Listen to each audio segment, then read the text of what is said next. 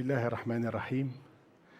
الحضور الكريم، يرجى الوقوف للنشيد الوطني للمملكة المغربية.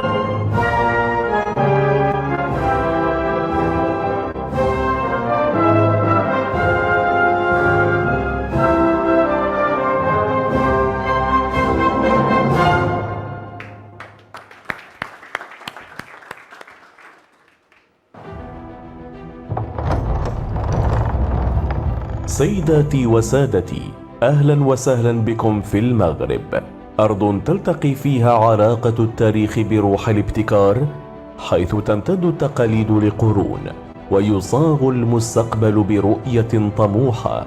المغرب بلد الضيافة الأصيلة والانفتاح الدائم على التغيير.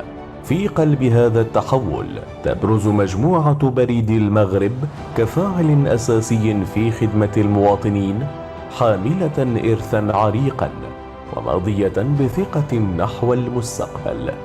اليوم تسرع مجموعة بريد المغرب وتيرة الابتكار بحلول لوجستيكية متكاملة تدعم ازدهار التجارة الإلكترونية وتعزز خدمات الثقة الرقمية انسجاما مع استراتيجية المغرب الرقمي 2030، كما تواصل جهودها لتيسير الولوج إلى الخدمات المالية للجميع وتبنيك المغاربة حتى في أبعد المناطق. وفي هذا السياق تحتضن الرباط عاصمة الأنوار النسخة الثالثة من منتدى القادة البريديين في المنطقة العربية يومي 23 و24 يونيو 2026 تحت شعار تحويل سلاسل الإمدادات البريدية نحو مستقبل رقمي قائم على التجارة الإلكترونية.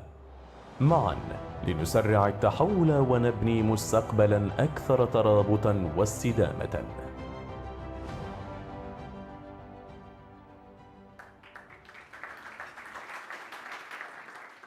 بسم الله الرحمن الرحيم. معالي السيد وزير الصناعة والتجارة، السيد المدير العام للاتحاد البريدي العالمي، السيد المدير العام لمجموعة بريد المغرب، السادة المدراء العامين ورؤساء الوفود الممثلة للدول الشقيقة والصديقة، السيد رئيس مجلس الاستثمار للاتحاد البريدي العالمي، السيد ممثل جامعة الدول العربية، السيد رئيس الاتحاد البريدي الأورو متوسطي، وأصحاب السعادة ممثلي المنظمات الدولية والإقليمية، أيها الحضور الكريم. أولا السلام عليكم ورحمة الله تعالى وبركاته. يسرني ويشرفني أن أرحب بكم جميعا في بلدكم الثاني المغرب في افتتاح الدورة الثالثة لمنتدى القادة البريديين للمنطقة العربية الذي تحتضنه مدينة الرباط مدينة الأنوار يومي 23 و24 يونيو، والذي تنظمه مجموعة بريد المغرب بشراكة مع الاتحاد البريدي العالمي تحت شعار تحويل سلاسل الإمدادات البريدية نحو مستقبل رقمي قائم على التجارة الإلكترونية، وذلك لبحث سبل مواكب التحولات المتسارعة التي يشهدها القطاع البريدي في ظل النمو المتواصل للتجارة الإلكترونية والاقتصاد الرقمي. ويشكل المنتدى امتدادا للمسار الذي انطلق بسلطنة عمان سنة 2024 وتواصل بدولة قطر سنة 2025، بما يعكس أهمية تعزيز التعاون العربي وتبادل الخبرات في مجال تطوير الخدمات البريدية واللوجستية. الحضور الكريم، قبل أن أكمل هذا التقديم أود أن أشير إلى الحضور اللافت والمتميز للعديد من الدول الشقيقة والصديقة، والذي يعكس الاهتمام الكبير الذي توليه دولنا العربية لمستقبل القطاع البريدي. ويسعدني أن أرحب باسمكم جميعا بالوفود المشاركة من الدول التالية: الجمهورية الجزائرية الديمقراطية الشعبية، جمهورية اتحاد القمر، جمهورية مصر العربية، المملكة الأردنية الهاشمية، دولة الكويت، دولة ليبيا، الجمهورية الإسلامية الموريتانية، سلطنة عمان، دولة قطر، جمهورية الصومال الفيدرالية، جمهورية السودان، الجمهورية العربية السورية، الجمهورية التونسية، الجمهورية اليمنية، وبالطبع بلدكم المملكة المغربية. فمرحبا بكم جميعا. أصبحت المؤسسات البريدية مطالبة أكثر من أي وقت مضى بإعادة ابتكار خدماتها وتعزيز قدراتها على مواكبة التحول الرقمي، وأضيف أيضا استغلال كل ما سيأتينا من الذكاء الاصطناعي. ولذلك فإن هذا المنتدى يشكل منصة عربية رفيعة المستوى لتبادل الرؤى والخبرات واستشراف مستقبل القطاع البريدي وبحث سبل بناء شبكات لوجستية أكثر ذكاء وكفاءة وترابط. حضرات السيدات والسادات، نستهل الآن مراسم الافتتاح الرسمي بإلقاء الكلمات الافتتاحية لكبار المسؤولين الذين يشرفون اليوم بحضورهم، والذين كان لهم الفضل أيضا في دعم هذا المنتدى وإنجاحه. ويشرفني بالطبع أن أدعو إلى المنصة أول متدخل معالي السيد رياض مزور، وزير الصناعة والتجارة بالمملكة المغربية.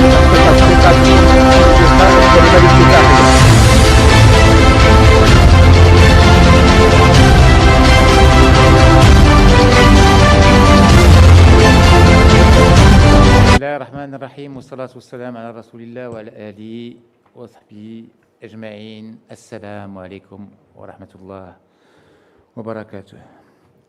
حضرات السيدات والسادة، كل واحد باسمه وصفته، يسعدني باسم حكومة المملكة المغربية أن أرحب بكم جميعا في بلدكم الثاني المملكة المغربية بمناسبة انعقاد المنتدى الثالث لقادة البريد في المنطقة العربية، متمنيا لكم طيب الإقامة ومعربا عن بالغ تقديرنا لمشاركتكم في هذا الموعد العربي الهام الذي يجسد إرادتنا المشتركة في تعزيز التعاون والتكامل بين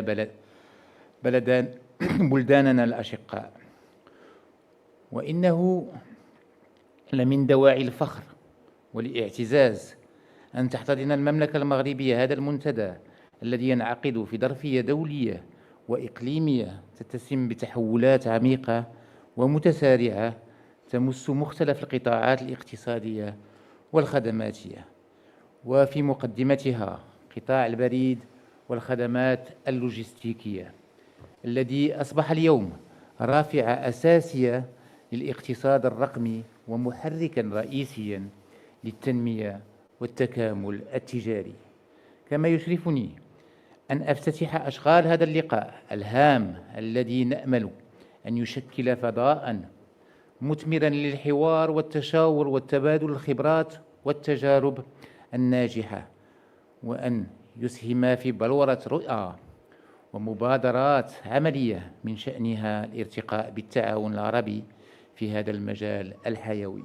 حضرات السيدات والسادة، إن هذا المنتدى يمثل فرصة حقيقية لتوحيد الرؤى وتحديد أولويات العمل المشترك وتعزيز التشاور والتنسيق بين مختلف الفاعلين في القطاع من أجل بناء منظومة بريدية ولوجستيكية عربية أكثر تكاملاً ونجاعة وقادرة على مواكبات التحولات الدولية. كما سيتيح لنا هذا اللقاء الوقوف على أرضية مشتركة لمواجهة التحديات التي يعرفها القطاع، وفي مقدمتها التحولات المتسارعة في أنماط التجارة والاستهلاك، ثانيا النمو المتزايد للتجارة الإلكترونية والمعاملات الرقمية العابرة للحدود. ثالثا الحاجة إلى تطوير بنيات تحتية ذكية ومترابطة.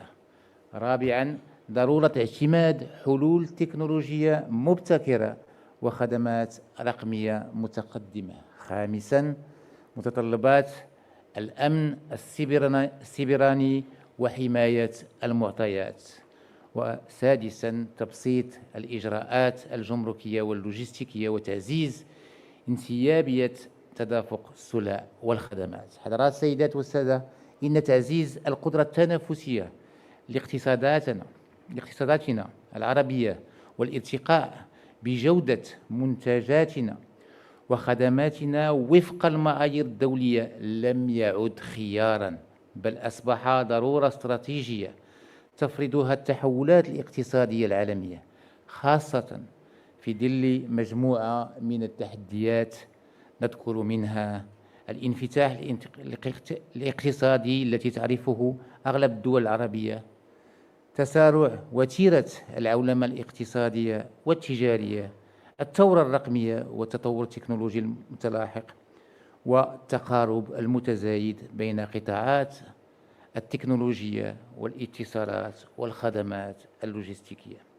ومن هذا المنطلق فإن بناء إطار عربي فعال ومستدام للتشاور والتنسيق والتعاون والتكامل في مجالات البريد والخدمات اللوجستيكية والاقتصاد الرقمي يشكل إحدى الركائز الأساسية لمواجهة هذه التحديات وتحويلها إلى فرص حقيقية للنمو والابتكار والتكامل الإقليمي. حضرات السيدات والسادة، إن المملكة المغربية تحت القيادة الرشيدة لصاحب الجلالة الملك محمد السادس نصره الله وأيده تولي أهمية خاصة لتحديث قطاع البريد والخدمات اللوجستيكية وتطوير التجارة الإلكترونية وتعزيز التحول الرقمي وتحسين مناخ الأعمال بما ينسجم مع أفضل الممارسات والمعايير الدولية. وفي هذا الإطار تؤكد وزارة الصناعة والتجارة بمعية مؤسسة بريد المغرب انخراطها الكامل في دعم كافة المبادرات الرامية إلى إرساء تعاون عربي فعال ومستدام في هذا المجال، واستعدادها للعمل المشترك من أجل بناء منظومة لوجستيكية عربية متكاملة وقادرة على المنافسة على الصعيد الدولي. وانطلاقا من هذه الرؤية المشتركة فإن المرحلة المقبلة تستوجب العمل الجماعي على عدد من المحاور الاستراتيجية، من بينها أولاً إنشاء ممرات لوجستيكية إقليمية ذات تنافسية عالمية تسهل انسياب السلع والخدمات بين بلدان اسمحوا لي بيننا باش نسهلوها، ياك ما بغاش تخرج. تعزيز الشراكات الاستراتيجية، شكرا.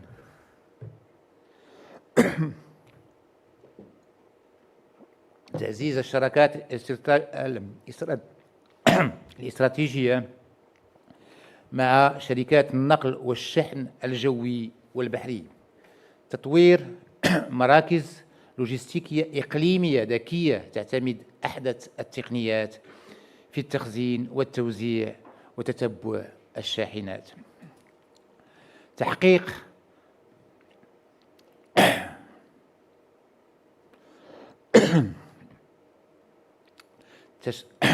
تحقيق قابلية التشغيل البيني بين الشبكات البريدية والأنظمة الرقمية واللوجستيكية العربية.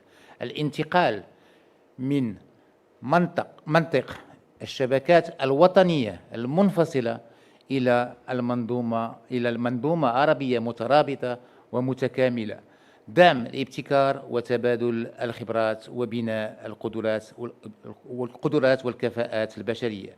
تشجيع الاستثمار في الحلول الرقمية والتكنولوجيا الحديثة والذكاء الاصطناعي المرتبط بالخدمات البريدية واللوجستيكية.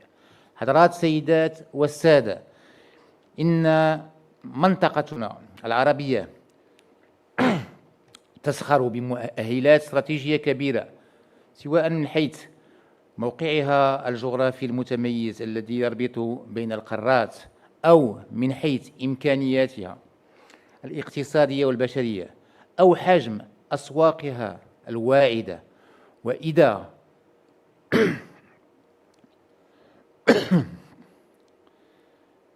ما أحسننا استثمار هذه المؤهلات وعززنا التعاون والتكاملنا، فإننا قادرون على جعل المنطقة العربية منصة لوجستيكية وتجارية عالمية، ومركزاً محورياً للتبادل التجاري بين مختلف الأسواق الدولية. والسلام عليكم ورحمة الله وبركاته. يكون بس نتمنى كل الشفاء للسيد الوزير. أكيد أن السيد الوزير رجع للبلد البارح الساعة 1 أو 2 بالليل، وقرر أنه يكون معنا اليوم، فنصفق له مهما الظروف والسفر والتعب. شكرا جزيلا لمعاليكم على هذه الكلمة التي جسدت رؤية المملكة المغربية في دعم القطاع البريدي كركيزة أساسية للاقتصاد الرقمي لتسريع الاندماج التجاري في المنطقة العربية، كضرورة التحول إلى شبكات ذكية ومترابطة في مواجهة تحديات العولمة والأمن السيبراني. التزام المغرب تحت قيادة جلالة الملك محمد السادس بالابتكار الإقليمي. سيداتي وسادتي، المتحدث التالي المقبل هو المنظم المشارك لهذا المنتدى، السيد أمين بن جلون التومي، المدير العام لبريد المغرب. وقبل أن أعطيه الكلمة أدعوكم إلى شريط سيذكرنا ب130 سنة من تاريخ بريد المغرب. الشريط. تحتفل مجموعة بريد المغرب بالذكرى 130 على إنشاء مؤسسة البريد ببلادنا. منذ سنة 1892 إلى اليوم، شكل البريد بالمغرب ملحمة إنسانية وتكنولوجية حقيقية على مدى عقود، عرف من خلالها تقدما متواصلا بفضل الثقة التي أظهرها المغاربة دائما في هذه الخدمة. خلال عهده قرر السلطان مولاي الحسن الأول أن يوفر للمغرب خدمة بريدية عمومية من خلال إنشاء خدمة البريد المخزني وإغلاق جميع مكاتب البريد غير القانونية التي كانت منتشرة آنذاك. اعتمد تأسيس البريد على خدمة الرقاص، والتي يعود ظهورها إلى حقبة الموحدين. وواكب هذا التأسيس تداول 13 ختما مخزنيا. ظل نظام الأختام ساري المفعول حتى 12 ماي 1912، تاريخ إصدار أول طابع مغربي على شكل مجموعة من 6 طوابع تمثل الزاوية العيسوية لطنجة. منذ ذلك الوقت عرف البريد عدة إصلاحات هيكلية رافقت تطور الاقتصاد الوطني. ومنذ تحوله في 2010 إلى شركة مساهمة، تابع بريد المغرب مسيرة تطوره بالاشتغال في مهن البريد، الإرساليات واللوجستيك والخدمات البنكية، إضافة إلى خدمات الثقة الرقمية. واليوم أصبح بريد المغرب مجموعة تضم عدة فروع تغطي خدمات متكاملة ومنسجمة. البريد بنك يشتغل في مجال الخدمات البنكية، كرونوبوست في الإرساليات الدولية، SDTL في توزيع ونقل البضائع، بريد ميديا في التسويق المباشر، وكرونو ديالي في التجارة الإلكترونية، ما جعل مؤسسة بريد المغرب فاعلاً وطنياً مهماً في مجال الإدماج المالي والاجتماعي والرقمي. موازاة مع ذلك، تكرس المجموعة مسؤوليتها المجتمعية بإطلاق عدة مبادرات تهدف إلى التقليل من الآثار السلبية لنشاطاتها على البيئة، آخرها استعمال المركبات الكهربائية في توزيع البريد والطرود. من الرسائل الخطية الأولى إلى المبادلات الرقمية الموثوقة، ومن طرود الأمس إلى الخدمات اللوجستيكية والتجارة الإلكترونية، ومن الحوالات والحسابات البريدية التقليدية إلى البنك البريدي. تمكن البريد خلال 130 سنة من التطور من أن يصبح مجموعة رائدة متعددة الفروع، تنتج منتجات وخدمات تتناسب مع التطور التكنولوجي. وهذا ما جعل بريد المغرب ينافس في السوق ومبتكرة. إنها فعلا مغامرة إنسانية وتكنولوجية استثنائية كتبتها أجيال من البريديات والبريديين، مدعمة برابط الثقة الذي وضعه ويضعه المغاربة في مؤسسة البريد. هذه الثقة هي مصدر إلهام ترسم معالم بريد الغد.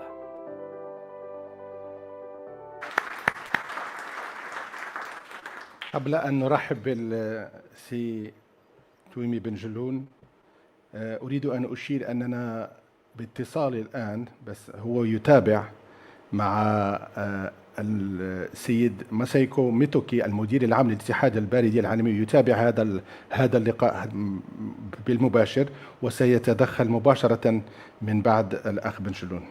I would like to say a few words to Mr. Masahiko Mitoki, Director General of the Universal Postal Union. We are truly honored by your presence online. Your participation is a mark of a high distinction for this forum. So you will intervene immediately after Mr. Ben Jaloun, the General Manager of Barid Al-Maghrib. Si Ben Jaloun, مرحبا بك.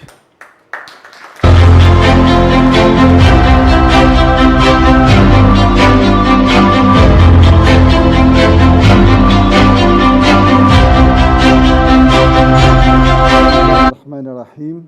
سيد وزير الصناعة والتجارة، أصحاب المعالي والسعادة، السيدات والسادة المدراء العامون وممثلو هيئات التنظيم والمؤسسات البريدية العربية، السيدات والسادة الحضور الكرام، يطيب لي أصالة عن نفسي ونيابة عن مجموعة بريد المغرب أن أرحب بكم جميعا في المملكة المغربية، وتحديدا في مدينة الرباط، مدينة الأنوار التي تجسد مزيجا فريدا من العراقة الحضارية والانفتاح على العالم، بمناسبة انعقاد الدورة الثالثة لمنتدى القادات البريديين للمنظمة العربية تحت إشراف الاتحاد البريدي العالمي، والذي يشكل محطة مهمة لتعزيز الحوار وتبادل الرؤى ومواصلة التفكير المشترك حول مستقبل القطاع البريدي في منطقتنا. ويكتسي انعقاد هذا المنتدى بالرباط أهمية خاصة باعتباره امتدادا للمسار الذي انطلق من مسقط سنة 2024 وتعزز في مدينة الضحى سنة 2025، حيث ساهمت تلك اللقاءات في بلورة رؤية مشتركة حول التحولات المتسارعة التي يعرفها القطاع البريدي واللوجستيكي. واليوم نجتمع في الرباط لنواصل هذا البناء الجماعي ونعمل على تعزيز التعاون وإطلاق المبادرات العملية القادرة على إحداث أثر ملموس في قطاعنا البريدي. السيدات والسادة، لقد أصبح العالم يعيش اليوم على وقع تحولات عميقة تقودها الثورة الرقمية والتطور المتسارع للتجارة الإلكترونية، مما أدى إلى إعادة تشكيل سلاسل الإمداد والخدمات اللوجستيكية على المستوى العالمي. ولقد أصبح البريد فاعلاً محورياً في منظومة الاقتصاد الرقمي وشريكاً أساسياً في تسهيل المبادلات التجارية وتعزيز الاندماج الاقتصادي والاجتماعي. وفي هذا السياق يطرح موضوع المنتدى لهذا العام مجموعة من القضايا الاستراتيجية التي تهم حاضر ومستقبل مؤسستنا البريدية، بدءاً من تحديث الشبكات اللوجستيكية وتطوير البنيات الرقمية وتوظيف الذكاء الاصطناعي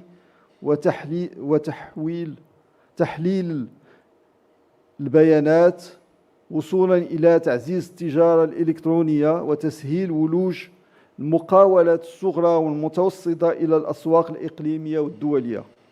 إن تعزيز التنسيق بين المؤسسات البريدية وتطوير الشراكات مع مختلف الفاعلين في مجال النقل واللوجستيك والتكنولوجيا والتجارة الإلكترونية لمن شأنه أن يطور القطاع بمنطقتنا العربية. السيدات والسادة، لقد جعلت المملكة المغربية تحت القيادة الرشيدة لصاحب الجلالة الملك محمد السادس نصره الله وأيده من التحول الرقمي والاندماج الاقتصادي رافعتين أساسيتين للتنمية الشاملة. وانسجاما مع هذه الرؤية يواصل البريد المغرب تحديث بنياته التحتية وتطوير خدماته الرقمية واللوجستيكية وتعزيز مساهمته في دعم التجارة الإلكترونية والشمول الاقتصادي والمالي.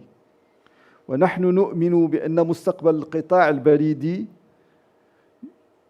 يبنى أيضا من خلال شراكات فعالة وتعاون إقليمي متين يتيح تبادل الخبرات وأفضل الممارسات ويعزز القدرة على مواجهة التحديات المشتركة والاستفادة من الفرص التي تتيحها التحولات الرقمية العالمية.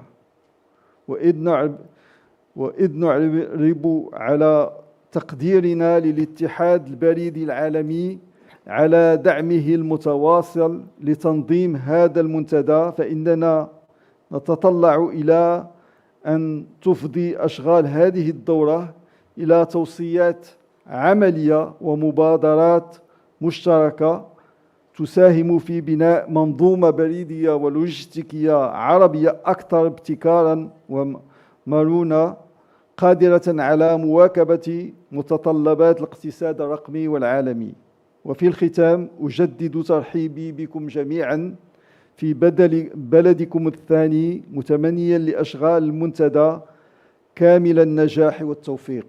والسلام عليكم ورحمة الله تعالى وبركاته.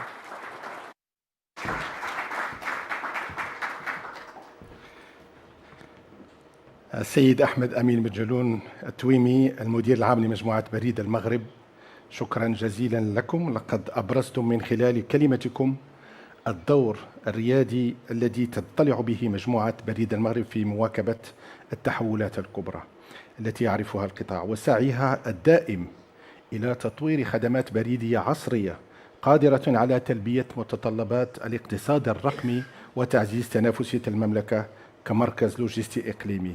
أكدتم على أن الرباط محطة لاستكمال بناء الرؤية البريدية العربية المشتركة، أن التحول الرقمي والتجارة الإلكترونية يفرضان نموذجاً بريدياً جديداً.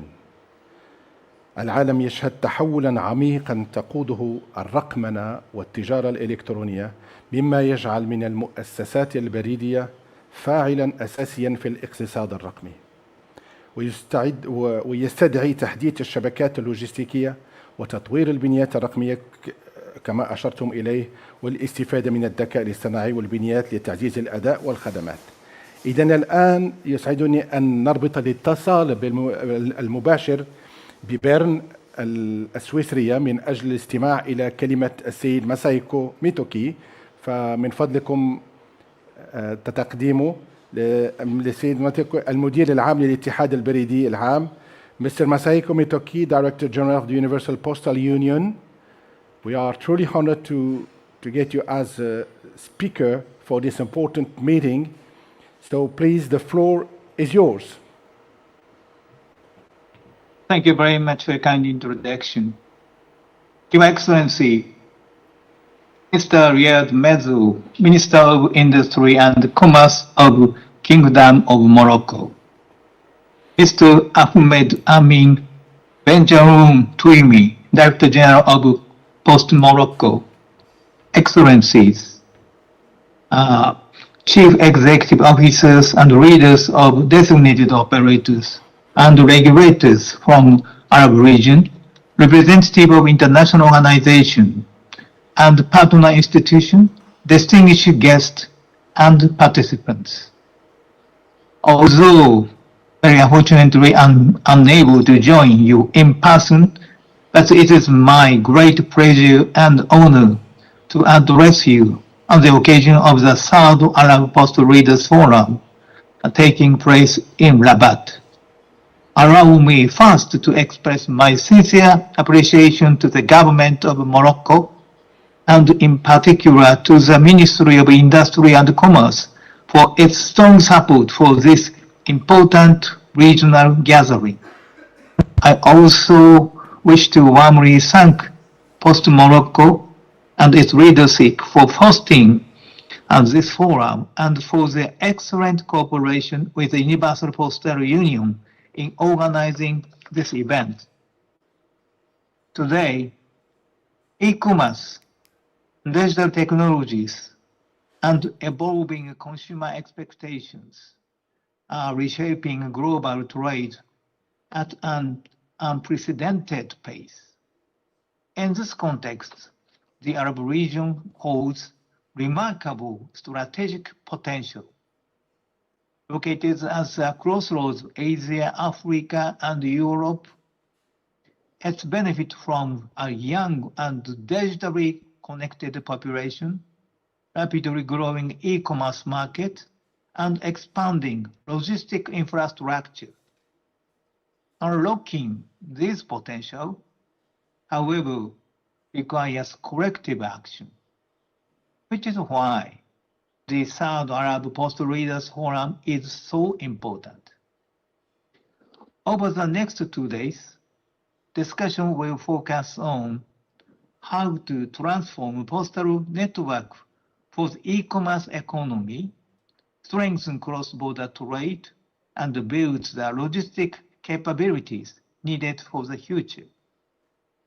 The future of the postal sector will be shaped through innovation, digital interoperability, and public-private partnerships. Through technical assistance, policy support, capacity building, and facilitation of international cooperation, the UPU remains fully committed to supporting the Arab region in this transformational journey. I wish you highly productive discussions and a successful forum. So thank you very much for your kind attention. Thank you very much.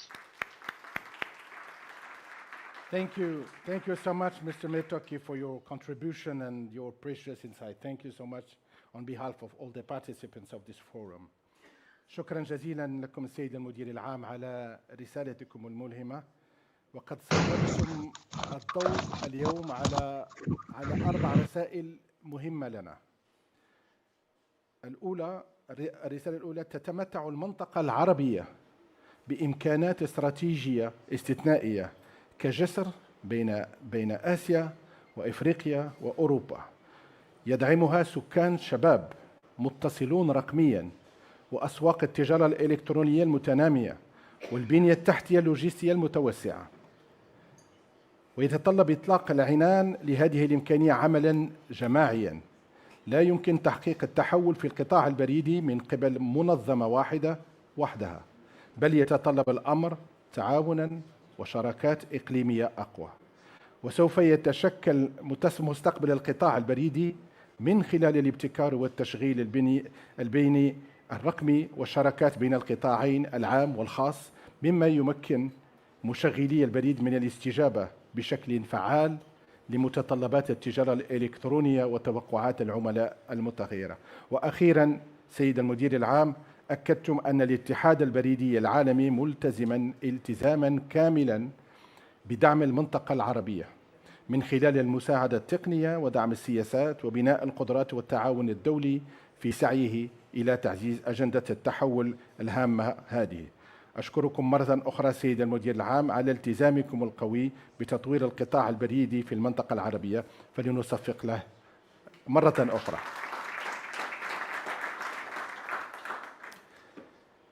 أيها الحضور الكريم، للطابع البريدي لغة لا تحتاج إلى ترجمة، إنه رسالة تعبر الحدود. واليوم تلتقي المملكة المغربية والجمهورية الإسلامية الموريتانية في إصدار مشترك يخلد هذه الأخوة لرفع الستار على الطابعين البريديين الجدد. فيسعدني أن أدعو معالي السيد رياض مزور ووزير الصناعة والتجارة للتوجه إلى الستار الأحمر على اليمين السيد السيد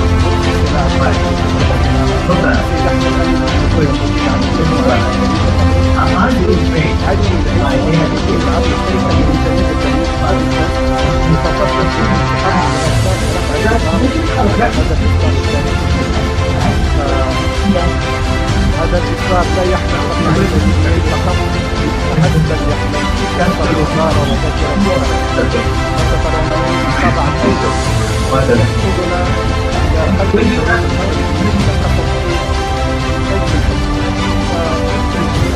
والتوقيع أيضا هنا الصورة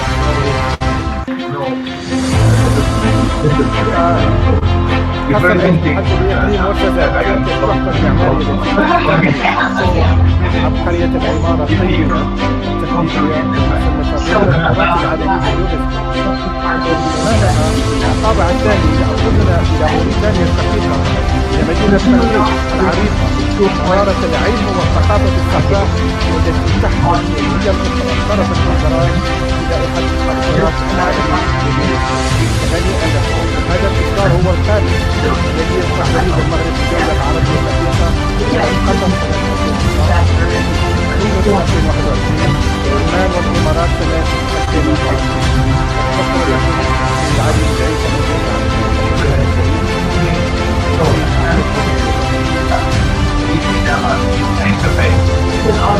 أيها الحضور الكريم، بعد هذا المحطات بنفسها لأخذ الصورة جماعية مع السادة المدراء العامين ورؤساء الوفود الالتحاق بالمنصة صورة تذكارية مع السيد الرئيس. فتفضلوا مشكورين. هذه الصورة ستشكل صورة تاريخية بالنسبة للجمع هذا،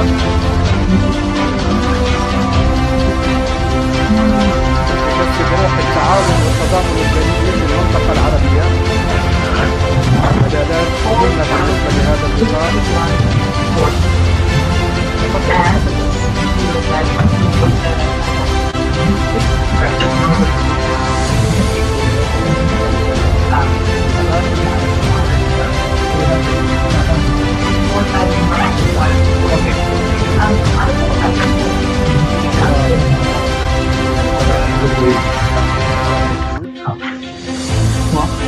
نطلب الآن لأعضاء الوفود يلتحقوا بنا، يعني عندنا أماكن هنا طبعا جميعا الصورة أكبر وأكبر إن شاء الله،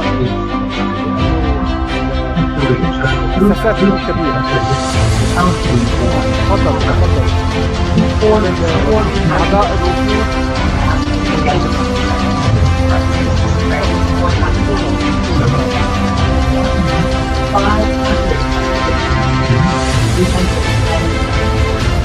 تفضلوا. صورة جميلة نعمل لها إخراج خاص.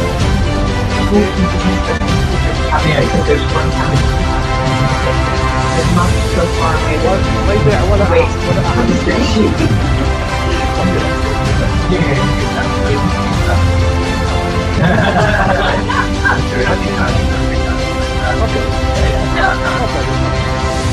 في أماكن من الشام. تفضل. أهل قطر. تفضل. موريتانيا. تفضل. بعرفكم الآن. بعرفكم. تفضل. هذه الصورة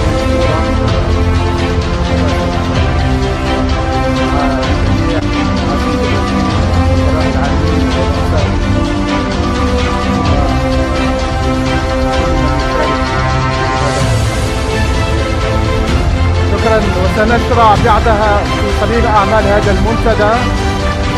سيتناول برنامجنا اليوم هذا ست جلسات متخصصة. فمرحبا بكم. عندكم 20 دقيقة استراحة بعد الصورة باستراحة. نلتقي بعد 20 دقيقة.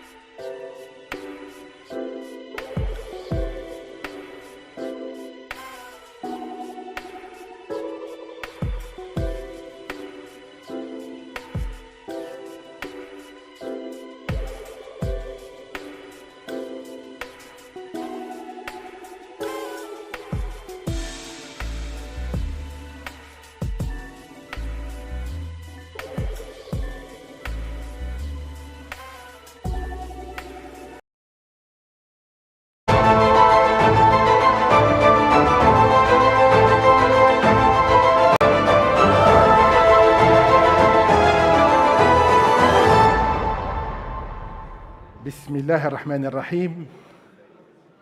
تفضلوا. أتمنى أن الشاي والقهوة والحلويات كانت أعطتكم إنرجي زائدة إن شاء الله. أصحاب المعالي والسعادة، السيدات والسادة، بعد الكلمات الافتتاحية التي استمعنا إليها والتي عكست أهمية الرهانات المطروحة أمام قطاعكم، قطاع البريد والخدمات اللوجستية، في عالم سريع التحول وفي محطة جديدة من أعمال هذا المنتدى، يشرفني أن أدعو السيد موتوا موتوتسي مدير التنمية والتعاون بالمكتب الدولي للاتحاد البريدي العالمي، والذي سيوضح لنا الدور المحوري لهذا المنتدى كمنصة استراتيجية تحول الأولويات الإلكترونية إلى حركات استثمارات وإجراءات عملية. السيد موتوا موتوتسي، هل هو موجود معنا؟ أين هو؟ موتوا.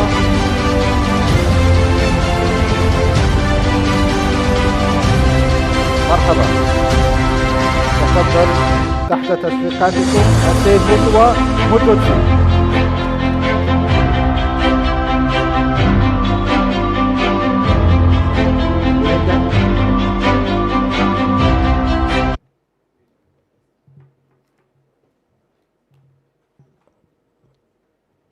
Thank you very much, Mr. Moderator.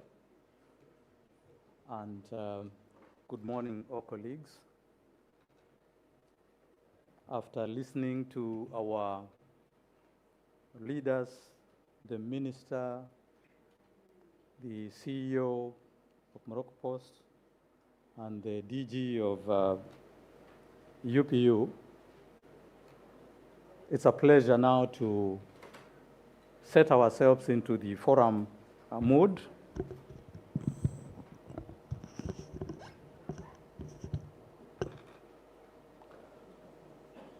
First of all, I want to take this opportunity to appreciate the Kingdom of Morocco and the Morocco Post for working in collaboration with the UPU to organize this forum. As you can see, everything is running very smooth, very well organization, logistics. You've seen it right from the airport to here. I would like to also appreciate all the leaders of the Post who are here for turning up and honoring our invitation to this forum.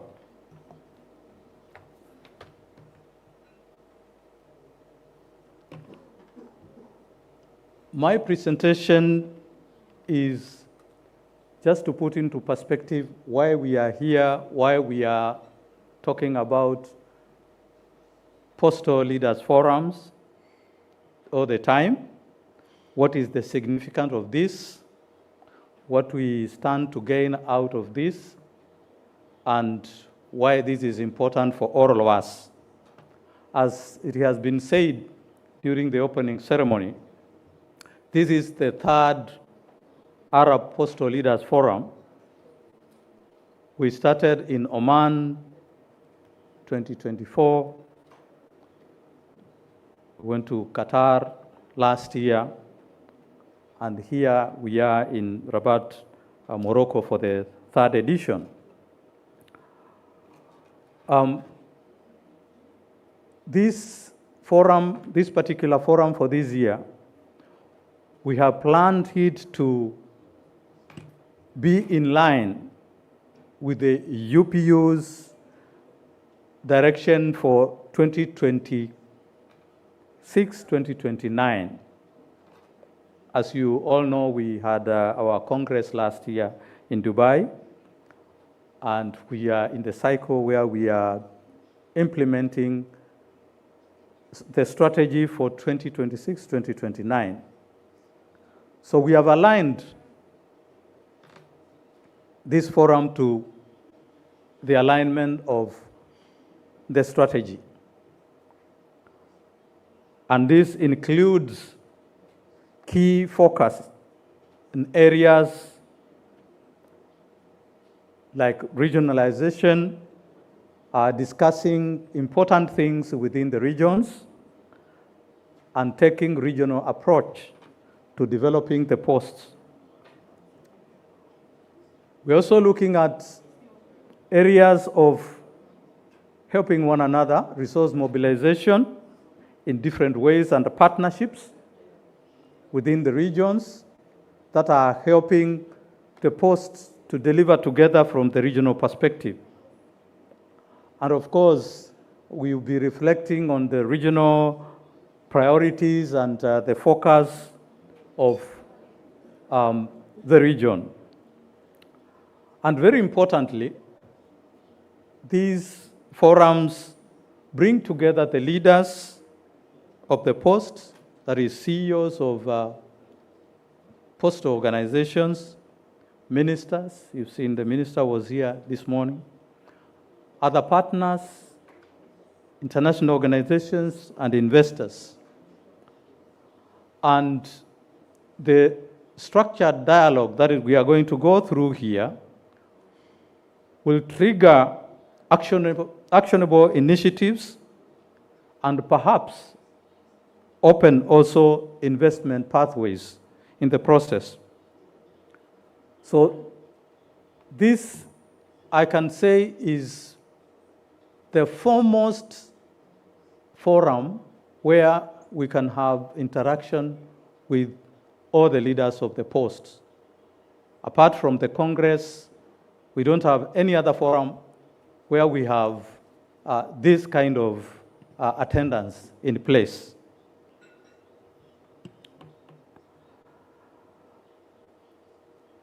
I'll start by giving you some brief overview of the postal sector development in the region, which is very important so that we see where we stand and therefore look at where we are going.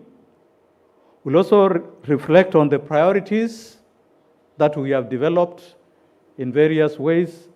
We have the regional development plans that are the blueprint of the region in how we are proceeding with the development of the post.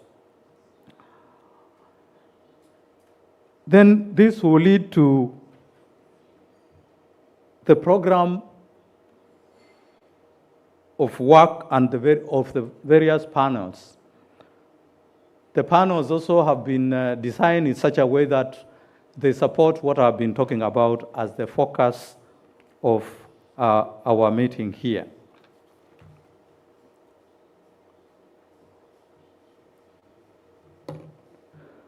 So very quickly, we go to the postal development levels of this region.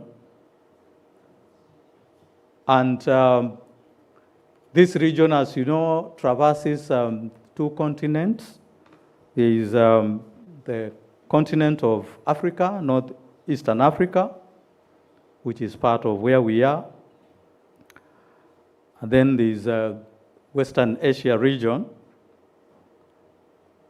which both, when they converge, it becomes an Arab region. The African part has 9 countries, and the Western Asia sub-region has 12 countries. So in total, we are talking about taking into consideration perspectives of 21 countries. Globally, the region suffers from some infrastructure gaps, and as you can see, or you will see as we proceed with the presentation, it has also some uneven postal development picture of national performance. From the postal development levels ranking from 1 to 8, this is really diverse, and the disparity is very huge. And according to the latest data, which is of 2025, from our economists in the UPU, the leading countries in the region, which we call the elite PDL 8, are led by Morocco, the host, and the Sultanate of Oman. We also have best performers within the upper middle level, that is 6 to 7. And we have 8 countries here, as you can see there. And these are countries that generally deliver broadly reliable services and maintain functionable international links. Then, as we look at the disparities, we have other 8 countries that are found in the lower middle spectrum of 1 to 5. These, though they can generally manage basic services, the characteristics is that they are highly vulnerable, especially to disruptions. And businesses do suffer a lot of disruptions, and in all regions, including this region. Now, these imbalances are some of the things that perhaps we will have as takeaway from here. How do we deal with them? How do we pull up the players who are on the lower spectrum to be able to come to a competitive edge? And we'll be talking about areas of investment, capacity building, technical assistance that we feel that if put in place, perhaps they can be able to assist in improving the levels of business in these sectors. This is another perspective, the Integrated Index for Postal Development, which has 4 pillars. Now, globally, the region also occupies middle ground, not too bad, slightly below average, 42%. But we have very good scores in reliability, fairly good score in reach, and resilience. Reliability talks to speed and consistency and the potential, especially for expansion of e-commerce. The reach addresses also potential to increase international volumes. It talks about the connectivity, postal connectivity, especially very vital cross-border connectivity. Also scoring above average. Resilience also, which is also scoring above average.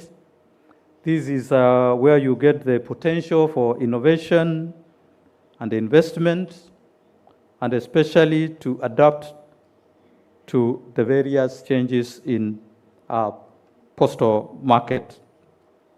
So these 3 areas are fairly performing very well. But we have the element of relevance, which, as you can see, is extremely low. This signifies very high demand for services beyond perhaps what certain posts are able to deliver. This also signifies a lot of unmet demand to customers. And this is also where the competition comes in. This means what we are not delivering, somebody else is delivering. So relevance is very important for business because it's the one that tells the customer whether they need to do business with you. So this is one area that I'm sure is going to be something that we want to pay a lot of attention to.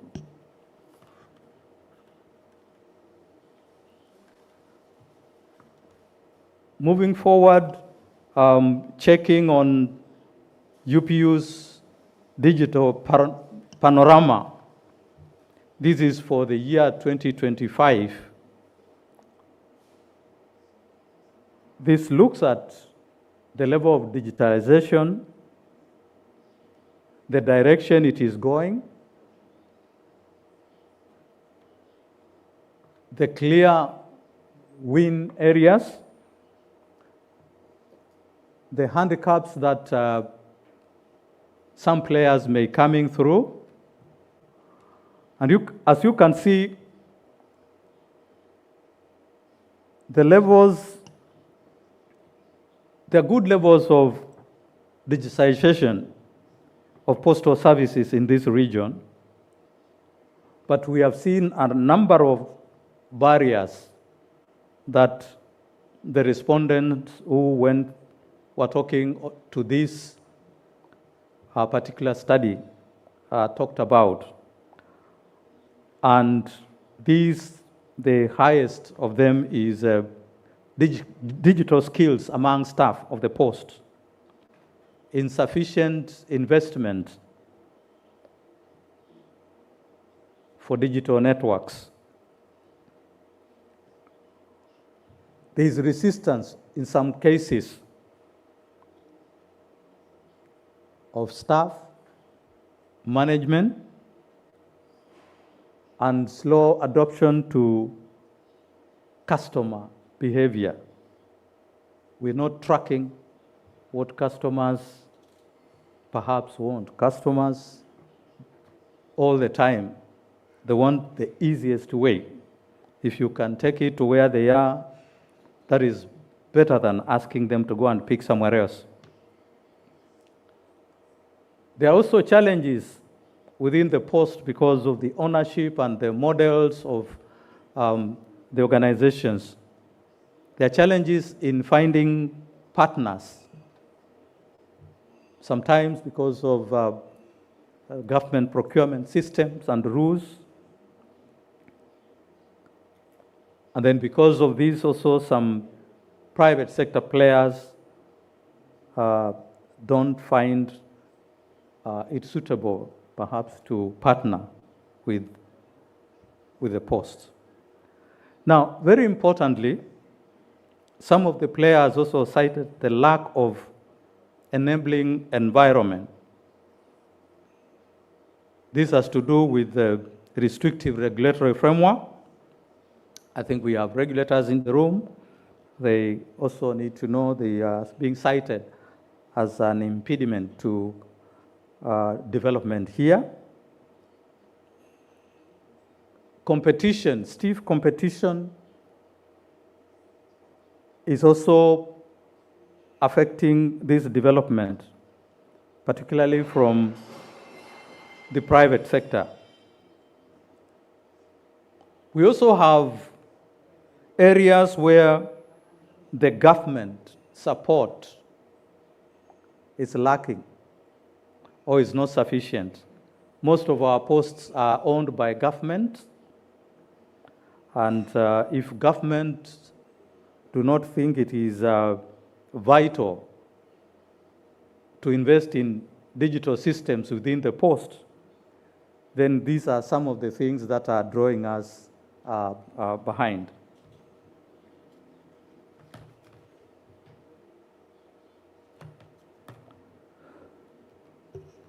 So,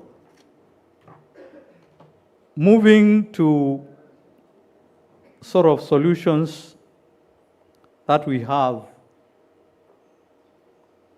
or the areas to focus on to find solutions.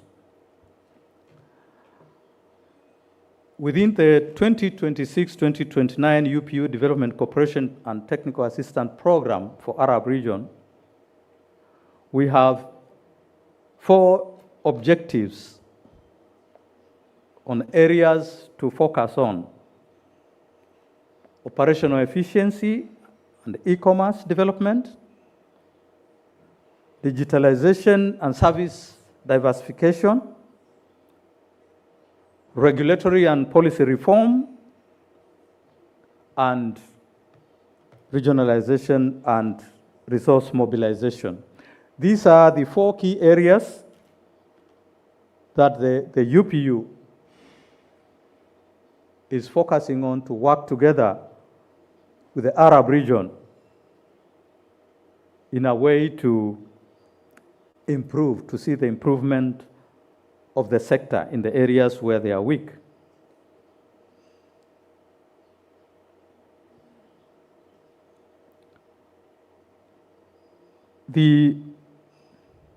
The Congress also in Dubai last year approved a development cooperation policy that will support the implementation of the regional development plans through 3 areas. Area number 1 was regionalization. This is working closer with regional stakeholders like we are doing now here to increase efficiency in responding to specific challenges of countries of the region. There's also a lot of focus in resource mobilization, which is being delivered in various ways, including South-South and triangular cooperation, partnerships, in-kind support, and also support from development partners. Very important for this region, and not just this region alone, but also is a common thing now, is emergency preparedness and assistance. This is a growing concern across the globe. The disruptions that come from emergency activities affect the post so much.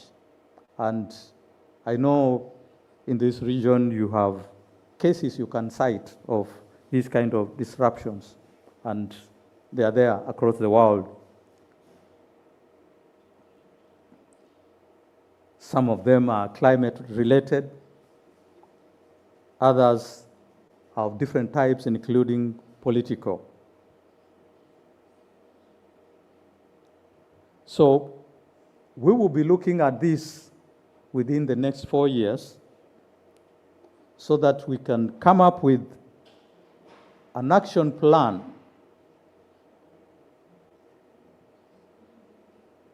that can be able to be put in place to intervene on these areas. And the overall focus is to really be able to upgrade the postal business within the region. This slide is more or less what I talked about, but this is the blueprint that we call the development plan for the region. It has areas that the region itself, you yourselves, have come up with as the areas of focus to improve operational efficiency and service reliability, to expand e-commerce, logistics, and cross-border integration, to drive digitization and service diversification, strengthen regulatory and policy frameworks, and to enhance regional cooperation, including through resource mobilization.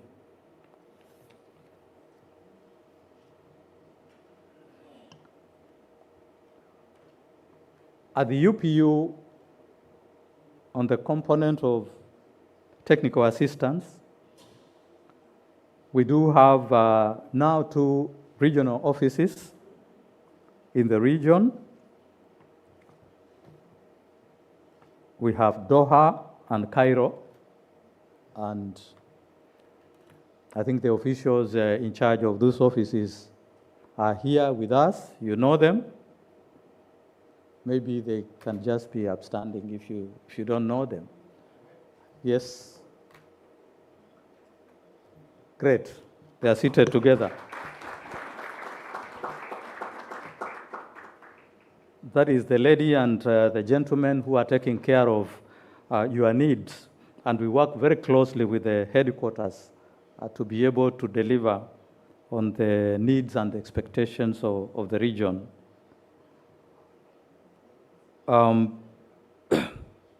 How do we go about this? It is tailoring a development project to address the local needs, the needs that I have just talked about, and also engagement with the leadership, like what we are doing here.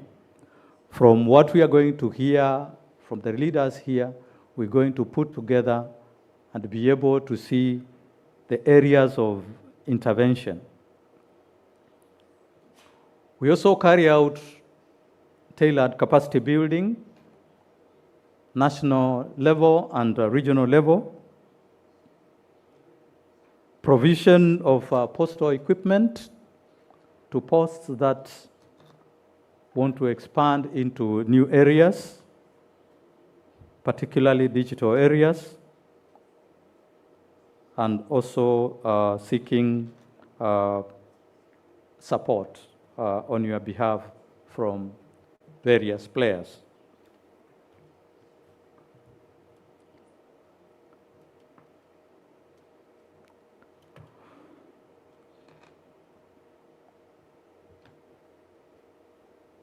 This is so much an internal document for us, but very important for you to know that all our ambitions cannot work without being financed. The bottom line is very important. And we have various areas of financing. The first one, of course, is the regular budget from the UPU, the budget that you vote for during the Congress. And for this cycle, 2026-2029, we have slightly less than $1 million Swiss francs to cater for all the activities, all the challenges that I've talked about. So from that figure and the areas that we had been talking about, it is obvious that we have more needs than the finances that we have. And that is why from time to time we are seeking voluntary contributions from some of our member countries. We are also seeking in-kind contributions. When we are working with some countries, they assist us, like Morocco Post did in organizing this forum.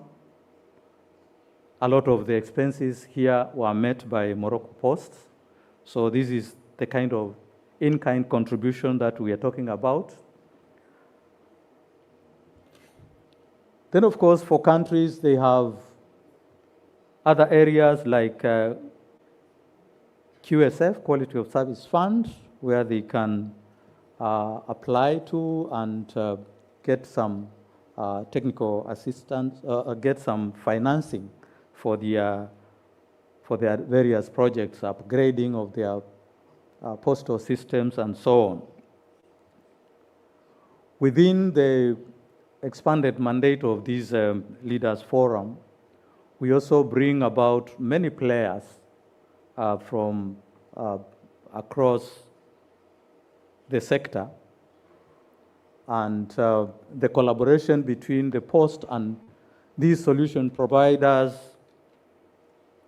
experts in different areas, are also turning out to be a source of financing, because sometimes you get into partnerships with some of the private sector organizations that are present in our meetings,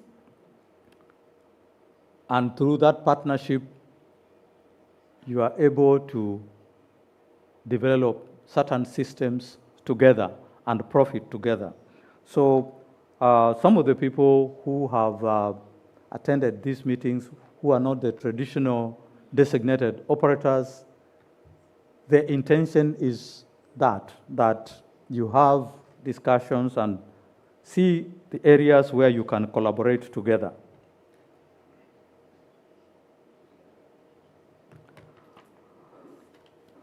By way of winding up, it's looking at, so what do we expect from this meeting?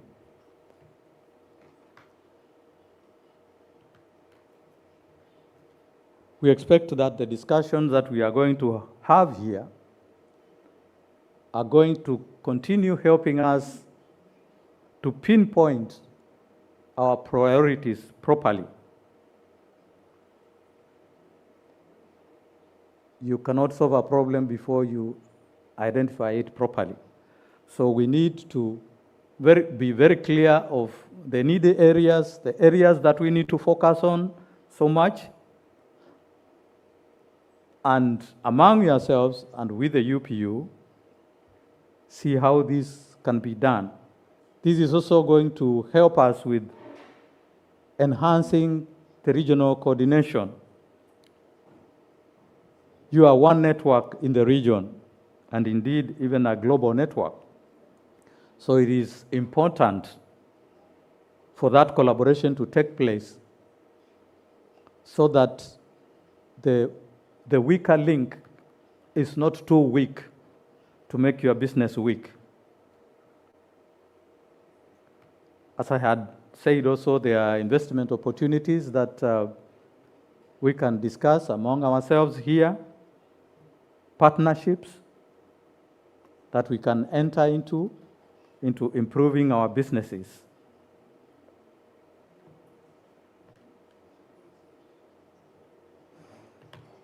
So that is more or less what I wanted to share with you, just to give light to why we are here, why we keep on being here, why we are so grateful that you are turning up for these meetings.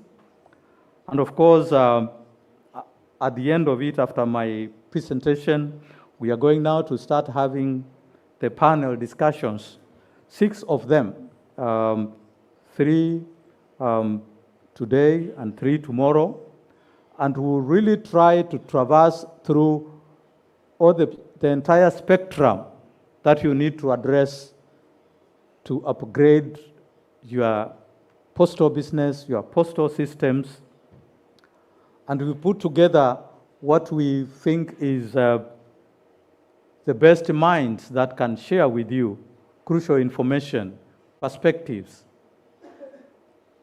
and listen to their cases, so that, because there are very few things that have to be discovered, it's a question of just looking at what the others are doing and trying to do the same, maybe in a more efficient way.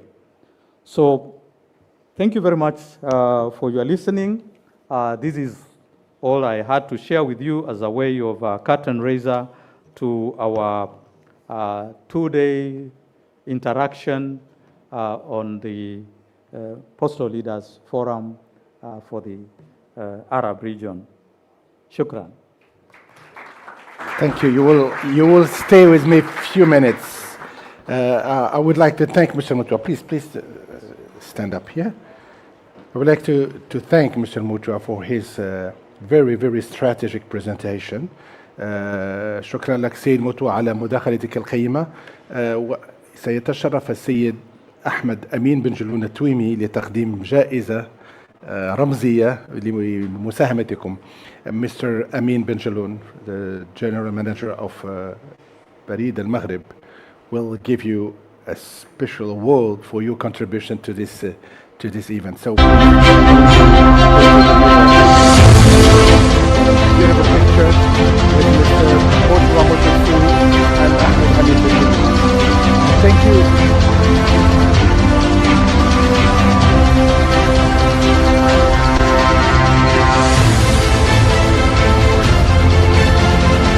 Thank you very much. Thank you for highlighting. Yes, please. Back to your places. Thank you for highlighting the main ideas or the main information about the postal sector in Arab region, the UPU 26-29 priorities for Arab regions, and thank you for saying that Morocco is within what we call the regional elite. Congratulations also for Oman, and I hope that other countries will move forward to the same direction.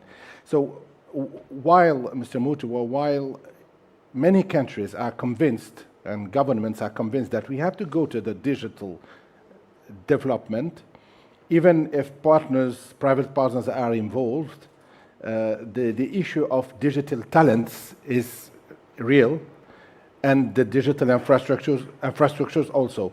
But with sharing this roadmap, I think you have opened a very clear action plan for those who want to be involved in that strategy. Thank you so much for your involvement. Can we give him a final applause? Thank you. You will be back because you will have to moderate a panel maybe after other speech.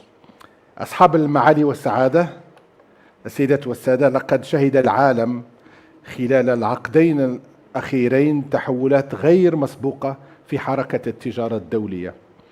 فإذا كانت الموانئ والمطارات والممرات البحرية هي التي كانت ترسم في الماضي وما زالت حتى الآن بعض الموانئ وبعض المعابر في الماضي خرائط المبادلات التجارية، فإن المنصات الرقمية والتجارة الإلكترونية أصبحت اليوم عاملا حاسما في إعادة رسم الجغرافيا الاقتصادية العالمية، وأسمح بإمكان شركة صغيرة أو مقاولة ناشئة ستارت اب أن تصل إلى أسواق تبعد آلاف الكيلومترات بضغطة زر، فيما أصبحت شبكات البريد والخدمات اللوجستية المطالبة بمواكبة هذا التحول بوتيرة أسرع وأكثر مرونة وكفاءة. فالسؤال الذي يطرح نفسه أو الأسئلة: هل ما زالت سلاسل الإمداد العالمية كما عرفناها؟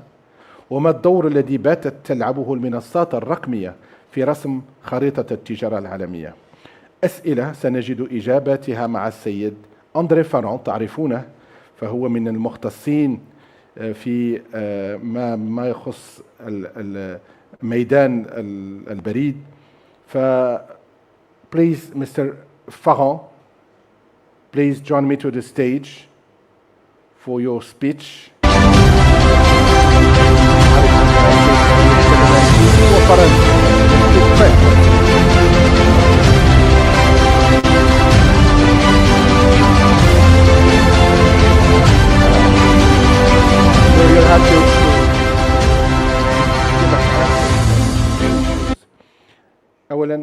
Les chaînes d'approvisionnement, est-ce qu'elles sont encore ce qu'elles étaient ou auront-elles changé? Et le deuxième point, quel est le rôle des plateformes numériques? Quel rôle peuvent-elles jouer aujourd'hui dans la cartographie du commerce mondial? La parole est à vous. Merci.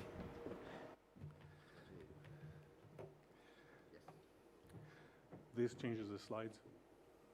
Okay. Bon, merci beaucoup. Shukran ou kif halik.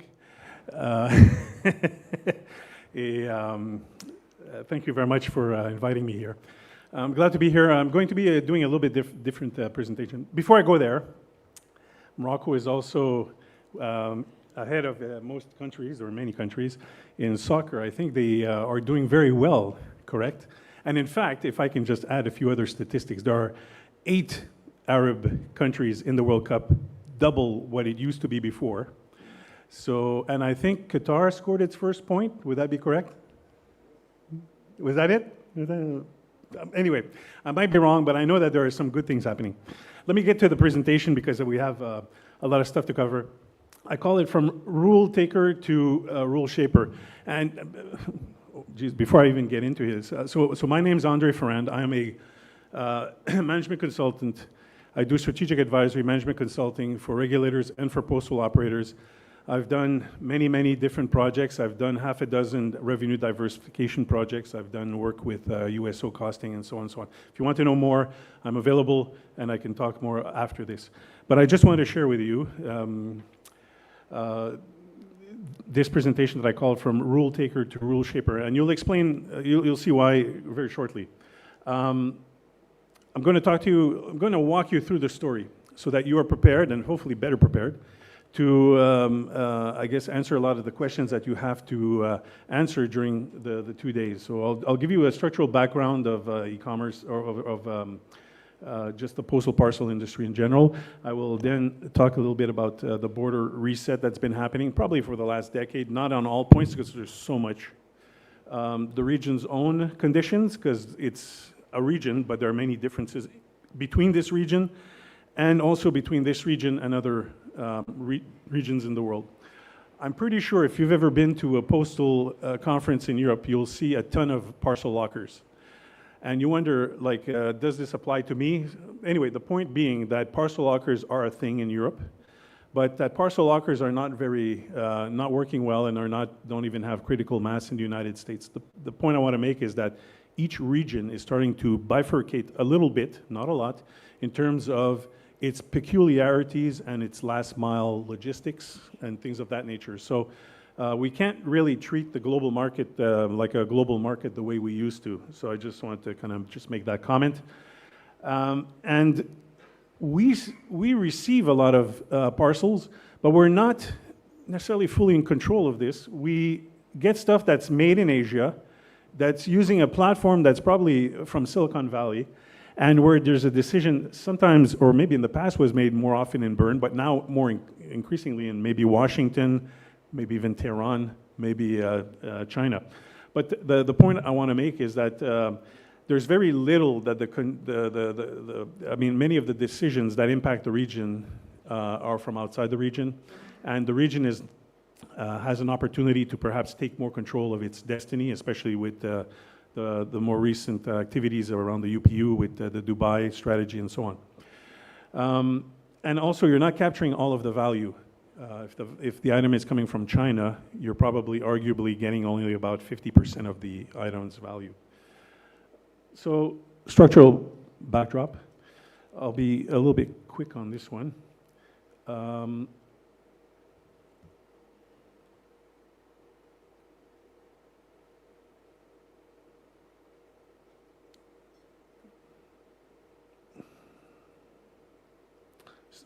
I think it skipped the page.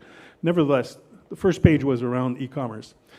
The whole postal world now evolves around e-commerce. E-commerce is growing, but not evenly. And I would say that you're fortunate, in this slide before this one, you're fortunate because in the region you still have high single digits, maybe in some cases double-digit growth. That's not the case everywhere. This is going to disappear over time. What we're noticing is in industrialized countries, particularly the more mature ones, we are seeing stagnation of volumes, parcel volumes, and also a decline in price. So don't get too excited, but I would say that the region here does represent a very good, I guess, optimistic case in a world of post. Now, when it comes to post, and I guess this slide, a little bit of what we do see is that, posts typically struggle despite the fact that they do have, they've been pivoting to parcels, and some of them more to government services or even the Fed or banking services. Some posts are perhaps more bank than last mile delivery, and that's okay.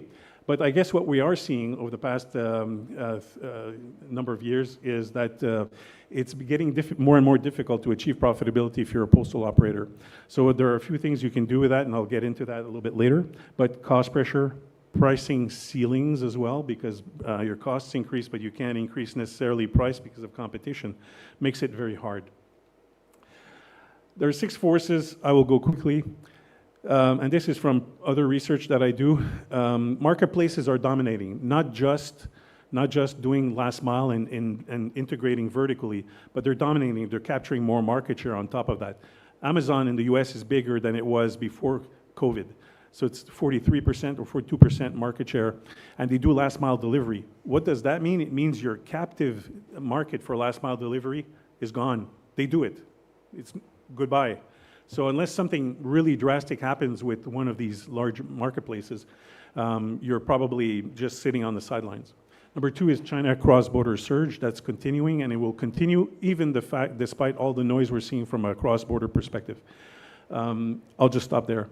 Automation and AI, it's going faster than even quarterly CEO analyst meetings. So it is very challenging to keep up with all the pace of AI.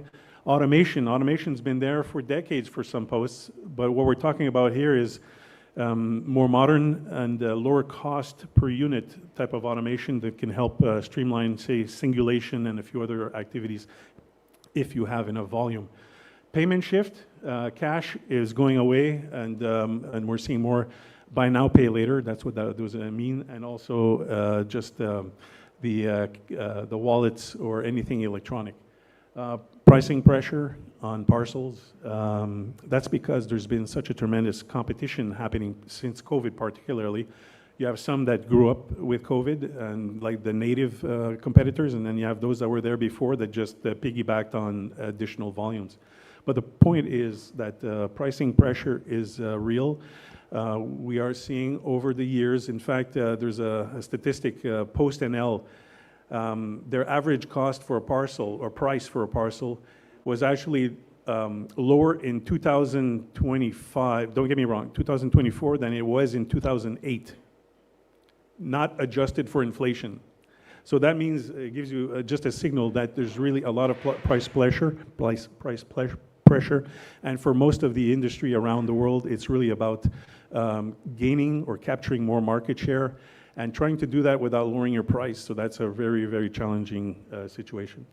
And then regulatory and policy, I'm just seeing an increasing number of cases, public and that where the regulator might challenge the cost of USO, or the operator might say, well, if you don't give us our subsidy, we won't offer the services. What it means is that I think there's just a readjustment that needs to happen between the regulator and the operator to perhaps not be as strict on some of the legacy services that used to be very relevant, but maybe not are no longer the case today.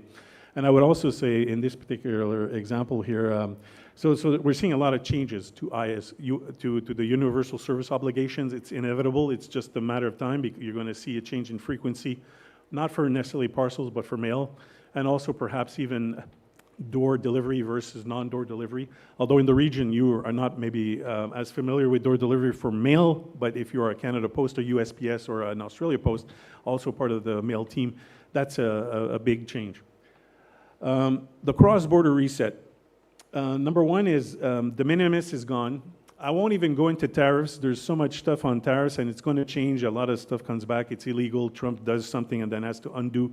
But the point is that probably since Trump's first term, there's been a tremendous amount of change in terms of the pricing of the products. There's been a change in some of the rules, and each country or bloc tends to put in place a lot of the new, taxes or tariffs on to offset some of the, or to make it more fair for local businesses. But anyway, you can see here that it does have an impact. There are about 88 national posts that have suspended their business to the US, and if you're a small post, you don't have a lot of resources, and you have to pick and choose what you have to do. So this is one, important one. But you are, a region of net consumers in the sense of A lot of people like to buy stuff on Shein and Temu. If you have teenagers, even more so. And these platforms are there, and you have a volume in, but the value is not fully optimized. Customs and duties also, inbound clearance, VAT. What we're seeing is an increase. And I guess one point that I want to make is you just don't want to charge the actual VAT. You want to charge a fee for supporting or to manage the VAT, right? That's kind of how you have to offset some of your costs. So I would say that some of these things are coming in as fairly important, and if you do have some things to think about over the course of the next couple of days, you might look at some of that. And then, yeah, a lot of pressure from retailers domestically that to put an end to this. So the reset means for regulars and operators a lot of things, but what it means is some better data. That it starts with that, and I know that there's I guess you have to, get some of that volume back, but you definitely have to have more pre-arrival electronic information. It has to be accurate. Accuracy means you don't have to do rework downstream. It means a correct address. It means a whole bunch of stuff, which means less cost overall and more profitability. So all of these things do matter from a regulator and also from an operator perspective. Some of these we will be discussing during panel number 2, which is about cross-border. But you can see also for operators what it means. So if you have the case of an Amazon wanting to enter your country, they probably won't set up operations because you're too small, except maybe Saudi Arabia or the UAE. But what happens is usually they will be looking for the best player there, and they'll look and interview people, and if nobody can meet their criteria, they'll set up their own operations. But there's a pecking order. They'll do New Zealand first before they do, a small country in Africa. But the point is that that's going to be something that's very important. The fact that you want to start adding value to these companies that do the import, some are platforms, some are actual operators. But that's, I guess, for operators, it does represent some opportunity to change the pricing on products and also to offer new products and services domestically to help streamline, perhaps offer even same-day delivery once it arrives so you can carry inventory in your country. Might not apply to all of the posts in here. The region's own conditions. I want to talk a little bit about this because you're unique, and very unique, in fact. I was surprised.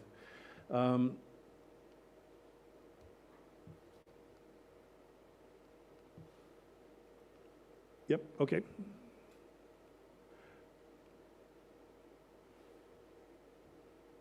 Okay.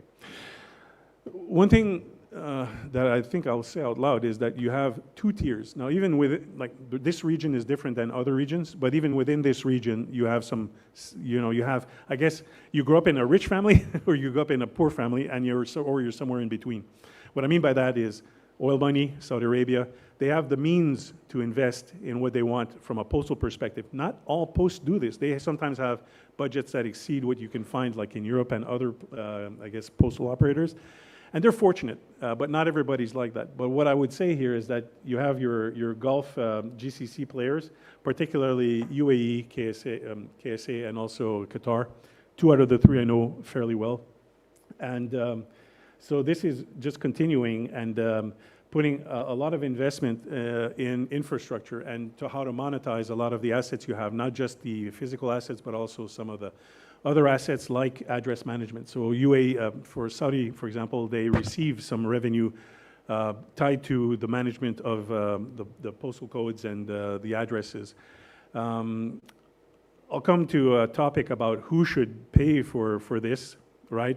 Because the regulator might say, well, that's the job of the postal operator, but if it's the competitors that are using it, like the Aramexes and others, well, you're subsidizing them in a sense, maybe not fully, but you might want to ask questions about, well, maybe it's, I guess the reason I raise this is that sometimes the regulator, an idea, and I'm not a regulator, but I do see this complaint from a postal perspective, is you do have an excessive amount of competitors that have come across. Some are startups from the East, some are companies that are tied to the Chinese players.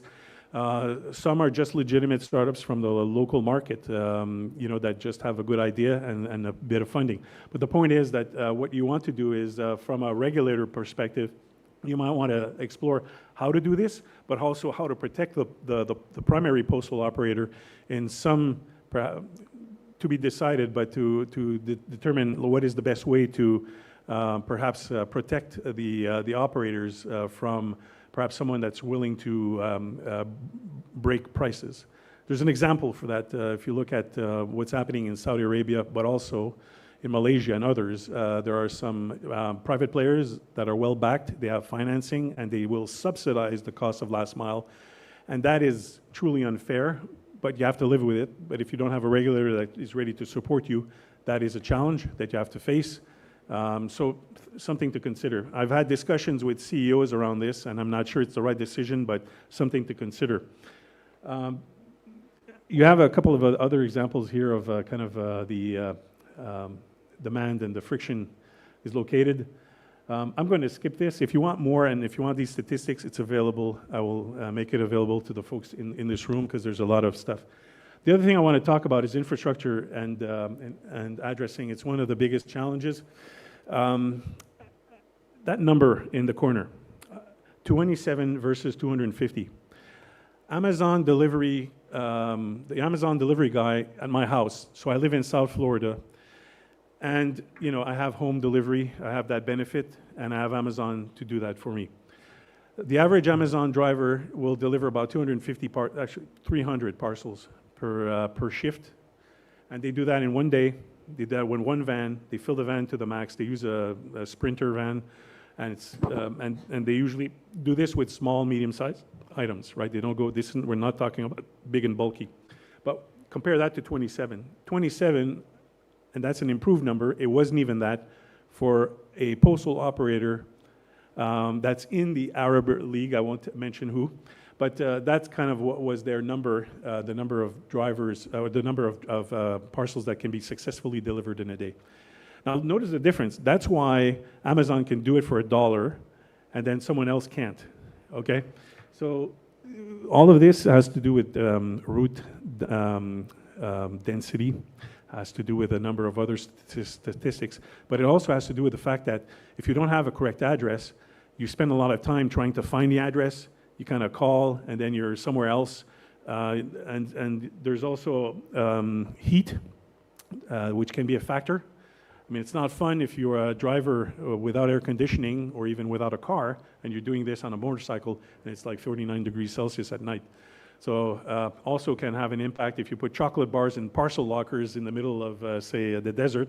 That would also not be a good idea. So you have to be a little bit pragmatic, but I guess the point I want to make here is that 27 is not just a bad operator operating badly. No, there are some real life barriers that make this lower. It's the climate. It's also your urban logistics. Sometimes, you know, you have to do a lot of detours to get to point A to point B in some cities.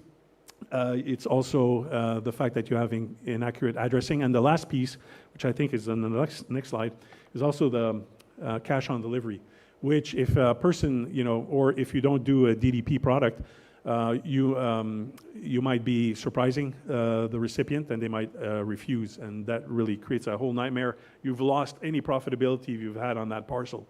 That's gone because the whole rework to try to repatriate that parcel, it's just difficult. But anyway, it's improving. So you don't see cash on delivery as much anymore, like in the UAE and in Saudi Arabia. I'm assuming it might still be a big problem for some, a challenge for some. Failed deliveries, as I mentioned, means higher cost, basically. That's what it means, because you have to embed that, or a loss, right? Because you're not making deliveries profitably. So no fixed address, a failed attempt, sometimes multiple failed attempts, sometimes the policies you have to go back 2 or 3 times. COD reversal, just undoing sometimes is more difficult than doing. If I continue and go to the rules are being rewritten, well, here, I guess there's a lot of tailwind in the region, especially since 2023. And so it seems like you guys are really driving the UPU, and also this is your 3rd Arab conference. So this is a good thing. And then I would say here, some of the things that did change is the new remuneration reform. which is the 2026-2030 Dubai strategy, among other things. Now, this last piece, I just want to issue a few recommendations here. These are my personal recommendations, but you can take them or leave them, use them as maybe talking points over the course of the next couple of days. But the post is development infrastructure, maybe a message for regulators. It's not just a courier. It does way more. And I think someone did, my predecessor pointed out that emergency management, preparedness is a thing, but it's not just that. And that's like, so financial and service inclusions, some posts like Al-Maghrib, Egypt Post, Post Italian, elsewhere, do that very well. But I would say government to citizen is one area where there's not enough being done. So anything that has to do with sending a service to a citizen, a post I think has a legitimate grab to it. Delivery of prescription drugs. You could have a series, La Poste does that, I'm not sure how extensive, but you know, if one of your colleagues in this group, I guess not perhaps presently here, does prescription, does pharmaceutical, does cold chain. They don't do it using, you know, sophisticated vans. They use like a little isopore with some ice packs, and it's good enough, and that works. So I guess in G2C, we see also infrastructure, expatriations. We could see also education, so distribution of books and things of that nature. Let me just continue. And then just on the e-commerce part, e-commerce enablement. Think about, because the playbook for anybody that's in China is they bring the inventory to the destination country, hold it there, and then they can do quick deliveries because the inventory is already here and it's cheaper. So your idea would be to compete against an Amazon, maybe partner with them. Hey Amazon, I'll take your inventory, I'll place them in post offices or wherever what makes sense, because local distribution of inventory is what matters. And then what you want to do is to have a network that's like that and partner with some of the guys that are doing imports, as opposed to just trying to compete directly with them. 4 pillars, capture that inbound value, turning those Chinese and Asia volumes into revenue. So not just getting the volume, but getting paid for some of the service you get from those. If there's an incorrect address, maybe you have a fee for changing that. FedEx does. I guess those are just things to consider. Fix the last mile, the whole infrastructure, address management. Address is important. Monetizing the network, so the branch estate, postal financial services, government to citizens, especially, for example, what a brilliant idea if we could have used post offices as clinics to do testing instead of pharmacies. I mean, it's just based on the technology that was used, you don't need to have a pharmacy necessarily. And then shake the rules together, which is why you guys are here over here right now. And then one last slide. So 2 agendas and 1 direction of travel. Things to consider over the course of the 2 days here. Some ideas, optimizing for the regulator, setting some de minimis, mandating pre-arrival electronic data. And for the regulators, the decision for a country to decide to work with you is not just a decision on do you have the best postal operator. If you don't, they might even go to a private player, but I don't want to go there. Let's assume you are good. The other part of the equation is you have to have very efficient clearance of those imports. So it's not just good to have like 100% national coverage. You want to make sure that you also have arguably one of the most efficient airport and aéroportuaire, I don't know how to say that in English, but kind of infrastructure necessary to be able to essentially be able to just handle that. And I can talk a little bit more about that later. And then for the operator standpoint, pre-arrival customs clearance, monetize your duties and taxes, invest in scan data, because you'll, I believe with the new remuneration, you'll be paid for your penalties or on a penalty basis. So you have to up your game from an operations perspective, which in the end will help you. But anyway, what I wanted to do was to give you just a brief, I guess, view of the current state of the industry of cross-border, what it means to you, and hopefully this has been helpful for you to take this and then hopefully drive some action items out of this over the next couple of days. So I'll stop here. I just appreciate your time here and thank you so much. We will stay just for a second, as Mr. Benjeloun will also come back to the stage to give you a special award, please. And also to, yes, for a special picture. Thank you so much, Mr. Farron. And the prize will be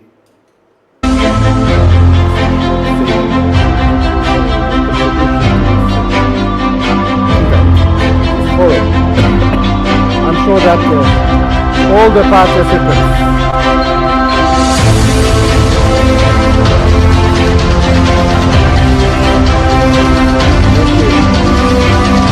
Thank you, Mr. Brown. I'm sure that all the participants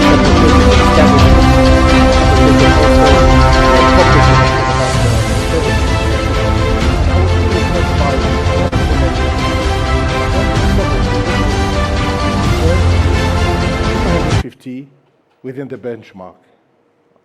A big challenge. And you have highlighted that there is an important bottleneck, which is addressing an infrastructure. That is key factor for the development of the sector. Sorry? And payment. And payments, of course. Payments, of course. Thank you so much for your presentation.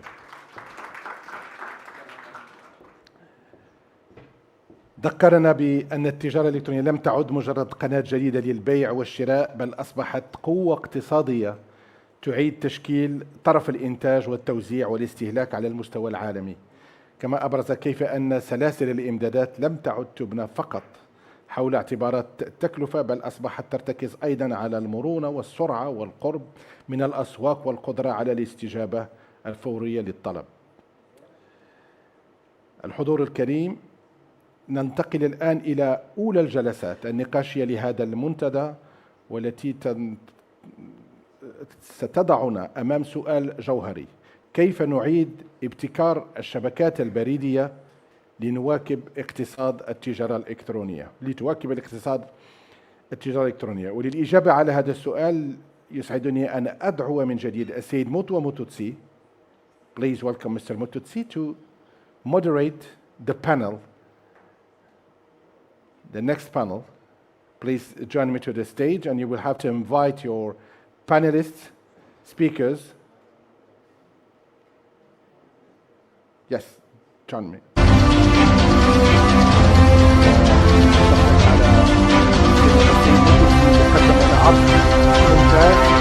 الآن سيدير الجلسة مع متدخلين من مصر وقطر والمغرب. The floor is yours for your professional panel. Thank you. Start here and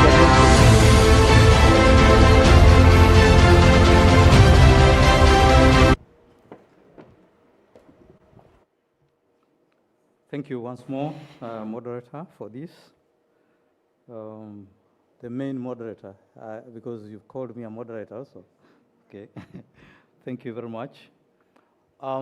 As he has said, now we're getting to the crux of the matter.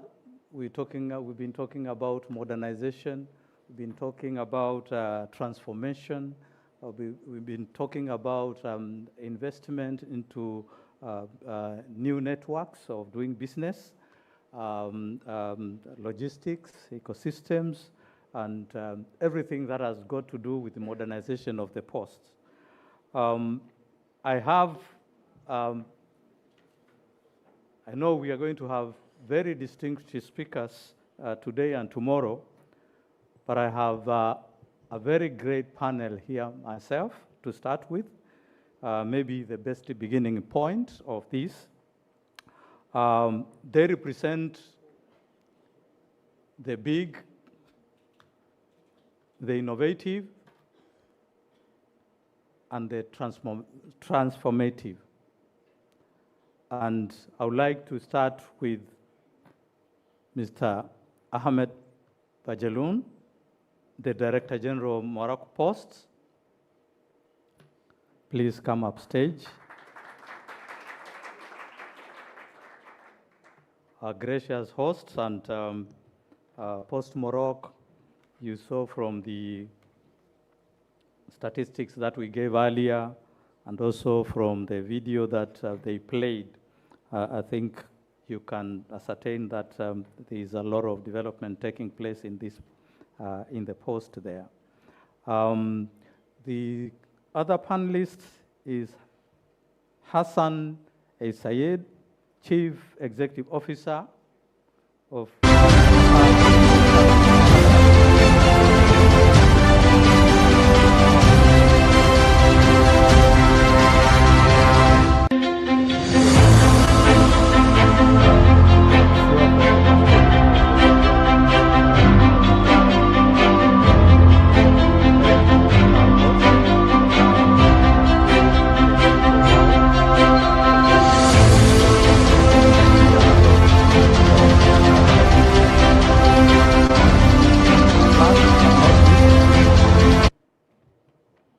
I have Sayed Taman. He is the Deputy Chairperson of Egypt Post. This is one of the largest postal organizations in the region.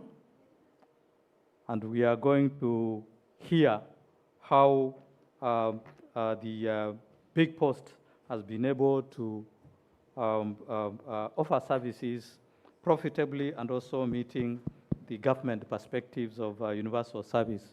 So please put your hands together for Sayed Taman.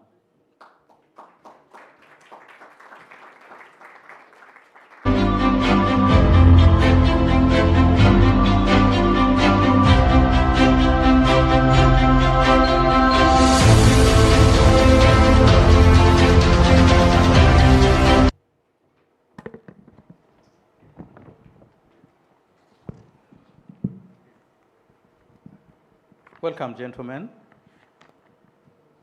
And I want to begin with a question that is going to be to everybody, the three panelists.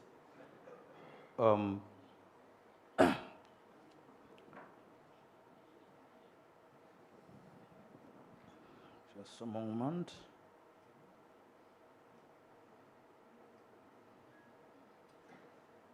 I want to begin by asking how e-commerce is changing the role of postal operators in your organization, and what is the transformation that you've been put in place, and how critical is this for the success of your postal business? It's a mouthful. But we're talking about the changing role of the postal operator driven by e-commerce and the transformation that we put in place, and how critical has this transformation been to the business. So maybe I start from Morocco Post. D'accord. Bonjour à tous. Donc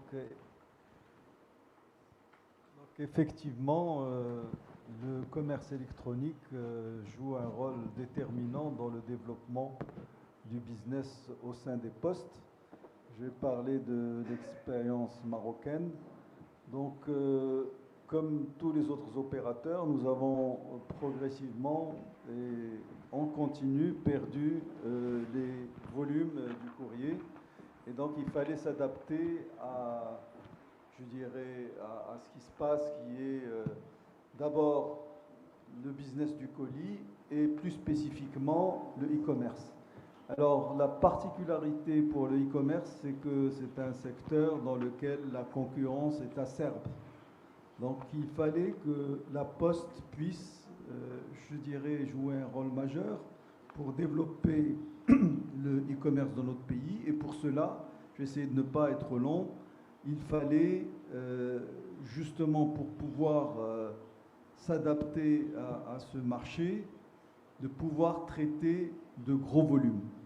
Et donc la première transformation qu'il fallait faire, c'est penser à l'industrialisation de l'activité du colis, notamment celui du e-commerce.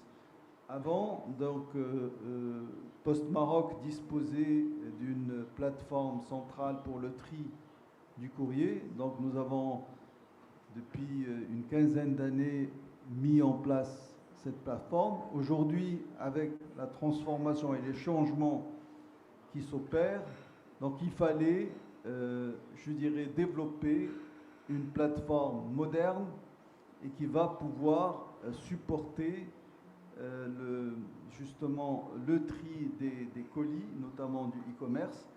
Et je dirais c'est déterminant parce que j'ai dit qu'il y avait une grande concurrence et la qualité de service dans ce secteur, vous le savez, est très importante.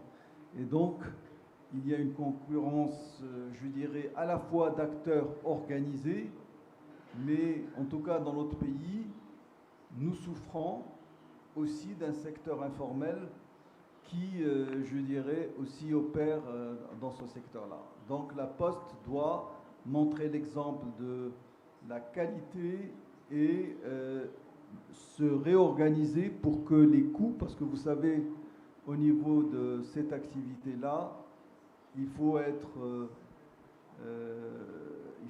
avoir les coûts les moins importants. Ce n'est pas facile parce qu'il y a beaucoup de coûts de structure, mais avec l'industrialisation, on arrive à améliorer justement ces coûts. Voilà ce que je pourrais dire en premier sur ça. Thank you very much. We'll be coming back to you. Certainly, Morocco Post has gone through a long journey, and we are very happy that Mr. Bajaloun has been serving there for quite a number of years. So all the changes, transformations you are going to be hearing about more or less courtesy of his leadership. Now we go to Mr. Al-Sayed to give us your perspective also from the Qatar Post Services Company. شكرا. السلام عليكم. طبعا بداية أحب أشكر الأخوة القائمين على البريد المغربي على حفاوة الاستقبال وكرم الضيافة. طبعا ليس غريب على الأشقاء في المملكة المغربية، وأيضا الاتحاد العالمي البريد العالمي على التنظيم المميز. طبعا البريد من المؤسسات العريقة، والبريد كان يتمتع يعني بحصرية في تقديم الخدمات البريدية في السابق، لكن الموضوع طبعا تغير مع دخول التجارة الإلكترونية. أصبح مطلوب من البريد أنه ينافس ويأخذ حصة أكبر في التجارة الإلكترونية.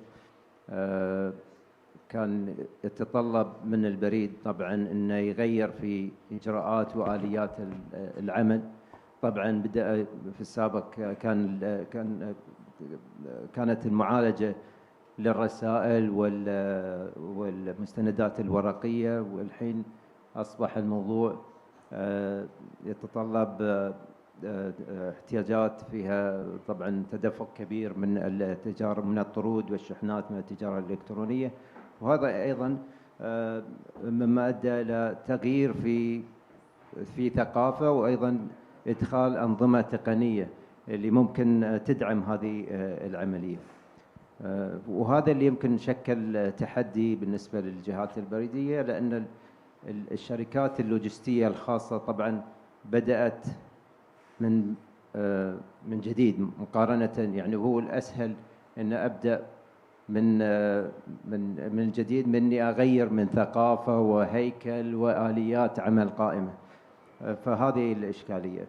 فالفكر لازم يكون فيه تنافسي، وهذه أنا أعتقد أيضا هذه دخول التجارة الإلكترونية ساعد في دعم أو المساهمة في تطور البريد، لأن احنا شايفين طبعا التقلص في استخدام البريد التقليدي، واعتقد جميع المؤسسات البريدية يجب أن تستغل هذه الفرصة أنها تتوسع وتأخذ حصص أكبر. وطبعا تغير هذه من ناحية، من ناحية أخرى تغير دور البريد إلى أن يكون داعم للاقتصاد في كل دولة، عن طريق طبعا تصدير أو تسهيل عملية تصدير أو شحن المنتجات المحلية إلى الدول والعالم الخارجي. وأيضا تطلب منهم العمل على ما يسمى الميل الأخير أو اللاست مايل، لأن في السابق يمكن كانت أكثر الرسائل توصل أو تكون في الأفرع البريدية، لكن اليوم صار العميل يطلب أن الخدمة توصل مباشرة إلى باب المنزل. وهذه بعض الأمور اللي أيضا إحنا في بريد قطر عملنا عليها مؤخرا في التجارة الإلكترونية، وعملنا أيضا على إيجاد شراكات مع مشغلين التجارة الإلكترونية وتسهيل عمليات طبعا من بداية من بلد المصدر إلى الانتهاء لباب المنزل.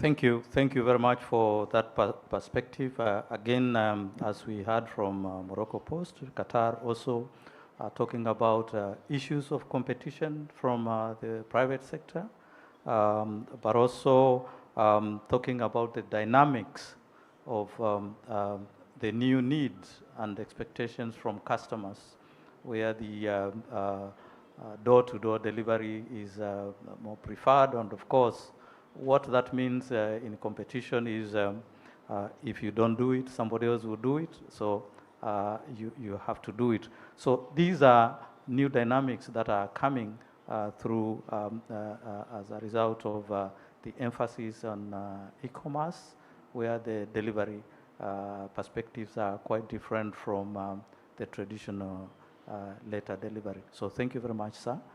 And now we move to Mr. Taman, the Deputy Chairperson of Egypt Post, to just share your perspective on this area.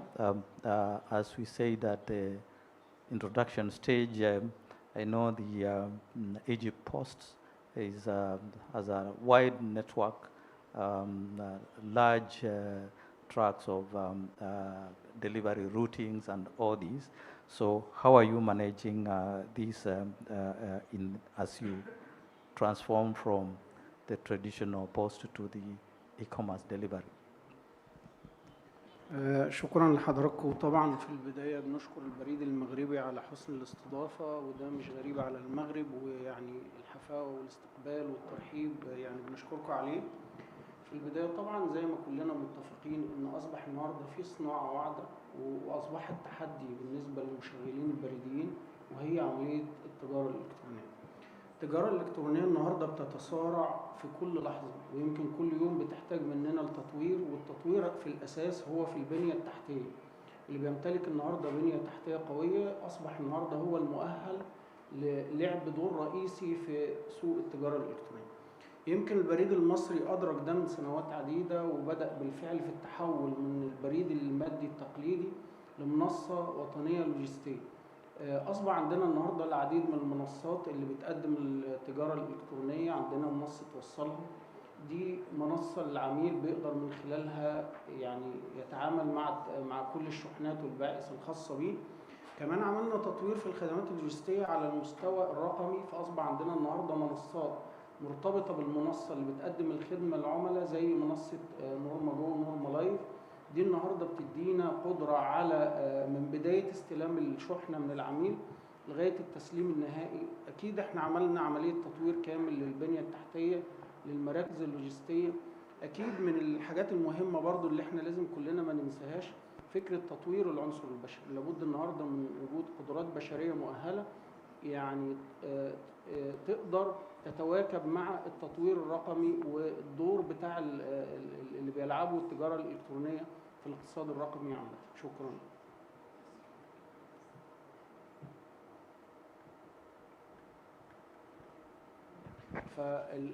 يعني يمكن العنصر الأخير اللي بحب أركز عليه هو فكرة تطوير القدرات البشرية عشان تكون مؤهلة مع التطور الرقمي في مجال تقديم التجارة الإلكترونية. شكرا لحضرتك. Thank you very much. And you have introduced a new element, which is, I think, also with the rest of your colleagues, the human resources. You have to retool the workers to think differently about the new business dynamics. I'm sure as we continue, we're going to find whether that is a smooth change or it is very difficult. You recall at one point when we were discussing earlier, we saw that human resource, the knowledge gap between what they know and what they ought to know to do the business of the day need to be upgraded. So thank you very much, particularly for bringing up that element of human resource, because all of this has got to be delivered by someone, and they need to have the right perspective to this business, and perhaps that is what you contribute to what we saw 27 versus 250 because of the element of the human resource mainly maybe. So thank you very much for that. We're going to get maybe deeper now into the discussion, and I want to get back to Mr. Bajanlun and just want to understand in your modernization initiatives that you've been doing over the years, and you've done quite a bit of this. How are you redesigning your network and the approach, including the human resource, so that it is easy to move from the traditional mindset of delivery to this competitive arena? How are you redesigning these operations to adapt to that and adapt quickly?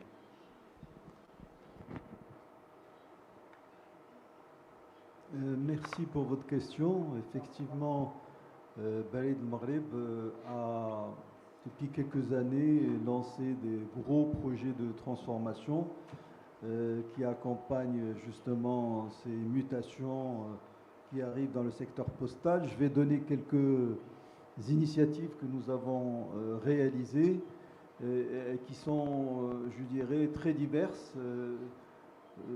On parle depuis tout à l'heure du e-commerce. Donc, parmi les choses que nous avons voulu faire pour dynamiser je dirais la partie e-commerce en termes de fournisseurs de services pour les e-commerçants, parce que c'est important d'avoir un opérateur dans le pays qui permet, je dirais, aux e-commerçants de se développer à travers une bonne façon de distribuer justement les colis. Et pour cela, nous avons, parmi les choses que nous avons faites, c'est la création d'une filiale qui s'appelle Chronodiali. D'ailleurs, c'est une joint venture avec la Poste française. Donc cette filiale, justement, permet au groupe Barid Al-Maghrib d'avoir une entité beaucoup plus flexible qui utilise des moyens technologiques importants et qui va permettre au groupe de se battre, je dirais, à armes égales avec, je dirais, les sociétés du privé, les start-up, parce que, je dirais, les opérateurs de livraison last mile se sont multipliés ces dernières années au Maroc. Donc l'un des éléments, c'est justement la création d'une filiale spécialisée pour le transport last mile pour le secteur e-commerce. D'autres choses, vous avez parlé du réseau. Donc nous avons créé des filiales d'abord pour des raisons, je dirais, pas liées directement au e-commerce. Je donnerai l'exemple d'une filiale qui s'appelle Barid Cash, qui est une société de paiement qui filiale de la banque et qui permet notamment de développer, je dirais, les transferts d'argent, notamment à l'international, de pouvoir, je dirais, développer toute cette partie de paiement et qui est complémentaire à l'activité bancaire.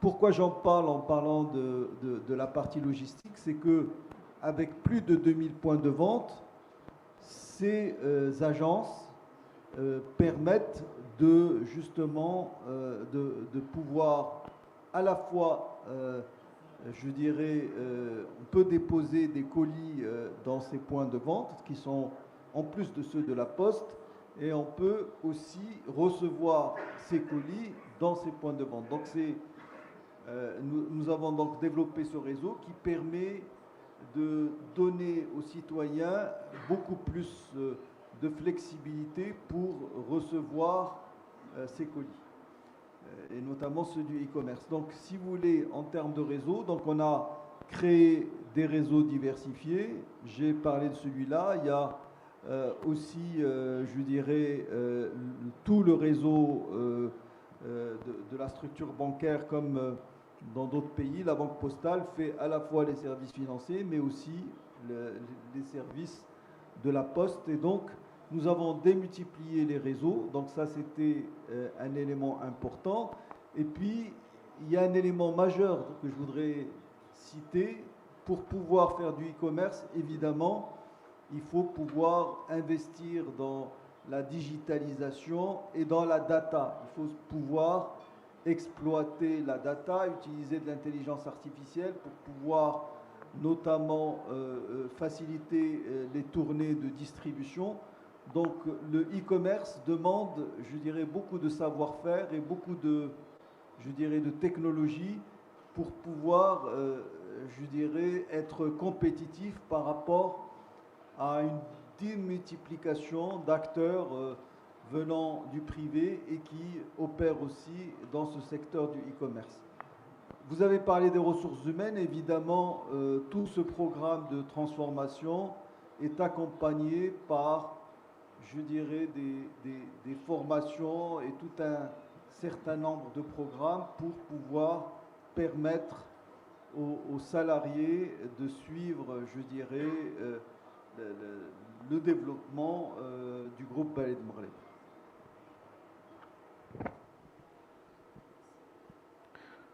Thank you very much.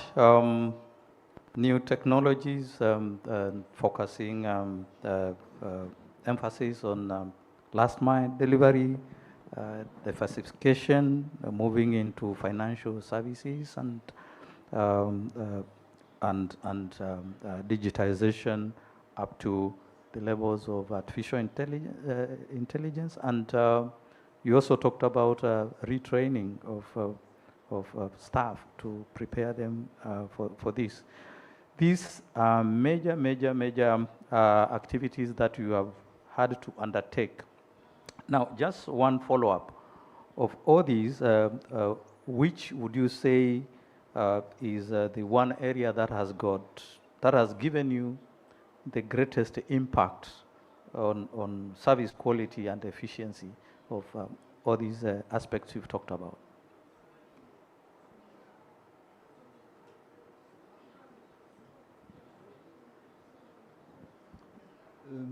C'est-à-dire, si j'ai bien compris, peut-être je vais parler d'abord impact résultat, c'est-à-dire qu'il y a eu, je dirais, avec la baisse importante du courrier, donc la Poste devait se transformer, et parmi les diversifications que la Poste a mis en place, c'est indéniablement les services financiers qui ont été transformés en banque. Et donc aujourd'hui la bonne santé de la Poste provient d'abord des services financiers à travers toute la transformation qui a été faite dans ce secteur des finances.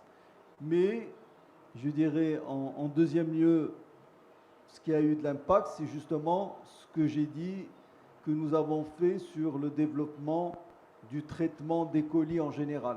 Donc il y a eu je dirais depuis bien longtemps maintenant, créer, je dirais, des mécanismes pour pouvoir gérer différemment l'activité colis par rapport au courrier traditionnel. Donc c'était un engagement important qui date de quelques années et qui fait qu'aujourd'hui, au Maroc, tout le monde connaît notre marque phare qui est MNA.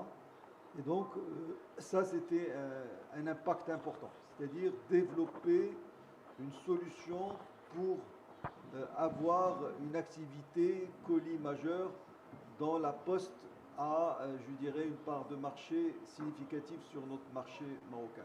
Et enfin, ce qui a eu aussi de l'impact, nous avons souhaité être, je dirais, parmi les premiers à investir dans la confiance numérique. Donc aujourd'hui, Barid Al-Maghrib est l'opérateur de référence de la confiance numérique, c'est-à-dire toutes les activités de signature électronique, tout ce qui se fait dans le domaine de la confiance numérique. Le premier opérateur, c'est la Poste, et donc nous avons pu connaître de la croissance et un impact important. Certes, ça reste une activité qui représente un pourcentage, je dirais, modeste pour ce départ, mais je pense qu'il y a du potentiel et je conseille nos amis des autres postes qu'il y a quelque chose à faire au niveau de cette activité de poste que j'appelle la poste numérique, et donc être un opérateur de référence dans son pays dans la confiance numérique. Donc pouvoir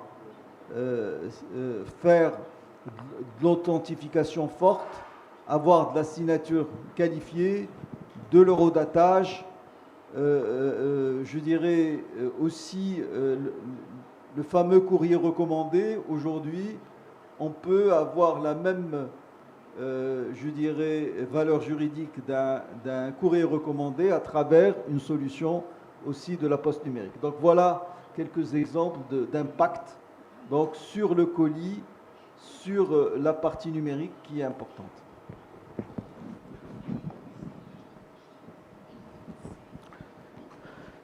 Thank you very much for those new elements, and I'm sure you're going to have colleagues in the room talk to you a lot. I know there are many posts that are trying to come up with the financial services, especially post banks, and in many institutions that I know of, I know this has been not very easy.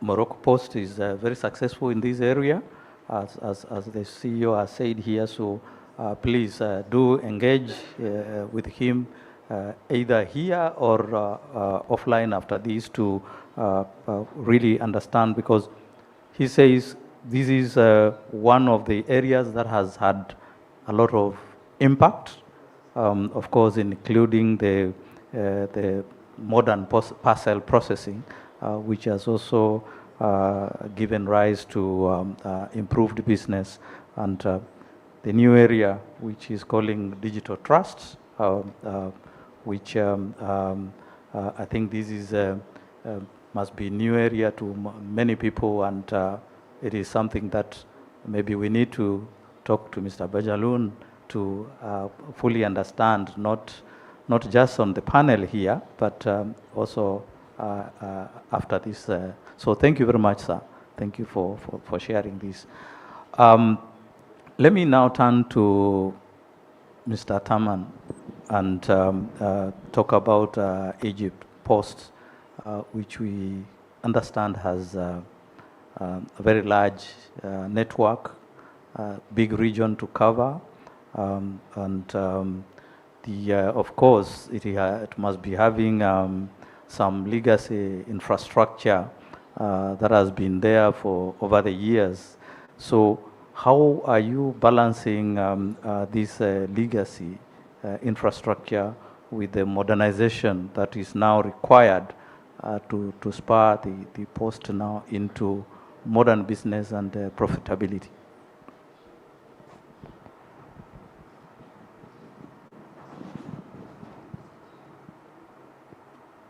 يمكن البريد المصري من أعرق المؤسسات البريدية على مستوى العالم. إحنا النهاردة أكتر من 160 سنة البريد المصري، يعني البريد المصري من المؤسسات العريقة.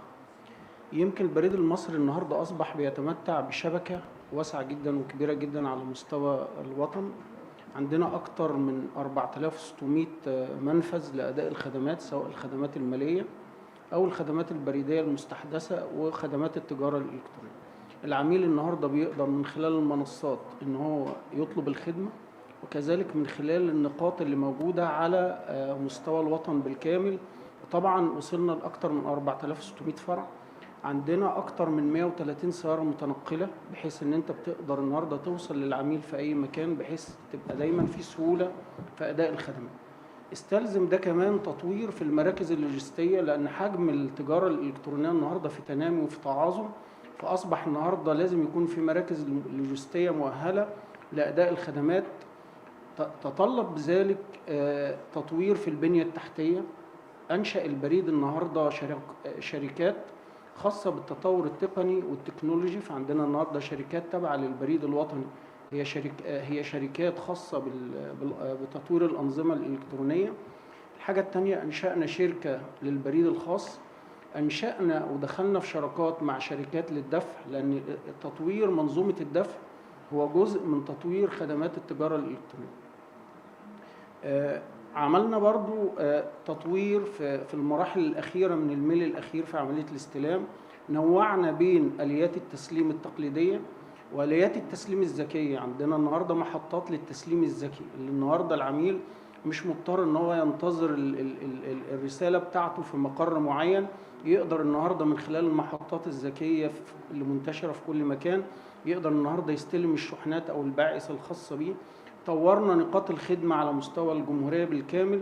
يمكن كمان صاحب ده حاجة مهمة جدا، تطوير النظم الترقيم، من الترقيم البريدي التقليدي القديم لنظم ترقيم حديثة بتعتمد على أحدث الوسائل في الترقيم البريدي. فبالتالي بقى في سهولة في الوصول. أصبح النهاردة في عنوان تعريفي لكل عميل، فبالتالي أخطاء التسليم اللي كانت موجودة قبل كده ما بقتش موجودة. نتكلم النهاردة برضو على البريد المادي. أصبح النهاردة في تطوير للبريد المادي. بقى عندنا النهاردة الخدمة الإلكترونية الرقمية المسجلة، اللي أصبحت النهاردة يعني في طور الإطلاق لتبقى بديلة لخدمات البريد المادي المعروفة قبل كده، عشان تبقى في خدمات إلكترونية موثوقة وليها الموثوقية الرقمية، بحيث ان العميل يبقى عنده تنوع في الخدمات، وبالتالي بيقدر يطلب الخدمة اللي بتناسب احتياجاته.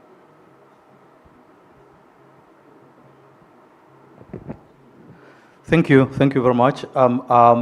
Would you, I know you mentioned something that earlier in your earlier intervention about the human resource part of it. This modernization journey, can you just say something about the human resource also? I know you've talked about the logistics, transportation, payment platforms, and smart delivery. If you can just say a little bit something about the human resource intervention, how they come into this modernization, how you've also been able to modernize them.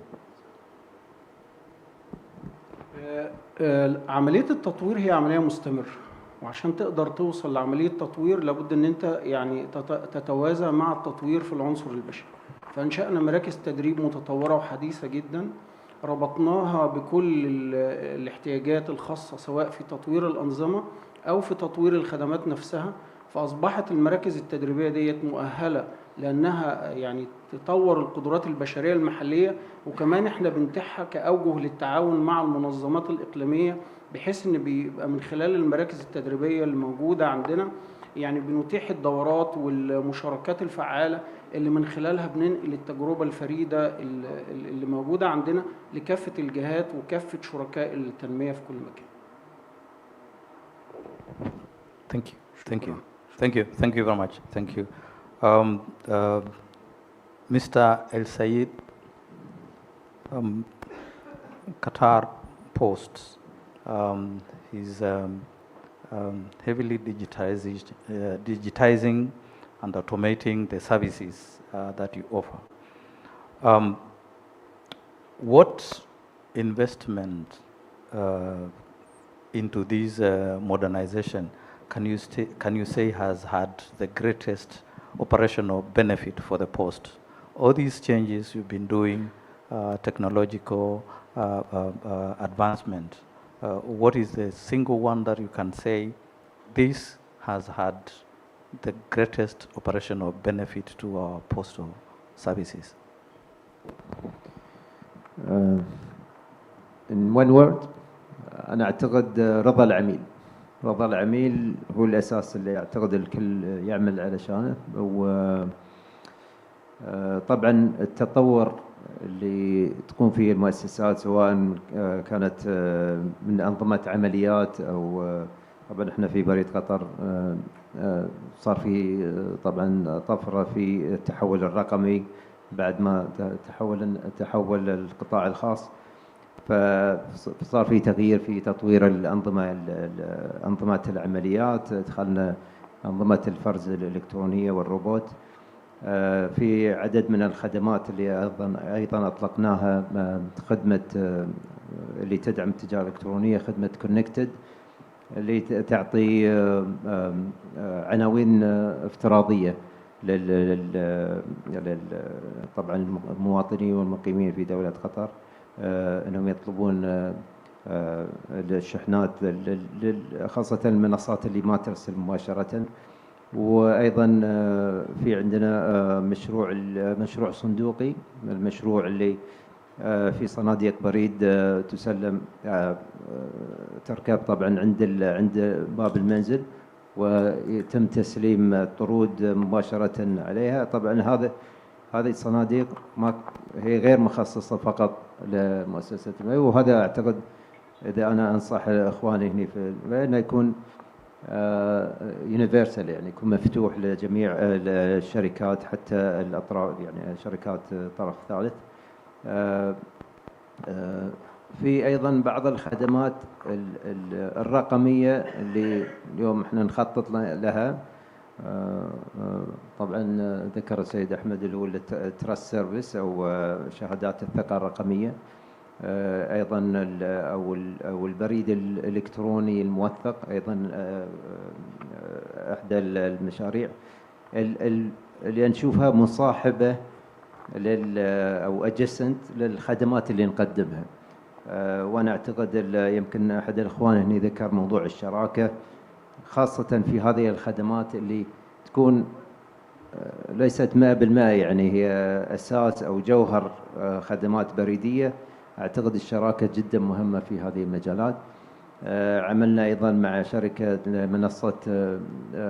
تقديم منصة تجارة إلكترونية، كان من الممكن أيضا إحنا نقوم فيها مباشرة، لكن فضلنا أن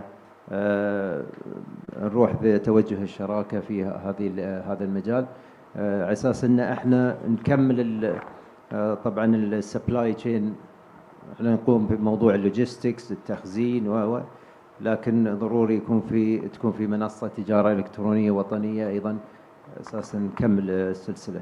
فهذه بعض الأمور اللي طبعا بدينا وعملنا عليها، وأيضا بناء القدرات أعتقد جدا مهم.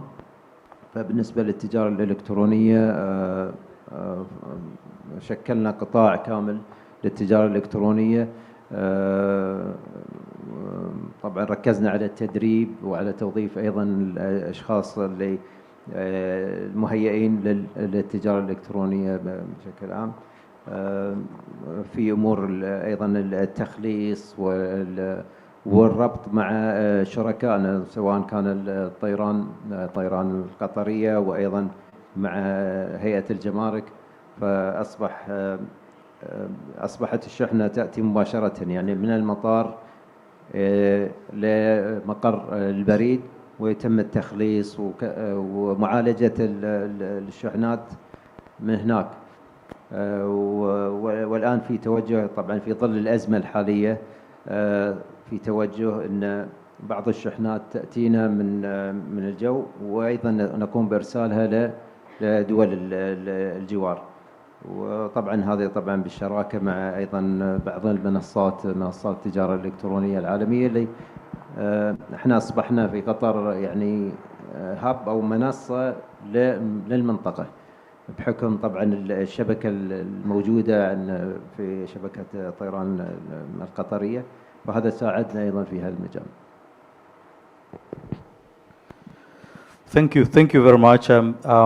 You've mentioned one important thing that has captured my attention, and this is partnership.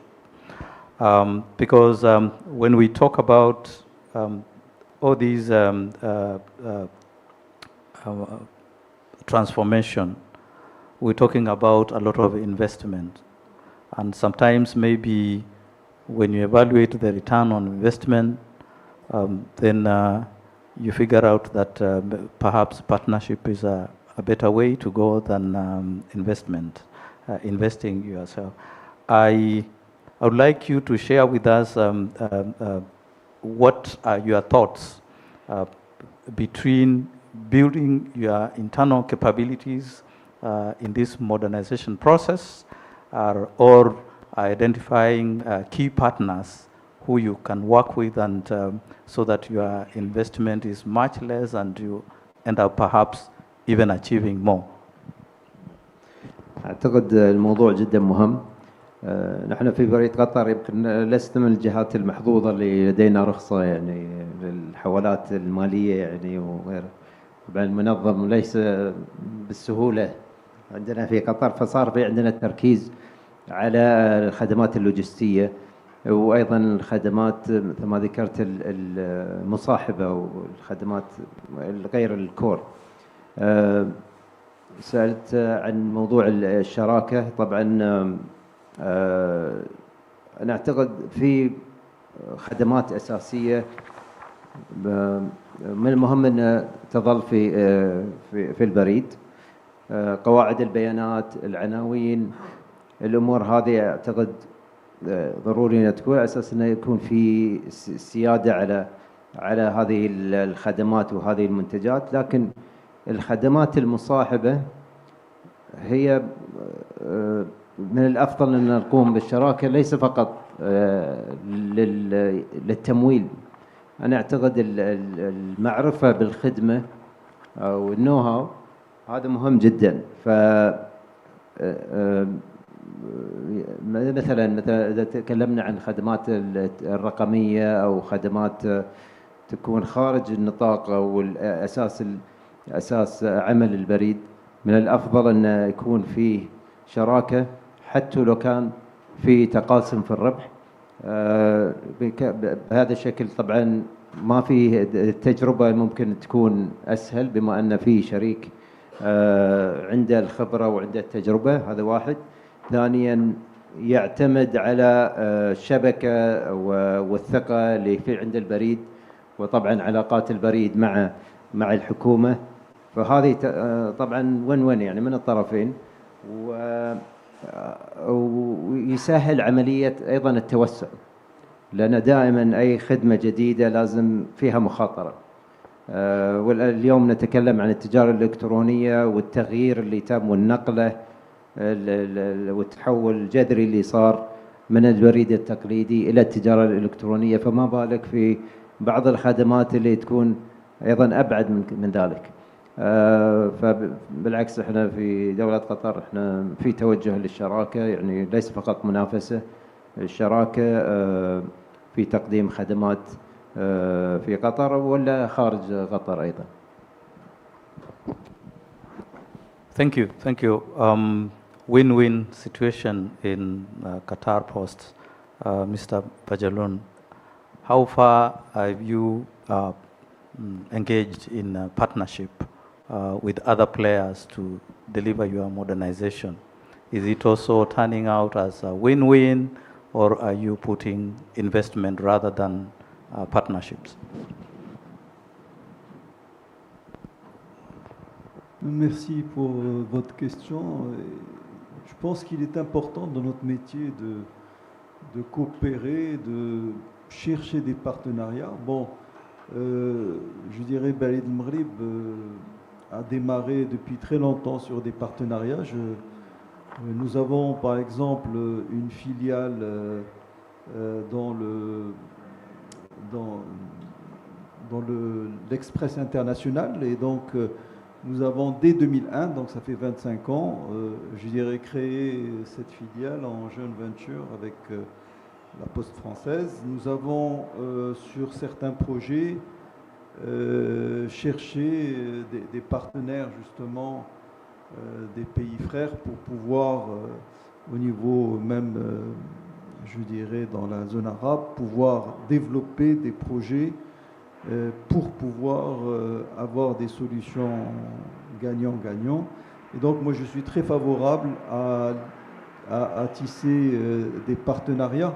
Et je pense dans le domaine du e-commerce, c'est quelque chose qui doit être fait. Peut-être qu'on aura l'occasion dans un autre panel de parler de cela. Parce que je pense que, je dirais, quand on prend la région arabe, nous avons plusieurs pays et plusieurs postes de pays qui peuvent jouer un rôle de hub. Si je prends l'exemple du Maroc, notre position géographique fait que nous pouvons très facilement, et nous le jouons, être, je dirais, un hub pour l'Afrique. D'ailleurs, notre par exemple, sur les activités de transport aérien, donc Casablanca est un hub important pour l'Afrique. Donc nous sommes à la fois en proximité avec l'Afrique et en même temps le Maroc est séparé de l'Europe de 14 km, donc là aussi on est très très proche. Et donc j'ai parlé du Maroc, mais aussi il y a d'autres pays qui peuvent jouer un rôle de hub, que ce soit, je dirais, encore en Afrique du Nord ou dans le Golfe. Et donc je pense qu'il y a des choses à faire ensemble et nous pourrons parler. Et ça me tient beaucoup à cœur qu'on profite de ce forum pour dire cette zone arabe peut créer un réseau arabe, je dirais, mutualisé qui permet, je dirais, à l'ensemble des postes des pays arabes de travailler avec le reste du monde, que ce soit ceux de proximité, c'est-à-dire vous avez, comme j'ai dit, l'Afrique, mais vous avez aussi l'Europe en particulier. Donc voilà, je suis pour les partenariats et je suis pour un réseau à développer ensemble entre pays arabes pour pouvoir couvrir justement le monde. Thank you so much. Morocco Post also in support of partnership and with the evidence of over 20 years partnership that has been working very well. And of course, the call to use certain advantages that some countries have that you can easily enter into some partnership that you make them like a hub. You create hubs that you can be able to transact with the rest of the world in a more flexible way. So thank you very much for sharing those thoughts.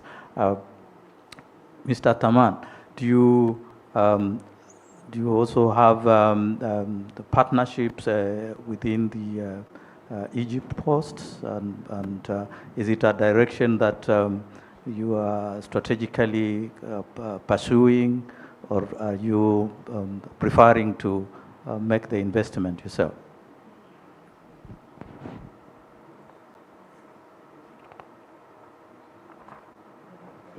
يمكن أنا بتفق مع زمايلي في إن إحنا النهاردة الشراكة أصبحت مش خيار، الشراكة النهاردة أصبحت ضرورة، فلا يمكن يحصل عملية نمو وعملية تلبية للاحتياجات اللي موجودة النهاردة في مجال التجارة الإلكترونية بمعزل عن الشراكات الحقيقية. يمكن إحنا لينا شراكات متميزة مع بعض البلدان، وطبعا بنتطلع لمزيد من الشراكات. يمكن موقع مصر المميز واللي بيأهلها انها تكون مركز لوجستي، يعني سواء في عملية النقل او التبادل، طبعا منفتحين تماما على الشراكات. ويمكن الشراكات بس احنا يمكن من وجهة نظرنا مش الشراكات بس على المستوى اللوجستي، لا، الشراكات كمان لازم تبقى موجودة في خدمات الدفع والتحويل، ويمكن احنا مع البريد الأردني والبريد القطري وبعض البلدان الأخرى لينا يعني شراكات متميزة، لأن لا يمكن النهاردة حضرتك هتأدي الخدمة بشكل متكامل بدون الشراكات دي. فأصبحت النهاردة ضرورة للنجاح. يعني أنت النهاردة نجاحك كمؤسسة وطنية جزء منه أساسي في الشراكات، سواء على مستوى الخدمات المالية أو على مستوى الخدمات اللوجستية. فالبريد المصري منفتح تماما على الشراكات، وبالعكس احنا شايفين ان لازم يبقى في منصة موحدة للخدمات اللوجستية، ويبقى في منصات للدفع يعني من خلال شراكات بين البلدان العربية والأفريقية. ويمكن ده السوق الواعد اللي النهاردة كلنا لازم نبقى لاعبين رئيسيين فيه عشان نقدر نطور النهاردة من حصصنا في مجال التجارة الإلكترونية.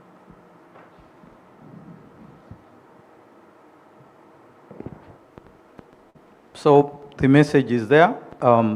Partnership is the way to go if we want to win in this modernization journey to modernize our postal institutions. I think there is one thing we've heard about how we are progressing, the beautiful things we are put in place, the ideas that have worked. Perhaps there are some things that have also not worked. I would like to ask our panelists just to single out some of the obstacles that may be impeding the faster modernization of your posts. What would be the obstacle that you face from time to time, perhaps that are peculiar to your post or generally shared by other operators? What are the obstacles that you can identify? I start with Mr. Bajeloun.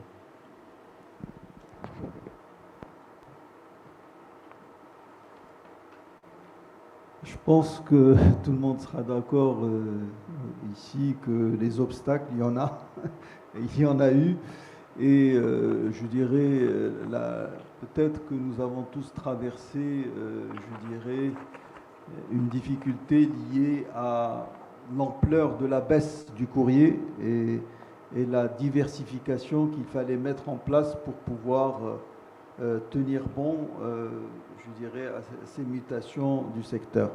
Et donc, je dirais, l'enjeu aujourd'hui, c'est de pouvoir trouver, je dirais, sa place sur le marché, puisque je pense que ces débats, on les a eus au sein de l'UPU, et je vais les rappeler ici. Une difficulté, c'est que le marché aujourd'hui, notamment du colis e-commerce, et je dirais un marché qui est devenu très concurrentiel et dans lequel, je dirais, dans certains pays, je dirais, il y a eu l'arrivée de grandes plateformes qui ont des moyens colossaux et qui, je dirais, créent des situations dans lesquelles les postes, je dirais, perdent les volumes. Donc, notre enjeu, c'est de pouvoir exister, prendre des parts de marché, être compétitif. Et donc, moi, je dirais qu'une grosse difficulté que connaissent les postes, c'est de pouvoir s'imposer comme acteur, je dirais, de traitement du colis, notamment e-commerce, malgré la multiplication d'opérateurs, qu'ils soient des géants, notamment les intégrateurs, ou, je dirais, une multitude d'acteurs du privé qui ont une grosse flexibilité avec des solutions, je dirais, technologiques innovantes, etc. Donc les postes devraient, je dirais, se remettre en question tout le temps, pouvoir faire de l'innovation et dire oui, nous sommes toujours les spécialistes et nous devons, je dirais, capter les flux. D'ailleurs, peut-être c'est l'occasion de dire que, je dirais, avec ces mastodons qui sont les grandes plateformes, je dirais, et ils ont commencé, c'est pas le cas au Maroc, mais on voit les choses venir, c'est-à-dire que, je dirais, ils traitent eux-mêmes leurs colis, mais si je parle du Maroc, je vais dire que les flux d'e-commerce à l'international, je dirais, c'est quelque chose qui, je dirais, si la Poste n'agit pas énergiquement, ben, tous ces flux passent par d'autres opérateurs que la Poste. Et c'est pour cela que nous travaillons, et je remercie, ils ne sont pas là, mais je remercie beaucoup l'administration des douanes qui, je dirais, nous aide pour que la Poste reste un interlocuteur important dans notre pays pour pouvoir avoir aussi sa part en termes de flux, parce que je pense pour rentabiliser, aujourd'hui on le voit bien en Europe, c'est-à-dire pour pouvoir rentabiliser les activités, il faut qu'il y ait un flux important qui arrive de l'extérieur par les grandes plateformes, notamment asiatiques, que les postes aient leur part pour rentabiliser leurs activités.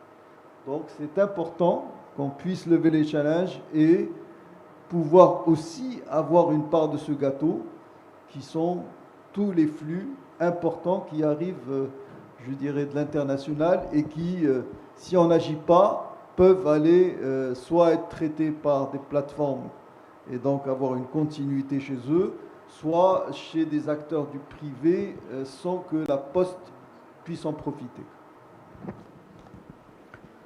Wow, thank you very much. I think you have turned my question into more optimism than I was asking, because I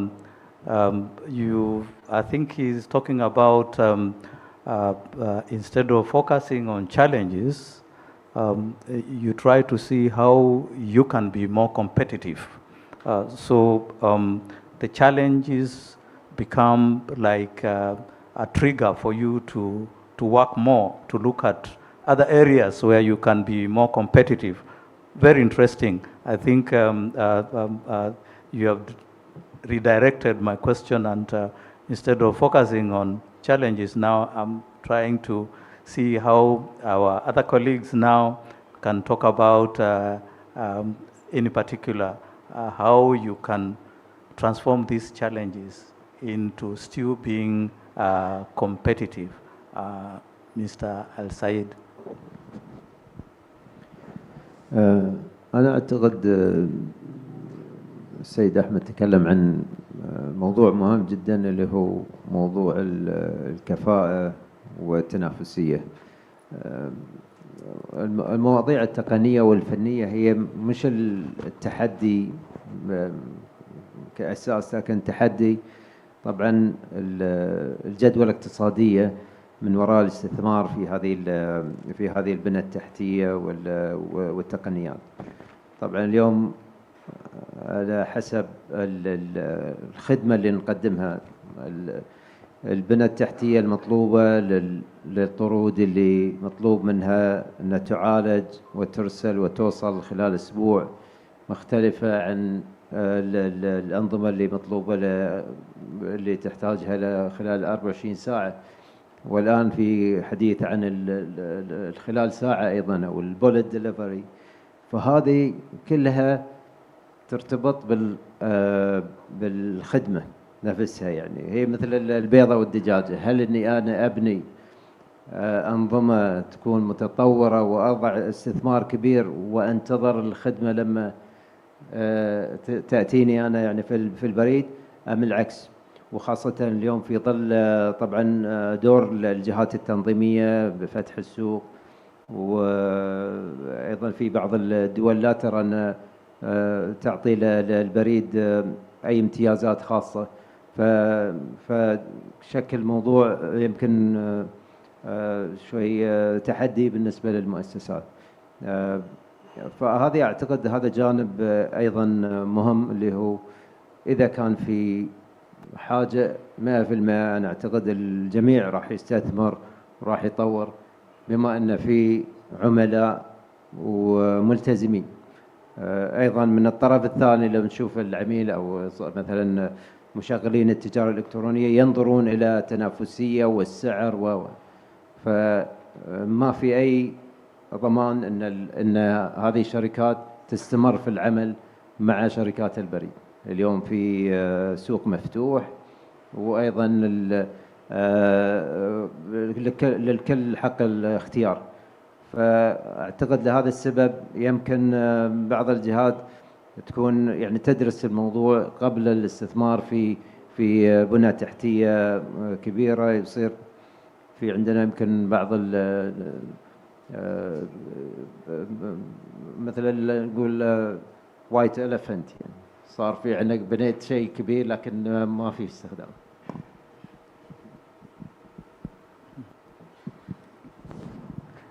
Thank you very much. One important thing that you said in this is that apart from the competitiveness and how you can go about being more competitive in challenging times, there is also the role of the regulator evening the market. Making everybody play within the same rules so that some of the aspects that may be very difficult because some players are not playing within the rules, then I think that aspect of regulatory intervention is very good, very important, and for all of us, I'm sure it is like that, so that new players, old players, emerging players, all of them are put within the same platform so that now the competition is predictable and you can be assured of a return on your investment because you are operating with something that you can predict how it is going to turn out. So thank you very much for that particular element of, we had not touched on the regulatory issues, but it's for sure very important to talk about this. Mr. Taman, do you want to also talk about the challenges that have been transformed into effectiveness of competition? What is the take of Egypt Post? Do you have many challenges? I would imagine the delivering public service obligations for a big post and getting profitable at the same time could be perhaps a challenge. And how are you overcoming some of these challenges? And of course, there could be also fair play regulatory issues has been mentioned here.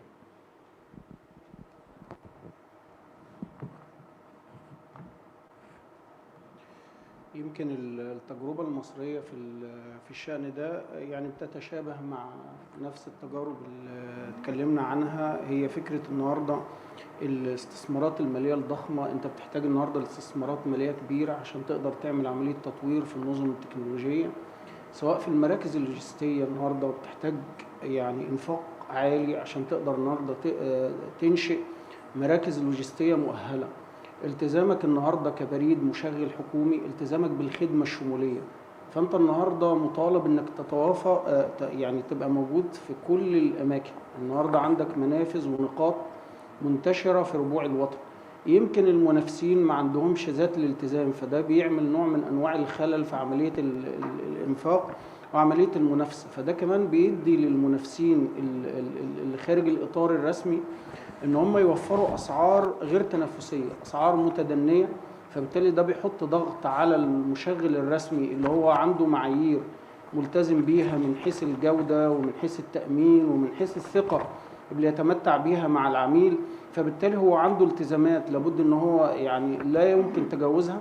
يمكن الكيانات غير الشرعيه او الشركاء اللي بيدخلوا السوق بشكل غير او في غير اطار رسمي، ده بيحط يمكن تحدي كبير جدا على المشغل الحكومي بيتطلب ده يعني تشريعات قانونية محددة واضحة بتعرف الخدمة البريدية من بداية الاستقبال لغاية التسليم، لأن النهاردة أصبح في تحايل في عملية التعامل مع الخدمة البريدية من خلال بعض التعريفات، زي مثلا التخزين، زي مثلا النقل. فبالتالي أصبحت تعريف الخدمة البريدية هو أحد الأطر المهمة لضبط السوق. فلا بد النهارده من تعريفات واضحه عشان ضبط السوق البريدي، بحيث ما يتمش التعامل على السوق البريدي الا من خلال يعني جهات موثوقه ومنظمه، وبالتالي ملتزمه بكافه المعايير من حيث الجوده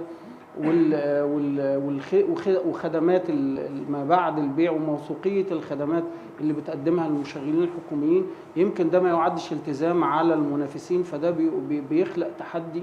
فبالتالي الاستثمارات الماليه الضخمه اللي بيتم انفاقها قد لا يكون هناك عوائد تتناسب مع هذه الاستثمارات. فبالتالي حجم التعامل هنا جزء مهم جدا، وضبط السوق احد التحديات المهمه للاستمراريه والاستدامه، لان عمليه التطوير في الخدمات البريديه النهارده والتطوير في البنيه التحتيه هي مش هدف، هي عمليه مستمره. فبالتالي انت النهارده كل يوم في جديد، كل يوم النهارده في تطور، فبالتالي ده بيحتاج منك لانفاق مستمر. الانفاق المستمر ده بيحتاج النهارده لاطر تشريعيه واجراءات تنظيميه قويه جدا لضبط السوق وتعريفات واضحه ومحدده. ويمكن ده يعني يمكن احد دعواتنا النهارده ان احنا نعيد النظر في التعريفات دي، عشان النهارده اللي بيستغل بعض الثغرات اللي موجوده في التعريفات عشان ينفذ منها الى السوق ويبقى بيمارس الخدمات البريديه بشكل غير شرعي. شكرا. Thank you very much. Again, fair playing ground, playing by the rules, and of course, this is the management of competition and by the regulators, and also the fairness of using one another's network, interconnections. How do you benefit from this? How do you compensate the owner of the network? And so regulatory issues. I'm sure maybe some of the other panels that are coming, there could be some panels that are specifically maybe focusing on this particular area, because it's now come out very well that apart from everything else, we need a level playing ground where everyone is playing by the rules, everyone can be seen what they are doing, and they do it correctly. So thank you very much. Before I close this, I would like to just see whether within the floor there are some questions. You can direct your questions to any of the panelists or to all of them. And please, when you are asking the question, you introduce yourself. We know where you're coming from, and then if you are asking to a particular panelist, you also say so. So, I think it's Mauritania, yeah. Yes.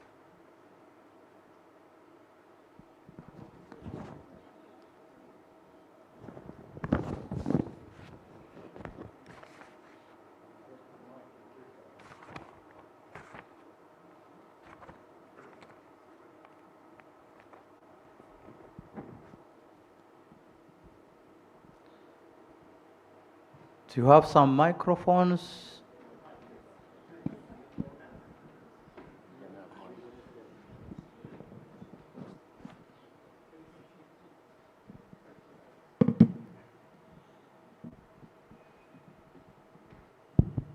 بسم الله والصلاة والسلام على رسول الله.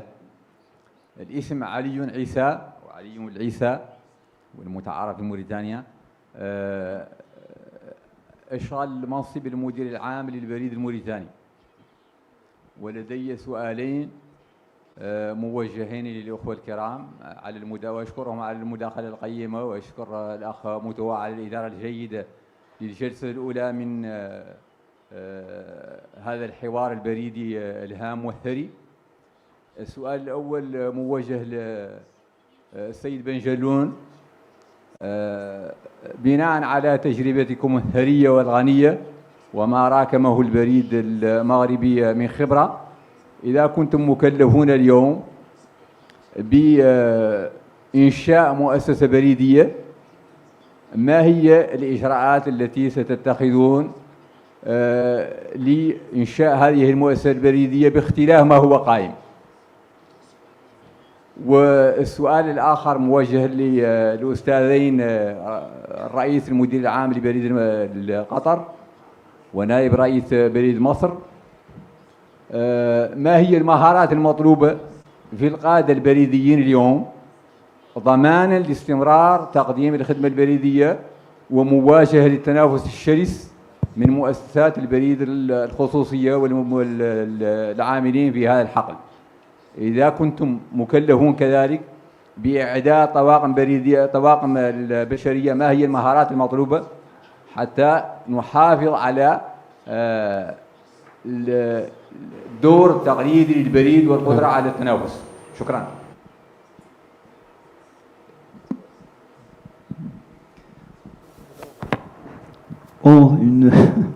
La question est difficile et je vais expliquer pourquoi. Je dirais, créer une poste, c'est pas autant, je dirais, mettre en place des moyens, de la technique, de la technologie. Je voudrais quand même insister, moi, peut-être je vais dire deux mots sur ma carrière. Moi, j'ai eu le plaisir et l'honneur de diriger la poste marocaine depuis une quinzaine d'années, mais auparavant, je venais d'un domaine très différent. J'étais banquier pendant plus de 20 ans. Et donc j'ai découvert ce monde que j'adore aujourd'hui. Je me sens vraiment postier. Et créer une poste, il y a quelque chose qui ne peut pas se faire du jour au lendemain. C'est cette fameuse relation de confiance qu'ont les citoyens avec les postiers. Le facteur joue un rôle extraordinaire dans nos pays. Et ça, on a beau mettre de l'argent, on a beau, je dirais, investir, mettre des technologies, ben cette confiance, pour constituer un réseau de confiance, ce n'est pas évident. Donc, je ne vous dis pas ça pour ne pas répondre. Je vais dire quelques mots sur qu'est-ce qu'on pourrait faire. Mais je dirais, avoir une poste, c'est d'abord créer de la confiance. Et cette confiance, elle s'acquiert à travers les années. Et donc, ce n'est pas facile. Je dirais, on peut avoir des opérateurs qui vont faire des activités similaires à celles de la Poste, mais la relation, en tout cas, je connais très bien mon pays, mais je suis sûr que dans les autres pays, ici frères, le postier, le facteur notamment, a la confiance de la population et il y a une relation privilégiée. Maintenant, pour répondre, une fois que j'ai dit ça, pouvoir faire une poste from scratch, ben, il faut pouvoir, je dirais, mettre beaucoup de technologies, des infrastructures et surtout, je dirais, on l'a dit à travers durant ce panel, il y a l'aspect ressources humaines. Il faut je dirais, des ressources humaines avec des compétences de la qualité, des gens qui inspirent confiance. Et donc, je dirais, la particularité de la Poste, c'est qu'on doit à la fois, je dirais, répondre à nos activités traditionnelles, mais aussi, avec ce qui s'est passé ces 15-20 dernières années, la Poste, c'est devenu quelque chose de très moderne, de beaucoup d'industrialisation. Donc si on veut faire de l'activité, je dirais aujourd'hui qui se développe, qui est l'activité colis, eh ben, il faut de l'industrialisation, il faut des plateformes. On n'a pas eu beaucoup l'occasion, je pense notre ami de la Poste Égypte y a fait référence, il faut des plateformes logistiques pour pouvoir réussir le développement Et donc, c'est pas facile de créer une poste, mais je dirais, si on devait le faire, il faut aller directement dans les challenges du e-commerce, du développement du colis.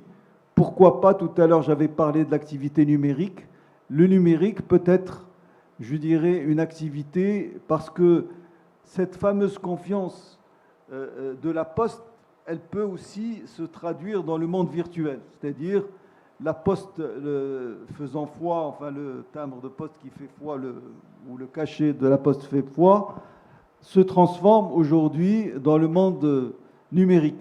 C'est-à-dire quand on a de la confiance numérique et qu'on est agréé par l'État, comme les Barid Al-Maghrib, ben, ce qui se fait dans le monde physique, on le transpose dans le monde numérique. Voilà, je ne voudrais pas être long. J'espère que j'ai répondu à votre question.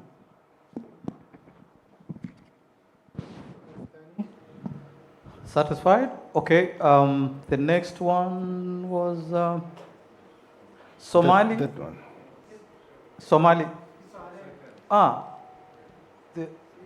The question was to everybody, is it? Okay. No, I think he directed that question to both of us. Okay. But I think this is a very broad question. Maybe this should be the topic for the next panel. But, أنا أعتقد السؤال أخي عن المهارات المطلوبة في لأي شخص ممكن يدير البريد هو يعتمد على الاختصاصات المنوطة بالمؤسسة.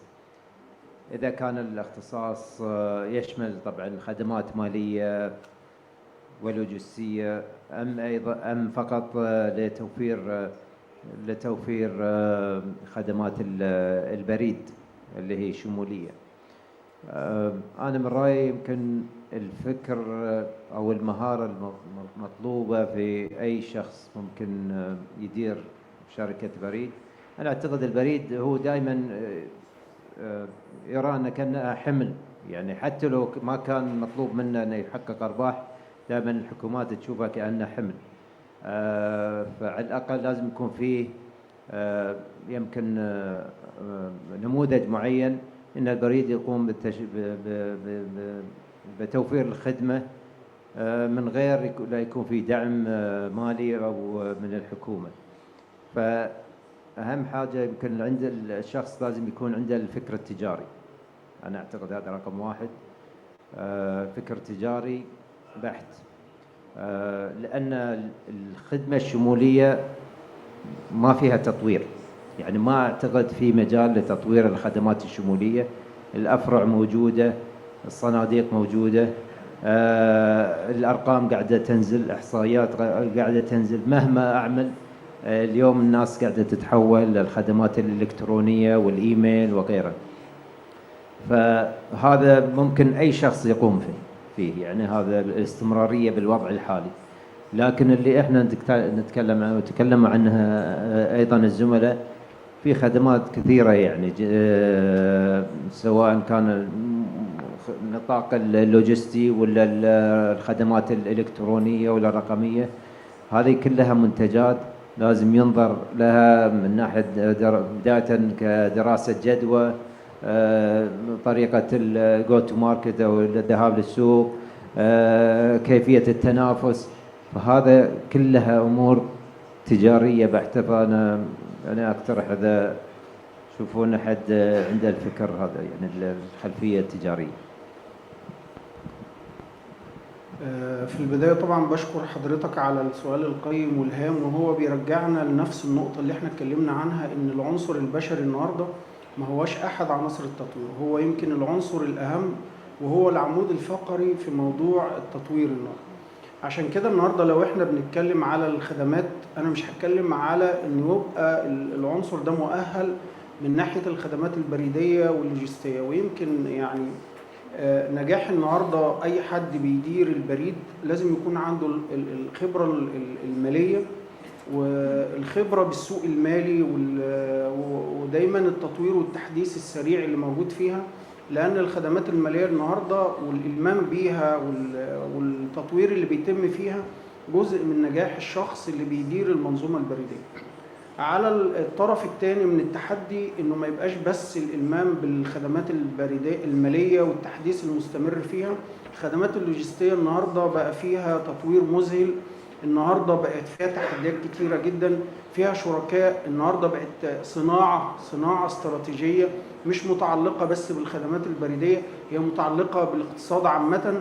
فبالتالي برضه لازم يكون عنده الجدارات والقدرات والمؤهلات في عملية الإلمام بالخدمات اللوجستية والتطوير فيها والتحديث اللي بيتم بشكل مستمر. نضيف كمان هنا جزء مهم جدا اللي هو الجزء الرقمي. أصبح النهاردة مش كفاية أن حضرتك يكون عندك إلمام بالخدمات المالية ولا بالخدمات البريدية واللوجستية، أصبح النهاردة لازم يكون عندك قدر نقول معقول من الإلمام بالنواحي الرقمية والتطوير الرقمي السريع اللي بيتم، لأنه النهاردة أصبح جزء من النجاح في تقديم الخدمات البريدية. أنت النهاردة التعامل مع المنصات والتعامل النهاردة مع السوق والمنافسة اللي موجودة في السوق أصبحت جزء من الجدارات اللي لازم تكون موجودة في الشخص اللي بيدير المؤسسة البريدية.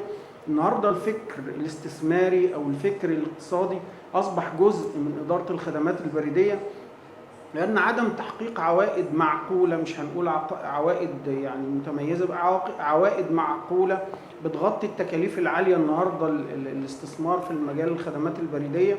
أصبح النهاردة جزء من المهارات ديت عملية النهاردة إزاي نخفض التكاليف والقدرة على تخفيض التكاليف عشان نقدر نقدم خدمة بجودة عالية وبأسعار تنافسية. كل دي مهارات وكل دي قدرات لازم تكون موجودة في العنصر البشري اللي بيدير الخدمات البريدية. شكرا.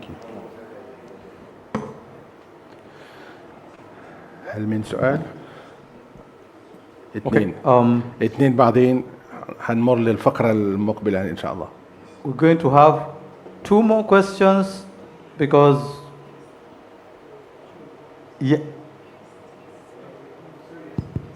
السلام عليكم ورحمة الله وبركاته. So please, Somali. Okay. Actually, my name is Graham Lee. I'm a postal policy specialist, and my question is to Egypt. I was looking through the UPU statistics recently, and it told me that Egypt makes 96% of its revenues from financial services of one kind or another. I guess a number of questions from that, but how does that then impact on traditional postal services in terms of mail? Is financial services your biggest priority, and is mail therefore secondary? And what does that mean for the future in what we're talking about today?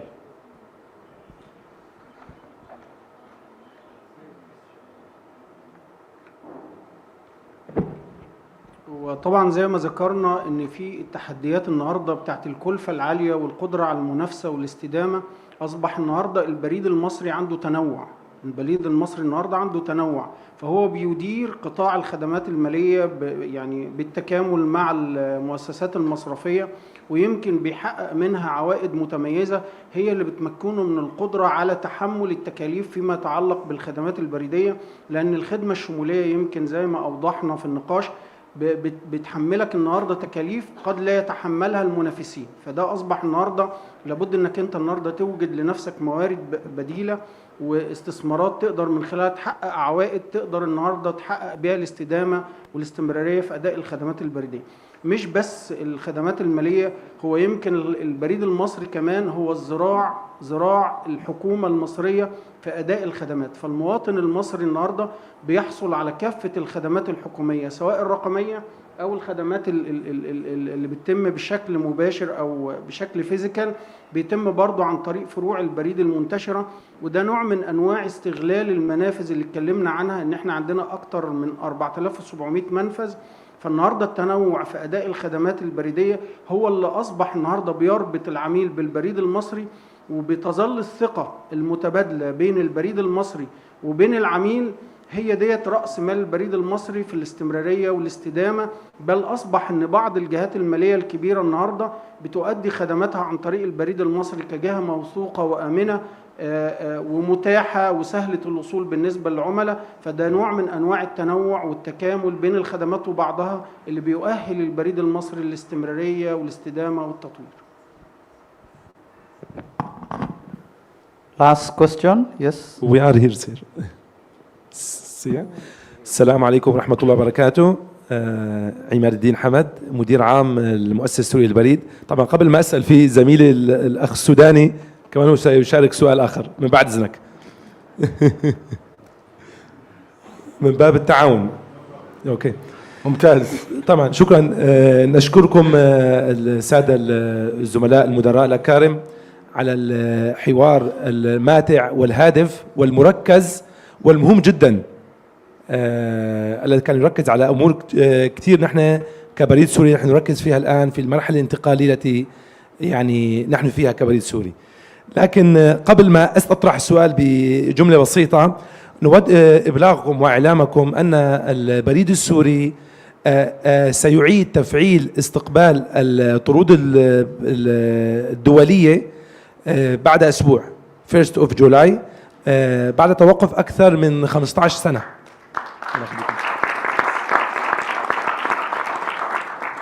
شكرا جزيلا. طبعا نحن كمان قبل السؤال البريد السوري نحن نتعامل مع الهدف ونجد حلول من العدم، تمام؟ ولا يوجد شيء عندنا ليس له حل.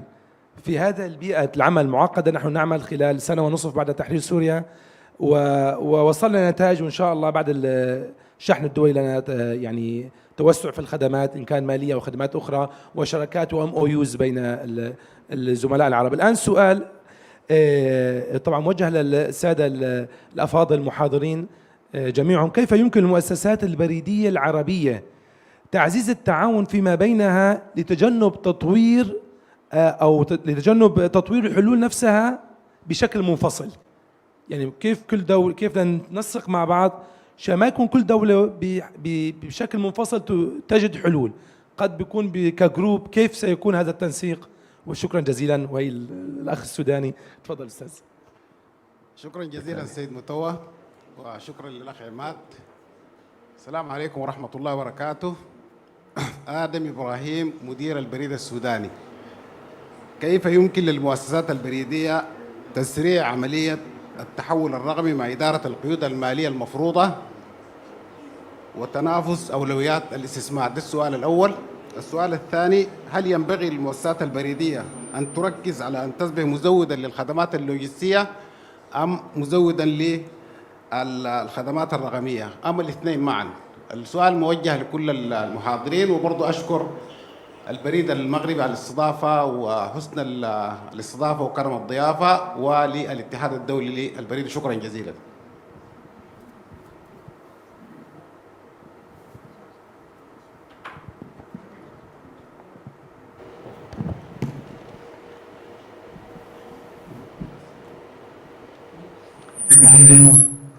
Merci pour les questions qui ont été posées. Donc, peut-être sur la deuxième question, évidemment, je dirais la coopération entre pays arabes est quelque chose qu'il faut qu'on développe ensemble, et je pense que nous le faisons déjà entre nous, entre certains pays, d'autant plus qu'il y a, je dirais, des niveaux, je dirais, d'avancement d'une poste d'un pays à l'autre, et donc il y a des choses à apprendre les uns sur des autres, et donc c'est important. Moi je voulais, c'est l'occasion parce que j'ai pas pu le dire tout à l'heure, donc ça va dans le sens aussi, donc si on devait refaire une poste, je pense que les services financiers, et je vais être un peu précis sur parce que les services financiers, on va penser tout de suite au cas du Maroc qui a créé une banque postale. C'est pas de ça que je parle, parce que créer une banque postale, même si on le veut, et on l'a vu dans beaucoup de pays, il y a la réglementation et la banque centrale, etc.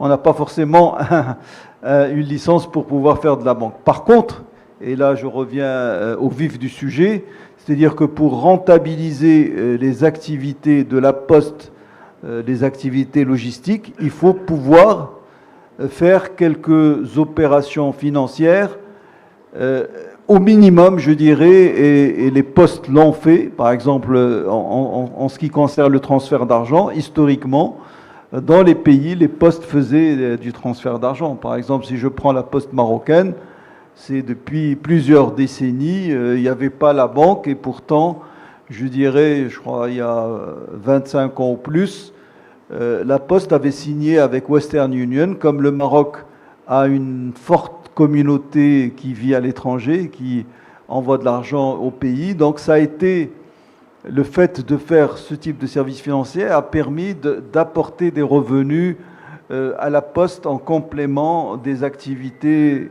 je dirais, de logistique. Donc, je conseille qu'on puisse toujours faire d'abord donc, ces activités de transfert d'argent. Il y a aussi, dans certains pays, on peut nouer des partenariats pour faire des services financiers qui sont offerts par des partenaires.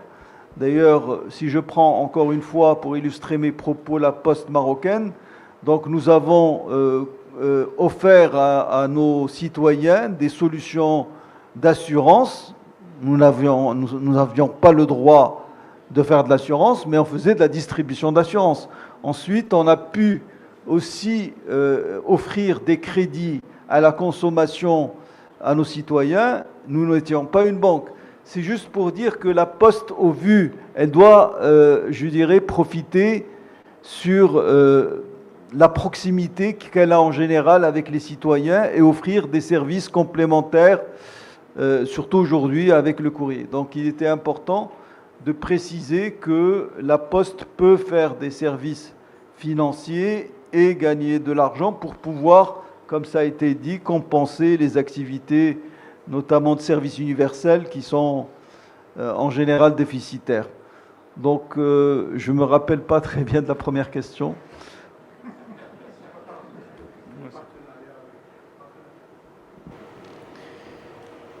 شكرا على السؤال. أول شيء مبارك طبعا الأخوة في جمهورية سوريا على إعادة تفعيل البريد، وإحنا طبعا جميع الدول العربية إحنا جاهزين للخدمة والتعاون. طبعا أعتقد الأخ من السودان سأل عن الخدمات اللي ممكن تقدمها البريد. أي خدمة تقدر تأخذها من المنظم خذها. أنا أعتقد هذا أهم شيء. اليوم سمعنا أن في بعض مؤسسات البريد 80 أو 90% من أرباحها تكون من الخدمات المالية مش من البريد. طبعا يعتمد على طبيعة السكان، المساحة. احنا في دولة قطر يمكن عندنا المساحة صغيرة، وأيضا البنوك منتشرة يعني في جميع الدولة، فيمكن هذه ميزة الانتشار غير موجودة في قطر. وأيضا في خلينا نقول في ماتوريتي يعني في الأمور المالية، سواء كانت من البنوك أو الويسترن يونيون. فإحنا حتى الخدمات المالية نقدمها اللي من خلال شبكة اليو بي يو مش تنافسية للمستوى المطلوب، سواء كانت كتكلفة أو انتشار. لكن أنا أتوقع السودان بحكم المساحة يعني دولة كبيرة، وأعتقد هذا مهم أن تقدمون على هالخدمات. أيضا نسيت سؤال الأخ من سوريا، عفوا كلنا نسينا السؤال الأول. التعاون. طبعا التعاون جدا مهم بالنسبة للدول العربية. أعتقد فتح القنوات أو تسهيل سلاسة أو جعل العبور بين الدول سلس بشكل أكبر. طبعا هذا يتطلب تعاون من الجمارك ووزارات المواصلات والنقل. أعتقد الحكومة لازم تدعم هذا الموضوع. التطلع أن تكون في شبكة موحدة للدول العربية، أعتقد هذا التوجه. إذا إحنا الكل يفكر أساس أن إحنا كأن شركة واحدة، ممكن يكون نظام واحد أو تكون أنظمة متعددة لكن فيها بينها تكامل وترابط. تسهل عملية طبعا تنقل الشحنات، عملية التتبع بالنسبة للمستخدمين. وأيضا يمكن إذا كان في اتفاق على تكلفة تكون مخفضة، سواء كان نقل بري أو نقل جوي. يعني اليوم احنا نواجه تحدي بحكم الأوضاع يعني على خطوط الطيران، فصارت التسعيرات أو صارت أكثر من قبل، يعني صارت في زيادة في الأسعار، وهذا طبعا أثر على البريد وعلى جميع الجهات الثانية. فإذا كانت في أسعار تفضيلية أو استخدام البارسل يعني أو البوستال عوضا عن البارسل في التنقل يكون جيد. طبعا في البداية بشكر حضراتكم على الأسئلة القيمة، ويمكن البريد المصري عنده الرغبة والشهية في التعاون والشراكة مع كافة الشركاء. بس أنا يمكن ليا وجهة نظر في عملية الشراكة، إن الشراكة بين البلدان وبعضها ده شيء مهم وجيد، لكن إن الشراكة دي تتم من خلال آليات منظمة، من خلال طبعا المنظمات العربية والأفريقية والدولية زي اتحاد البريد العالمي. هي بتبقى بتدينا يعني فرصة أكبر، لأن بيبقى من خلالها بنستغل الفرص اللي موجودة عند البلدان وبعضها، وسبل التعاون والشراكات بتبقى متاحة للجميع. فبالتالي بتبقى عملية مشاركة على مستوى البلدان اللي موجودة في كل اتحاد من الاتحادات. فده يمكن هيبقى من أحد السبل الفعالة في عملية الشراكة. ويمكن لابد دايما من عملية المتابعة للتوصيات اللي بتنتج عن الفعاليات القيمة زي المنتدى الحالي. فعملية المتابعة وتنفيذ التوصيات دي هي اللي بتضمن الشراكات، لأن أكيد كلنا عندنا فرص متعاظمة للتعاون ورغبة وشهية في التعاون ده وفي الشراكة دي. فيمكن ده الجزء الأول من سؤال حضرتك. الجزء الثاني لسؤال الزميل من البريد السوداني، يمكن عملية التطوير النهاردة في المنصات اللوجستية لوحدها ولا المنصات الرقمية، هو ما فيش انفصال. لازم النهاردة هي منظومة متكاملة مترابطة ببعضها. انت لو طورت جانب من الجوانب واغفلت جانب آخر، الخدمة في النهاية هي مجموعة سلسلة مترابطة.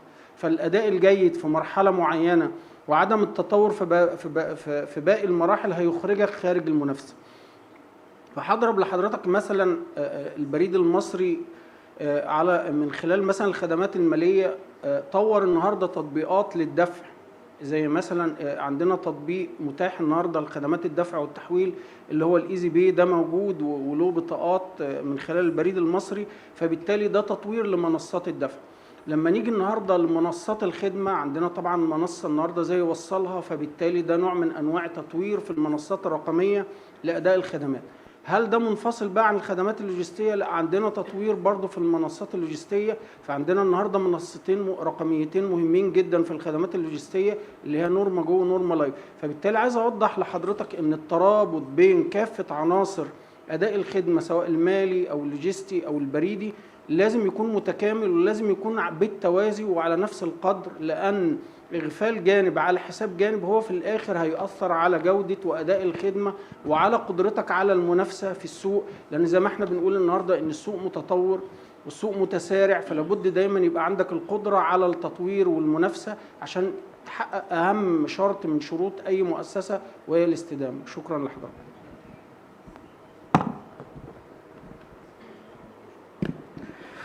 Thank you very much. And please, we have overshot our time. I'm very sorry. We've got to end it here. But our panelists are going to be with us today, tomorrow. We can still talk to them about this. I'm very sorry for this. This has been very interesting, and there are many questions coming up, and even the answers are long but very good. So we could not stop anything, but let us please indulge one another, and we end it at this point. Just to say that we have heard from the panelists here that modernization of the post is not just about investing in technology and infrastructure. That is part of it, but also you need to think through the whole spectrum of issues. You have to think about innovation. We have heard about partnerships. We've heard about customer focus. We've had retooling of human resources and also addressing the issue of level playing ground. This is the regulatory issues. So apart from the investment, you have to invest in being competitive, because as any other business, we've been told that whatever you invest, unless you focus on being competitive, it may not work. So with those few remarks, I would like to appreciate our panelists very much, Mr. Bajaloon, Mr. Al Sayed, Mr. Taman. Thank you so much for sharing your thoughts, and I believe that the participants have benefited a lot from your interventions. As you've said, you can keep on engaging with the panelists inside and outside the building today, tomorrow, and thank you very much. Let's give them a loud round of applause. Thank you so much. Thank you, ladies and gentlemen. I would like to please stay just a few seconds with us, just to say thank you very much, Mr. Mutusi, for managing this panel, and I'm sure that what you have said is very interesting, all of you. That partnership is a mandatory, is not anymore a choice, and this is the way to go. And in the front of the big players, there is no other way. Either you will be a coalition and big, or not to be. This is the main issue. I'm sure that for the answer, the exclusive situation of Syria deserve maybe an example of coalition to support this country, and congratulations for the relaunch of your post. فشكرا لكم سي موتوسي حسن السيد المدير التنفيذي لشركة الخدمات البريدية القطرية، السيد طمان نائب رئيس بريد مصر، وسيد أحمد بن جلون التويمي المدير العام لمجموعات البريد المغرب، والذين سيتشرف السيد أحمد أمين بن جلون التويمي لتقديمكم جائزة للمتدخلين الاثنان. فهنيئا لكم، وأخذ صورة مع سي متوي.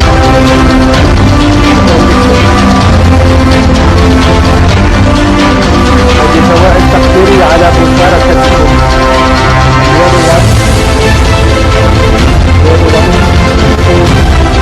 Stay together for the last picture.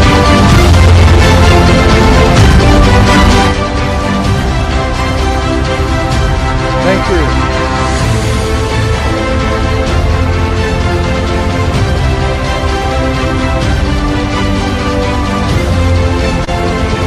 And I'm sure that this is what we're doing. هذه فقط البداية. لازم يكون هناك أسئلة تفاعل مع شكرا لكم. ونمر للفقرة الأخيرة لهذه الصبحية.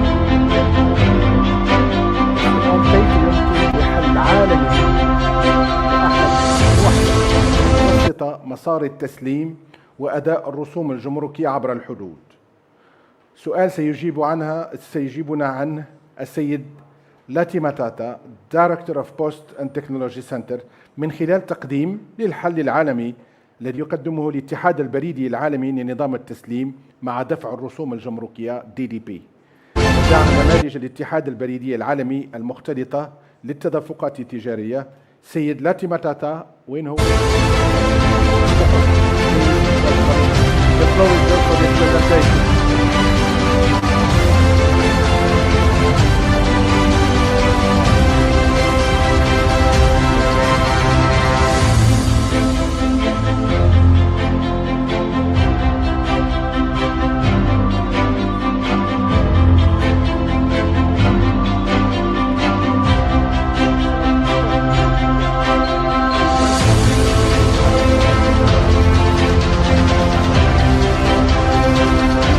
Government of Kingdom of Morocco, Morocco Post, Post Maroc. I thought about Post Maroc, and I just wanted to say in my 26 years of working in the UPU, I have always had a chance to interact with Post Maroc. They have had leadership positions, especially on financial services, so I just want to thank them very much for the work they do at the UPU level. So, thank you. So I have a lot to say on these two topics. I have much more to say if you are willing to speak with me. Unfortunately, my French is not that good, but I'll be happy to interact with you as much as possible over the next 2 days. Yes? And Arabic? I speak Swahili, so there's some match in between. Yeah. Okay, so 2 topics. One which is extremely important. I think the keynote from Mr. Farrand talked about it, what's happening on the custom side. And the second one, which I think is very interesting because I had some very insightful comments when he talks about partnerships and commercial flows. Starting off with the history. Every cycle we have a clear theme for what we're trying to do in the Congress cycle.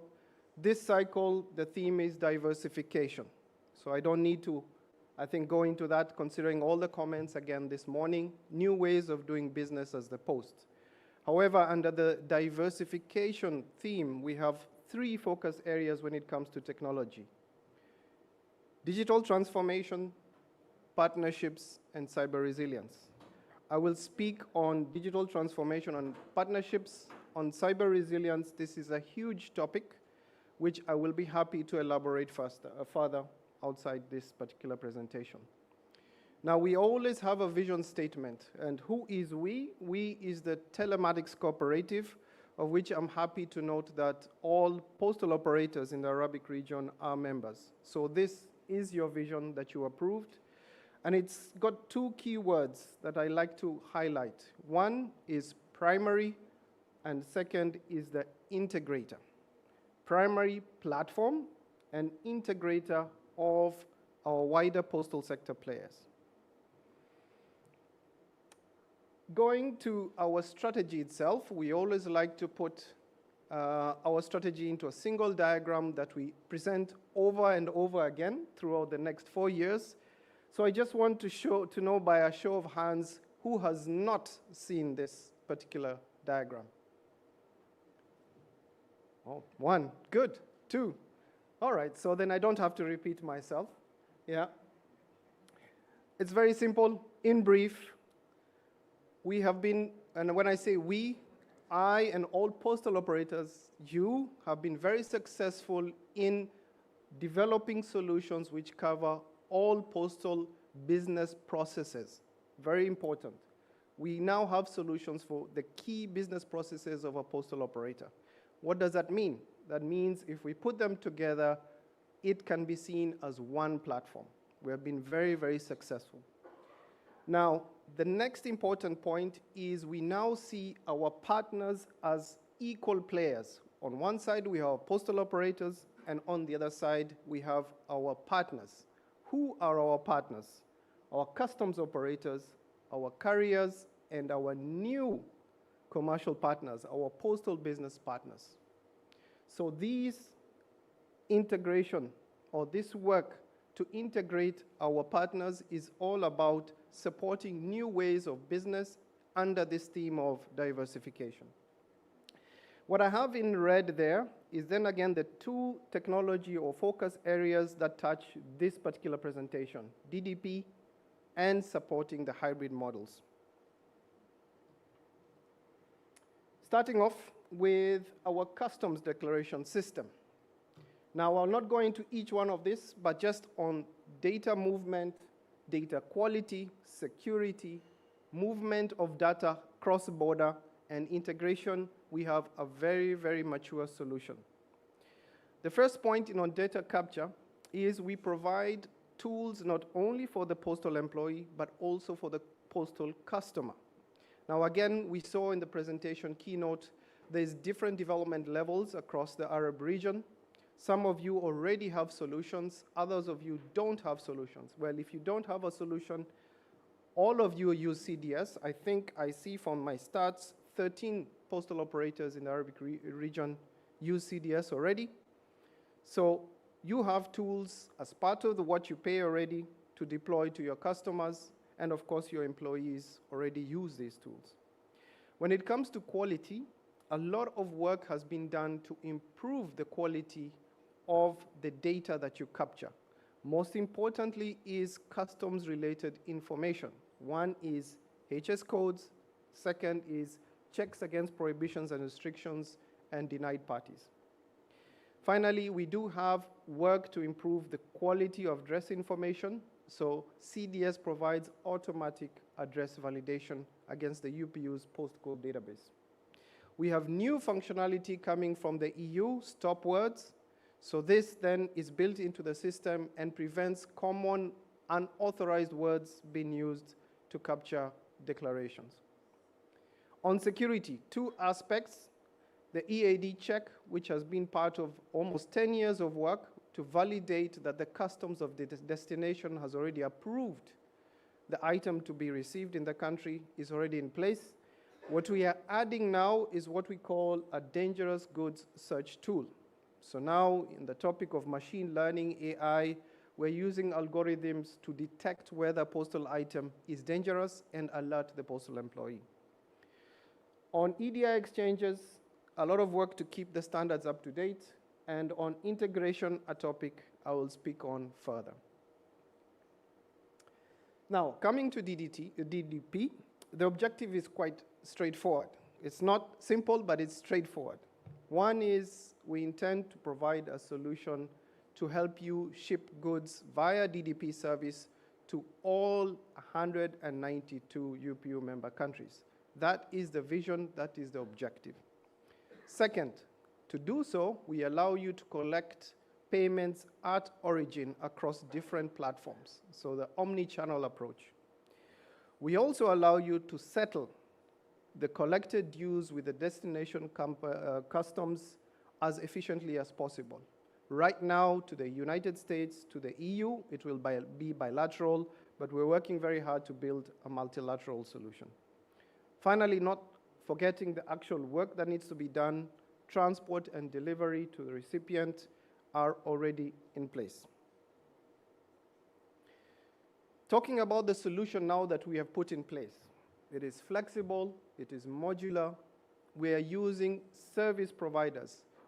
On the theme of partnerships, we're not doing the serious specialized work as the UPU. We have actually certified several providers. I will read them out because some of them are very familiar.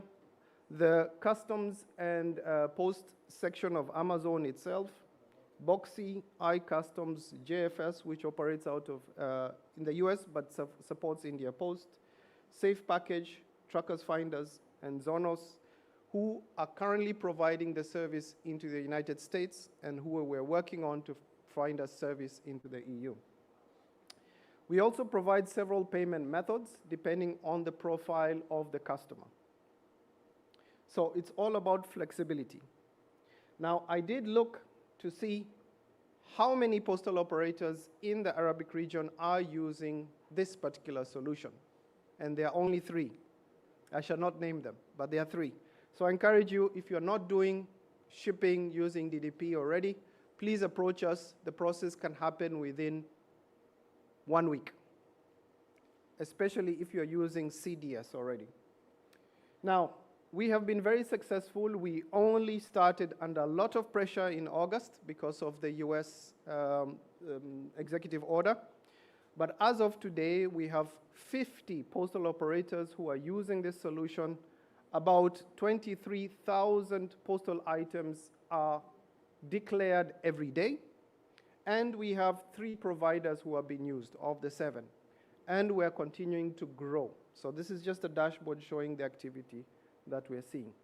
We encourage you to please come and talk to us, talk to me, my colleagues who are here from the International Bureau, and we shall guide you on how to adopt this solution.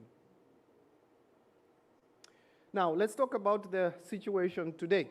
Unfortunately, not very clear. There are a lot of uncertainties that we're trying to grapple with. The first one is how to adapt to changing requirements from the United States and to help these posts to transit. From the United States is a clear guidance that they prefer to have customs clearance, customs commercial clearance using brokers. So we're trying to speak then with our solution providers to see whether they can provide these brokerage requirements, what additional data elements are required, and build them into the system. The whole idea being, if you are using CDS, your front-end operations, your back-end operations, stay as much as possible the same. We also have a second challenge that's happening next week. It's from the 1st of July, the de minimis into the US is reduced to 0. For some category, customer to customer, it's at 45 euro, but this is something that's coming very, very quickly.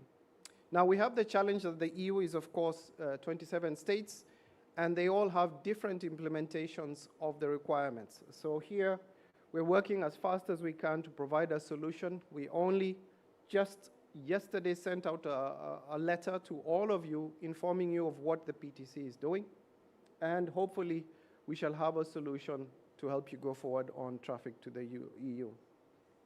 Now, as I mentioned, the issue of settling is not easy, especially now that you have several destinations, let's say 28, because now you have the US and 27 EU postal operators. So the solution to build a central clearing solution has started, and we are committing to have something in place by the end of 2026.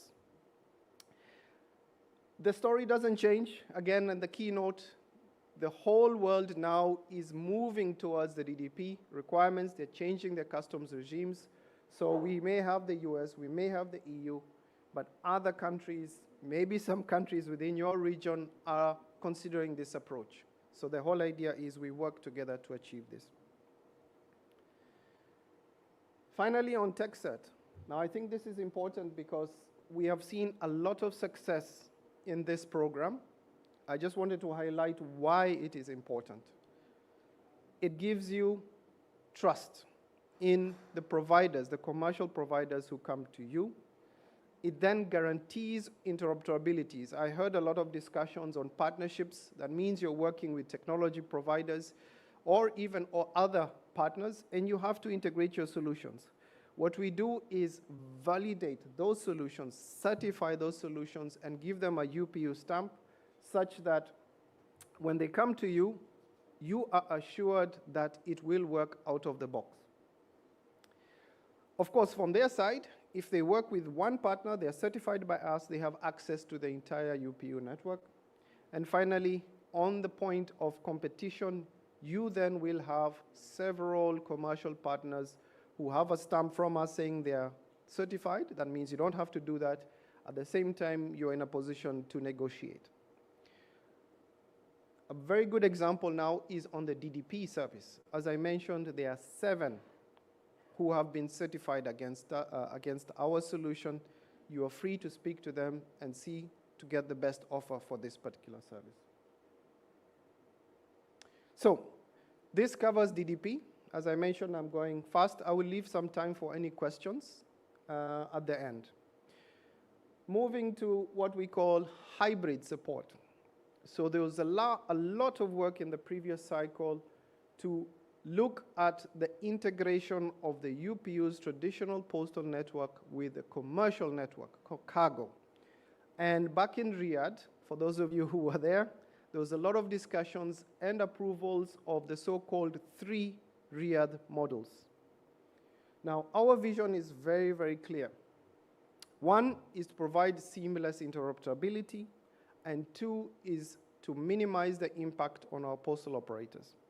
And how we're doing this is simply leveraging the technology we have, the ones I've just described. Nothing different. So, I then have this diagram which summarizes the hybrid models. I've presented this many, many times, so I just want to know who has not seen this particular graph. Just raise your hands. Okay, just 1. Great. 2. Okay. So, in green, to summarize very quickly, in green is our traditional UPU postal network. It goes from a sender, let's say in Morocco, goes to a Morocco postal counter. The item goes via a postal channel, so typically it's an airline. If there's any transit operations, maybe through Europe, it will be handled there seamlessly by the postal operator in Europe. The destination is the US, so then through the US Postal Customs operation, it will arrive at USPS and then gets delivered. That is what we know, and that is what we've been doing for the last 151 years. What we have now are 3 new models, one called direct entry, one called transport, and one called first mile. What we have then is the UPU technology that facilitates this particular process. And I'll just break it down very briefly and show you where we can support you in each one of these models. On the first one, which is direct entry, where on one side is a commercial operator and on the other side is a postal operator. And here, for a commercial operator, we already have very clear solutions that are ready to be used. So what you have in green means done. The development from a technology side is done. What we have in orange is ongoing. Work has started to improve this. So what I just want to show you is, in so much as we've had the decisions done back in 2023, we're already making good progress in delivering some technology to you. That's model 1. I'm seeing pictures being taken. I assume that the slides will be distributed to you. Model 2 is about commercial transport channels. For a capacity planning tool, we are yet to start this work. We're looking for support on this, so we'll be happy to find sponsors. For conversion of data, we are doing some work already. And of course, on the customs clearance side, we have mature tools. That is the transport side. And lastly, on the model 3, which is what I call business as usual, we already have tools to provide interaction with a commercial entity domestically, and of course, we have our landed cost calculator. What I want to say on the last landed cost calculator is our objective is to provide commercial solutions which cover the entire UPU network. So again, I really emphasize this point. As much as we are providing a solution to the United States and the EU, the whole objective is for any destination, be it Morocco, so whatever is required for Moroccan customs, will be able to provide a landed cost calculator. So, in terms of what has been done, we have been providing consultancy as technical experts to the groups that interact with our wider postal sector players. That's the consultative committee and our RMIG. We have built out the technology that's necessary. We have published the interaction of that technology, and we are ready to do work now to start actual operations. So with that, I think I spent 8 minutes. I just want to see if there are any questions at this point in time. Everybody's hungry for lunch. Yes, Yeah? I think. Yeah, Yes. I think, okay. Thank you very much for your time. I'll be happy Okay. to speak. So stay with me a few seconds, please. As the other speakers, you will receive a gift from Mr. Benjeloun again. And please give me one first, and I will ask you for the second one. This will be a surprise. Mr. Benjeloun, تفضل. Thank you, Mr. Lati Matata, for your...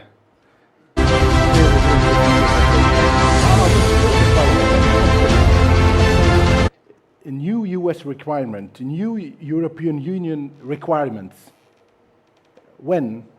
Arab requirements. Yes, we have to do that. This is a part of the coalition to be built. Thank you. Congratulations. I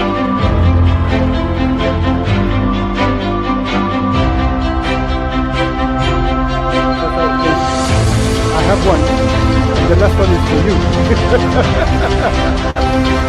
It's for you, and you will keep it in your office as a souvenir of this important event. And thank you for voting this important subject. Thank you.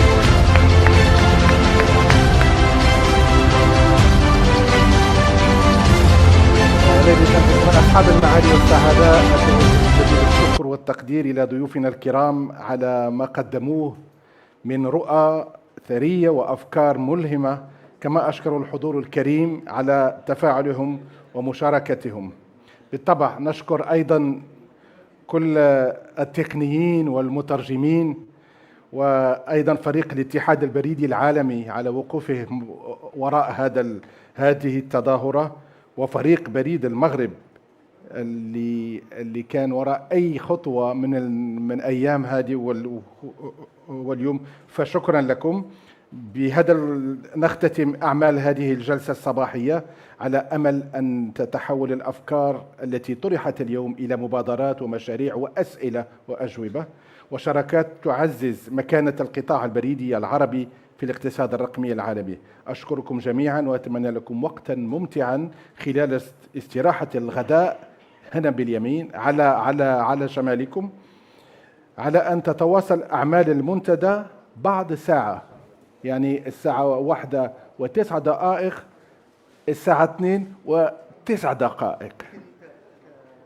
تستأذن السيد وين جالون عشان يحضر عليهم؟ ايه اكيد اكيد نعملها بالبوليتكس خلاص. اوه ما كنت انتظرها. اهلا وسهلا، شكرا جزيلا.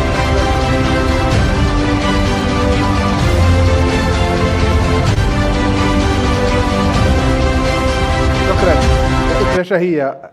Enjoy your lunch. Bon appétit à tous. شكرا.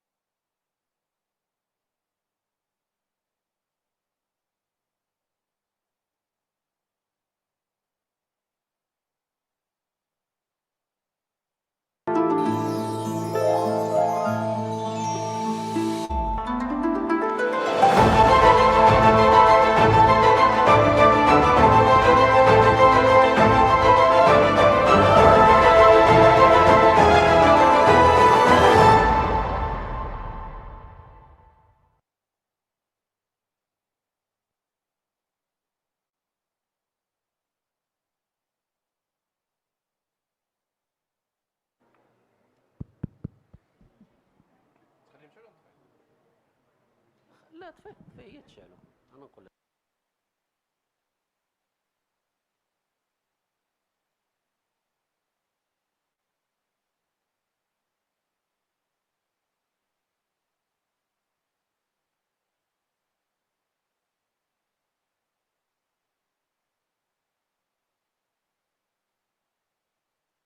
ليه مزيان هاي اللي خضار هنا صافي.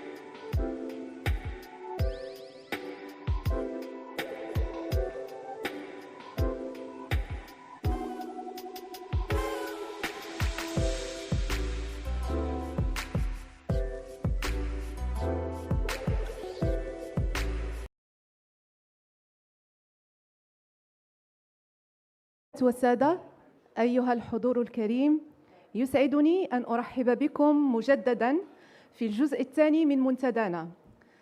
خلال هذه الحصة الزوالية سنناقش حلقتين للنقاش أو جلستين حواريتين ستتناول موضوعين مختلفين في امتداد للمناقشات التي شهدناها هذا الصباح. فكما تعلمون التجارة الإلكترونية تشكل اليوم تحديات عديدة وتوفر إمكانيات هائلة للشركات في منطقتنا العربية. وللحديث عن السبل الكفيلة بتسهيل هذه الفرص لجميع الفاعلين، يسعدني أن أستدعي للمنصة السيد أندري فارون، رئيس تنفيذي لشركة فارون أدفايزرز، الذي سيسير الحلقة حول موضوع تحفيز التجارة الإلكترونية عبر الحدود في المنطقة العربية. Mr. André Faron, please, if you can join the floor. Thank you.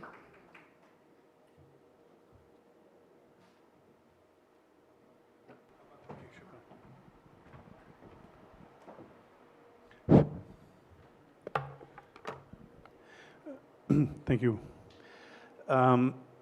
So,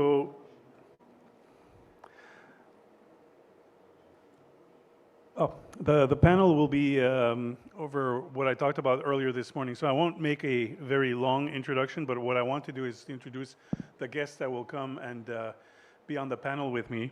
And I would like to, first of all, introduce, hold on, old age.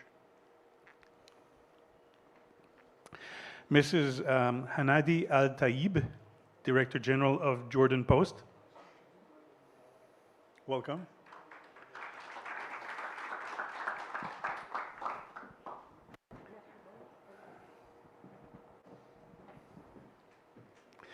In addition, I believe Mr. or Dr. Nael Adwan will not be present. Is that correct? Okay. I will then move to Mr. Tadas Durunga. Tadas is Head of International Development at Omniva, and he will be here to provide us an international perspective. From a technology perspective, we will have Mrs. Hannah Hugel. She is the GM of Europe, Middle East, and Africa, and Chief Product Officer at Zonos. And then finally, from a UPU supply chain perspective, we have Mr.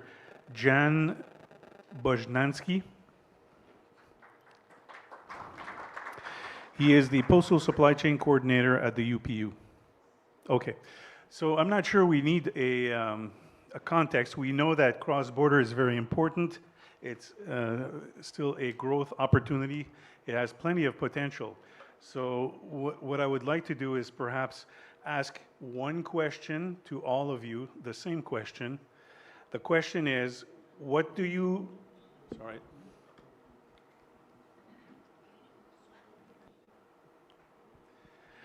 What do you see as the single most important action required to unlock cross-border e-commerce growth in the Arab region?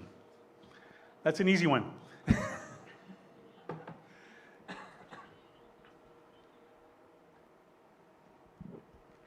شكرا لكم جميعا، شكرا للمملكة المغربية على حسن الضيافة، شكرا لاتحاد البريد العالمي والمكتب الدولي على إتاحة الفرص وتبادل الخبرات.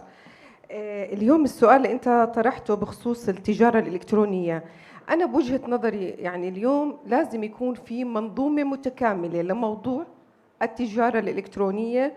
هاي المنظومة يجب أن تكون موحدة ضمن غطاء دولي تخضع لإجراءات جمركية، توحيد وتبسيط الإجراءات الجمركية في البلدان العربية، تكون هي منصة رقمية بتساعد اليوم في عملية التجارة الإلكترونية وتسهيل إجراءات عبورها بين الدول بدون وجود يعني تحديدا منظومة متكاملة. رح يضل في اختلاف بالإجراءات الجمركية، رح يضل في تحديات، رح يضل في معوقات. الأفضل إحنا كدول عربية أو تحت مظلة اتحاد البريد العالمي إنه يكون في منظومة بترتب عمل التجارة الإلكترونية والإجراءات الجمركية والتخليص عليها وسهولة الإجراءات ووصولها للمتقدمين الخدمات.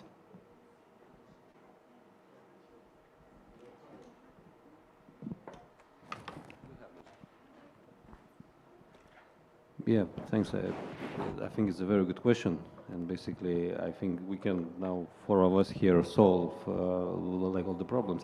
But to start with, I really liked one question in the previous presentations when it was presented the regional or not like regional for those what we have now changes in the Europe, in the US. And there was a question when it will be from the Arab countries.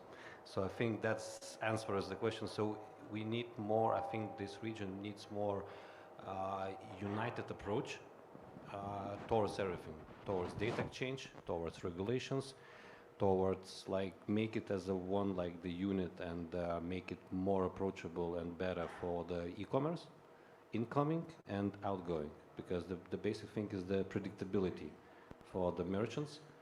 What you expect, and when you look at those countries separately is kind of like a headache. But if you know that there are the same rules, the same data exchanges, the same thresholds for the customs in all, I don't know, 8, 10, 12 countries, that's a different approach. And then with one integrated, like with one set of rules, you can open up not one country, but all the region here.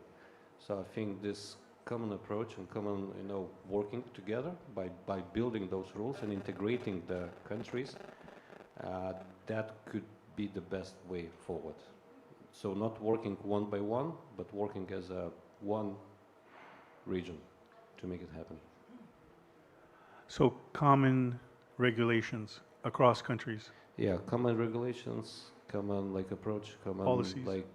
like a policies. Like we have a good example in the EU. Yeah, now it's a headache with those changes, but then you have the same regulations, the same things for all like 27 countries. So with one set of things, you can open up like for the big platforms, 27 countries. Here, you have to come country by country. If you have the same rules, the same set of things, you open up like all of those in your marketplace. Okay, Anna? I think from our side, it's expecting complexity. We all would like to have, I think we would love to have one basis of rules, one approach, but I think it's becoming increasingly harder. And looking beyond this region, we've seen it in the US, we've seen it in the EU, Australia, New Zealand, UK, Singapore. Everybody is adding some layer of complexity for various reasons coming into their countries. But I think like looking at the commonality of the tools, looking at the commonality of the data you can collect, the way you can approach it, and the consistency and transparency in those transactions and in how you're handling shipments and working with customs. That is, I think, one way to look at how to make this increasingly complex world kind of easier to navigate, because the rules are getting harder. But I think the streams, the flows, the approaches you can take can become easier. And I do think alignment regionally is incredibly helpful. So even if it's beyond the formalization of regulations being the same or legal frameworks being the same, it's how can you partner, how can you work together, how can you align around the principles that don't require, I think, an extra layer of legislative action, for instance. That's where that unlock can be, because we know e-commerce volumes are increasing. We know that schemes across the world are getting harder. We know that consumers are getting more and more sensitive to the experience. But I think looking for those points of ease that are low investment for you, low lift for you, and can bring a bit more of a cohesive feeling to the experience is really probably going to be, I think, the right approach looking ahead. Jan? Thank you. Your question is simple, but of course the answer is not easy. There is absolutely no single magic action to be taken. But maybe I would say, as a joke, that maybe first we should start to think out of the box. I mean, in UPU and our world, because we are quite conservative and we really need to follow the reality. Reality is de minimis. Reality is B2B2C model. Reality is that market players are now becoming carriers, for example. Reality is that customs carriers are pushing us from mail towards to cargo. So we need to think about that. We need to think first out of the box and change our processes. I would say that we need, UPU did fantastic job for social mail. UPU has fantastic regulation for social mail. I'm sorry, our regulation is not fitting to the commercial mail at all. At all. It's not allowed to speak about air bill, for example, and those issues. So I think that first we need to change our mind, we need to change our processes, maybe regulation. And of course, then we can still live on the market. I'm sure that there is still some place for post, but we need to better manage the data. You were talking about maybe Arab region differences. I'm sorry, I don't agree with you at all. I prefer some global rules, much easier to manage, because can you imagine that at the Office of Exchange in one country you will separate dispatches, separate EDI messages differently for each region? It's not manageable. It's not manageable. So that's our job. I mean, UPU job to speak to global, international and governmental organizations like IATA, ICAO, WCO, World Customs Organization, try to create, if possible, global model, because it's easier to manage. Of course, data management is extremely important, but I think that there are also some other issues. Today you spoke a lot about customs clearance. Whether we like it or not, we need to use DDP. The world is changing. The taxes, duties, and other fees or levies, how they call it in different countries, will not be collected at the end of the process. You see clearly from US, from Europe, it will be at the beginning. So we need to switch to DDP. We need to switch to those solutions. So we need to forget that we are centric of e-commerce. We are not. We lost that position. And we should really look for partnership, as was mentioned many times today, because this is only one way how to still, we can find a way to live and be still relevant on the market. So I think that you spoke a lot about last mile or returns, but again, about flexibility. We have absolutely no UPU e-commerce product. We have no UPU return solution. And returns, from my point of view, is extremely promising, maybe potential independent or stand-alone product, even if we are not delivering from Amazon, but we can help them with returns, for example, either in the country of destination, and in the neighboring country, or to send it back to the country of origin. So there is a lot of issues. There is really not only one action, but with my passion I could speak a lot, but I think that that's enough for this moment. Thank you. I'm going to go a little bit off script, because one of you mentioned something that gave me, I guess, the impression that are you trying to grow cross-border e-commerce in between the Arab regions, or from outside to inside? Well, that's a question I have. Perhaps maybe, I don't know if this is for the UPU or for you, but I don't know if you might have a thought. I also have a follow-up question for you.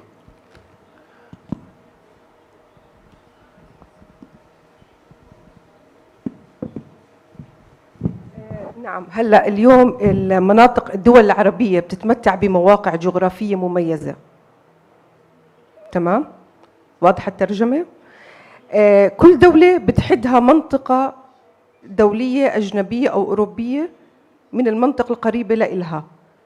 هلا إحنا اليوم كمنظمة كدول عربية بنطمح إنه يكون بيننا على تحديدا توحيد إجراءات جمركية، تسهيل وتبسيط الإجراءات فيما يتعلق بالتجارة الإلكترونية، يكون في منظومة محددة المعايير، محددة الأهداف، محددة العمل والآلية. هاي المنظومة اليوم في حال نجحت رح تطلع وتتوسع لباقي دول العالم. إحنا اليوم المناطق تربط ما بين الشرق والغرب في العالم، دول عربية. يعني إحنا اليوم كموقع الأردن الجغرافي، إحنا اليوم موجودين نقدر نخدم المنطقة العربية كالعراق، سوريا، لبنان، فلسطين، لبنان ذكرتها. فاليوم الموقع المتوسط الجغرافي بمكننا انه نتواصل للدول لتعزيز منظومه التجاره الالكترونيه في ظل الظروف الراهنه قبل فتره اللي شهدتها العالم. احنا اليوم كان لازم يكون في عند الدول العربيه خطه طوارئ، في بريد، مش بس بريد تجاره الكترونيه، بريد الدول بالاساس. اليوم لازم يكون في خطه للعمل وكيف انه احنا نعزز منظومه وصول البريد واستمرار عمل البريد في العالم. كانت الاهداف الاساسيه انه لازم البريد يكون عنده خطه استراتيجيه ويكون عنده منظومه التحول فورا. احنا اليوم البنيه التحتيه مكنتنا في الاردن انه نحول البريد من الجو للبر فورا دون أي معوقات. فتحنا المعابر الحدودية البرية، استقبلنا بضائع التجارة الإلكترونية من دبي للسعودية للأردن، تأخير بسيط ولكن وصلت البضاعة للأردن. فإحنا اليوم بنطمح أو غاياتنا كدول عربية كتعزيز منظومة تجارة إلكترونية وكتمكين قطاع بريد تحت مظلة اليو يجب أن يكون هناك توحيد وتسهيل وتبسيط إجراءات. كيف اليو اليوم ركز على موضوع الاشتمال المالي، أتاح للدول اليوم من تقديم خدمات مالية. يجب أن يكون هناك في اتفاقيات ما بيننا وبين الدول العربية كيف اليوم نبسط الإجراءات ووصول التجارة الإلكترونية خارج، وأيضا استقبال هذه التجارة الإلكترونية من الدول الثانية. فالهدف اليوم يكون في منظومة احنا كدول نشتغل عليها.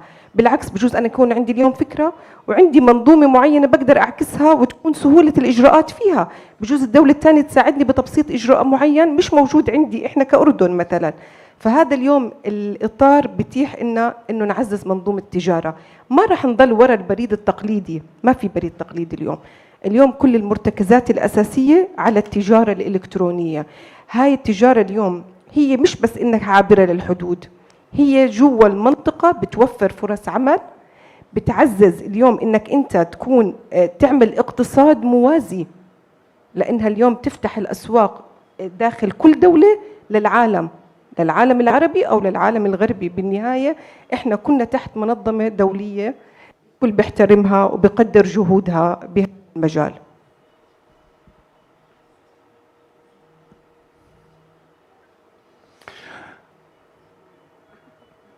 Thank you. So a follow-up question. We talked about imports. My question to Mrs. Hannity, Jordan Post has been actively supporting e-commerce. Have postal operators evolving from traditional delivery provider into a strategic enabler of cross-border e-commerce? How do you incentivize exports and maybe drive more small, medium-sized businesses to be more active in exports?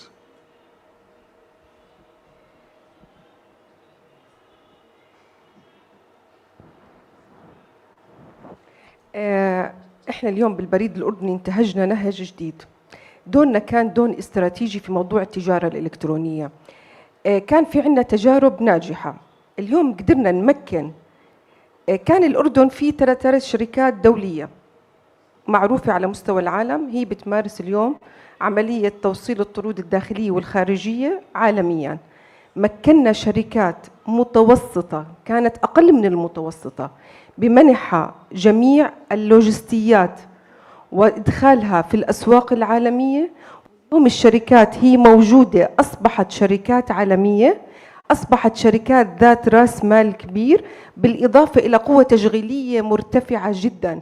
قدرنا نتيح لهم المجال يدخلوا على صفحات التسوق الإلكتروني، أو أعطيناهم رخصة إنهم يمارسوا جميع الأعمال البريدية للتجارة الإلكترونية من خلال دعم البريد الأردني كداعم لوجستي، من استخدام هب التبادل. اليوم بيستطيع الشركة اللي كانت هي شركة أردنية محلية استخدمت اسم البريد الأردني ودخلت على الأسواق العالمية وعملت اتفاقيات، إحنا كنا طرف في هاي الاتفاقيات الدولية، واستطاعت تجيب البضائع من التجارة الإلكترونية للأردن باسم البريد ومنحها لهذه الشركات، واللي بدورها هذه الشركات بتقوم بالتخليص الجمركي ومعالجتها في مركز التبادل الدولي، تمام، وتوصيلها لمتلقي الخدمة. اليوم قدرنا ننشئ أكثر من 12 شركة، كانت شركات جدا صغرى وشركات متوسطة، اليوم هي شركات دولية حصلت على ترخيص من هيئة تنظيم قطاع الاتصالات، انتقلت من مرحلة لمرحلة. احنا هون بنفتخر اليوم بهاي الشركات انه قدرنا نمكنها ونمكن عملها خارج الإطار المملكة الأردنية الهاشمية.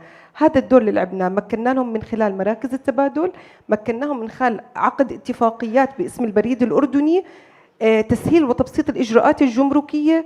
الأنظمة المتبعة اليوم أو الأنظمة المتعلقة بهذه الإجراءات موجودة تحت مظلة البريد الأردني، فكنا إحنا اليوم مساعد وداعم الشركات والأفراد. النقطة الثانية اللي اشتغلنا عليها في موضوع التجارة الإلكترونية، معلش أحكي بس هاي التجربة البسيطة. ارتفعت عندنا الرزم البريدية. كيف اجت الفكرة؟ اجوا شباب طلبوا مقابلتنا اليوم انه انتم كيف بترفعوا موضوع الرزم البريدية تحديدا، مثلا انه احنا بنبعت كثير بضاعة لأمريكا. قلت لهم وين المشكلة اللي انتم بتواجهوها؟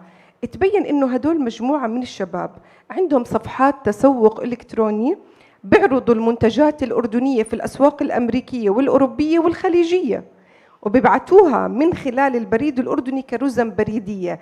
يعني اللي كان يبعت، شفت الصفحة عليها، الصفحة كان منتج أردني سعره دينار محطوط على صفحة إيباي $18 ل $20. اليوم مقابل إحنا كبريد أردني نبعت رزمة بريدية بصل لمتلقي الطلب هذا الصفحة من خلال الصفحة، من خلال صفحاتهم التسوق الشخصية. اجت الفكرة انه يكون في عندنا أكاديمية للتجارة الإلكترونية. ايش بتسعى هاي الأكاديمية؟ اليوم قدرنا نوفر من خلال هاي الأكاديمية انه ندرب بما يعادل 2800 شاب وشابة في المناطق النائية انها تكون عندهم فرص عمل، بيجوا بيطلقوا الدورة. طبعا الأكاديمية مرخصة ومعتمدة من هيئة ضمان الجودة في الأردن. بنعلمهم كيف اليوم يفتحوا صفحة تسوق إلكتروني، يعرضوا المنتجات الأردنية في الأسواق العالمية. هي صارت في صفحة، صار في عليها عرض وصار في عليها طلب. مين بيكمل اللوجستيات لهاي الصفحة؟ البريد الأردني. إحنا بنشحنهم هاي البضائع لبرا بأسعار الرزم البريدية، والكل بيعرف إن اليوم هاي يعني إلها دعم بالاتحاد بين الدول العربية والأجنبية. بالإضافة إلى إحنا أصدرنا بطاقات مدفوعة مسبقاً مع التعاون مع شركة فيزا العالمية، بيقدر يحصل المبالغ من خلال شحن هاي البطاقات. بالإضافة مكناهم داخل الأردن. كيف مكناهم؟ اللي ما عنده مكان يعمل المنتجات اليدوية أو الحرف اليدوية، استطعنا في البريد المناطق النائية المكاتب البريدية نيجي نقول له هذا المكان ملكك، انتج فيه الحرفة أو المنتج اللي انت بتشوف تستطيع انك تشتغل فيه، ومقابل منحهم وكالة بريدية.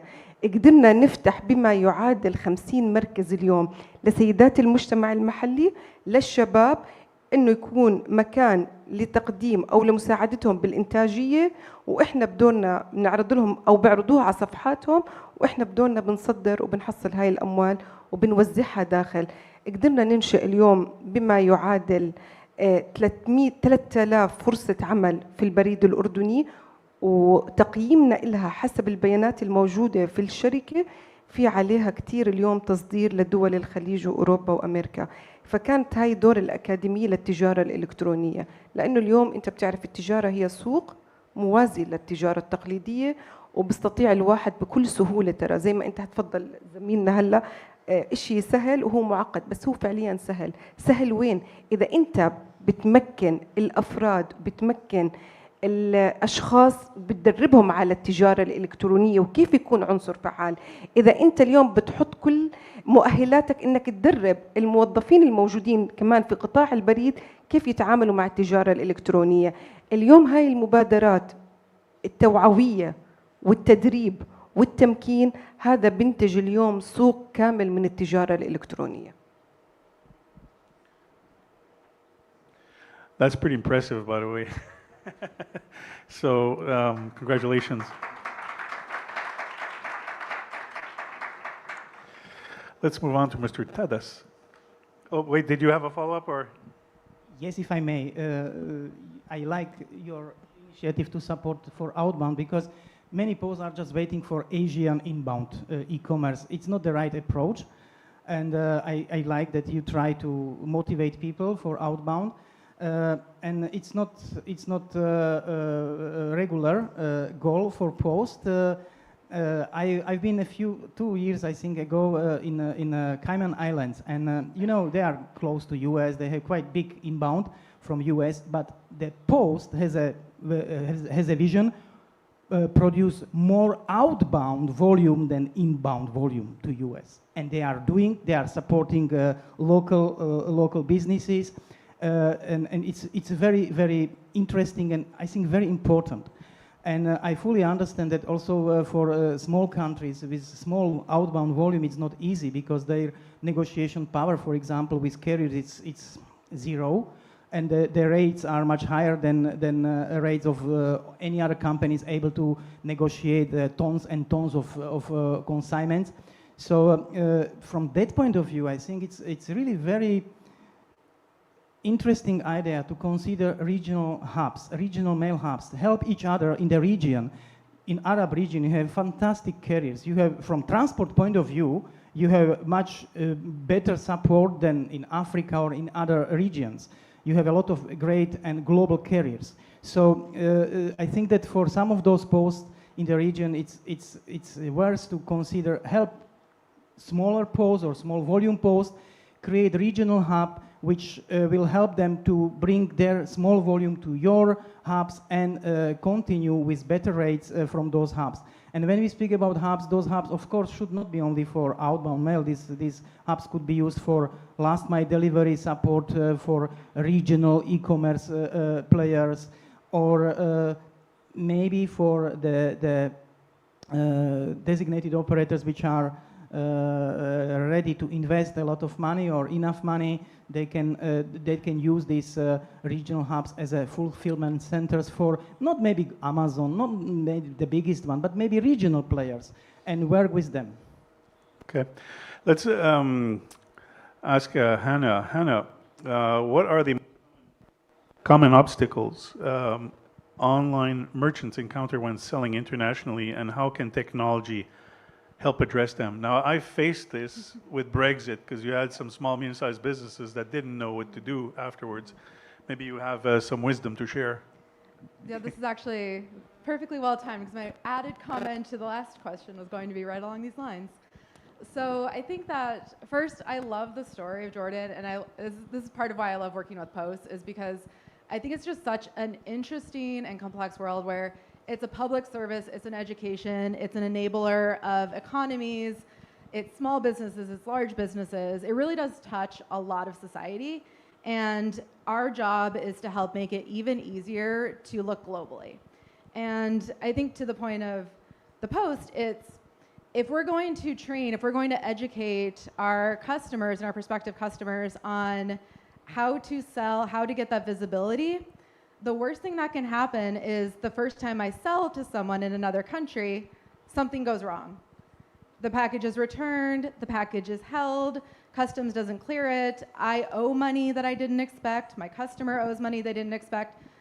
And that's, I think, where those breakdowns can occur. And so from the seller perspective, I think really looking at how, as a Post, you can help enable the seamlessness and build in those tools so that no matter the education in cross-border e-commerce, no matter the background, if it's my very first shipment as a seller, I can do it, and I can do it easily. I can go into my post office, I can go to my postal service, I can do DDP, I can get EAD, I don't have to learn customs. I don't have to know that the US recently changed their rules when I send something to the US because we really want to do outbound there. I don't need to understand this interesting situation in Europe or even in just the country next door, because cross-border is not necessarily very far. It can be a very, very close distance, but it can become very far if you don't know how to navigate it. So I think that as a postal operator, knowing what tools you have available, be it through the UPU, we work very closely with PTC and have been building a whole and helping to build and enable a whole suite of products that are available to anybody. We have supplemental technologies, and it's really like things like classifications. Who in your country who hasn't been selling regularly knows how to classify, knows what that means? They might just be picking a number and saying, it might be this. Or they're saying, I don't know what the duties and tariffs and taxes are going to be somewhere. I'll just add some money to this, or I don't even know that could be a concept. And so I don't know how to buffer prices. So I think just really thinking about the education that you can provide along with the tools that just make it very easy. So classifications, I think that transparency in pricing. So yes, I know that my item is, I'm living in Europe now, so 10 euros, but there's also the duties, the taxes, the fees. And I call that out as well because I think it's a point of strength for Post right now that commercial carriers, there are a lot of times where I'm having conversations and it's, oh, well, the commercial carriers have this figured out. They have this built in. They can absorb it. They already have that tool. All of that really comes down to the end price is probably higher as a customer, as a shipper. So I think as a Post, really thinking about that transparency and a landed cost breakdown, because that's where you can really demonstrate the value of a Post. And I think in that pricing, in the cost, in the effectiveness, in the timing that it takes for a package to go through, and knowing that it's going to be clear and cleared by customs, and it's going to be delivered seamlessly is completely priceless. And I think it's very easy to dismiss some of these other things that get pulled in and lose sight of the true value and strength of the postal network. And so just really thinking about what am I good at? What do I want to focus on? Outsource the rest if you have to. And let companies like mine help you because this is really our passion. This is our focus. This is what I do day in and day out is work with your teams.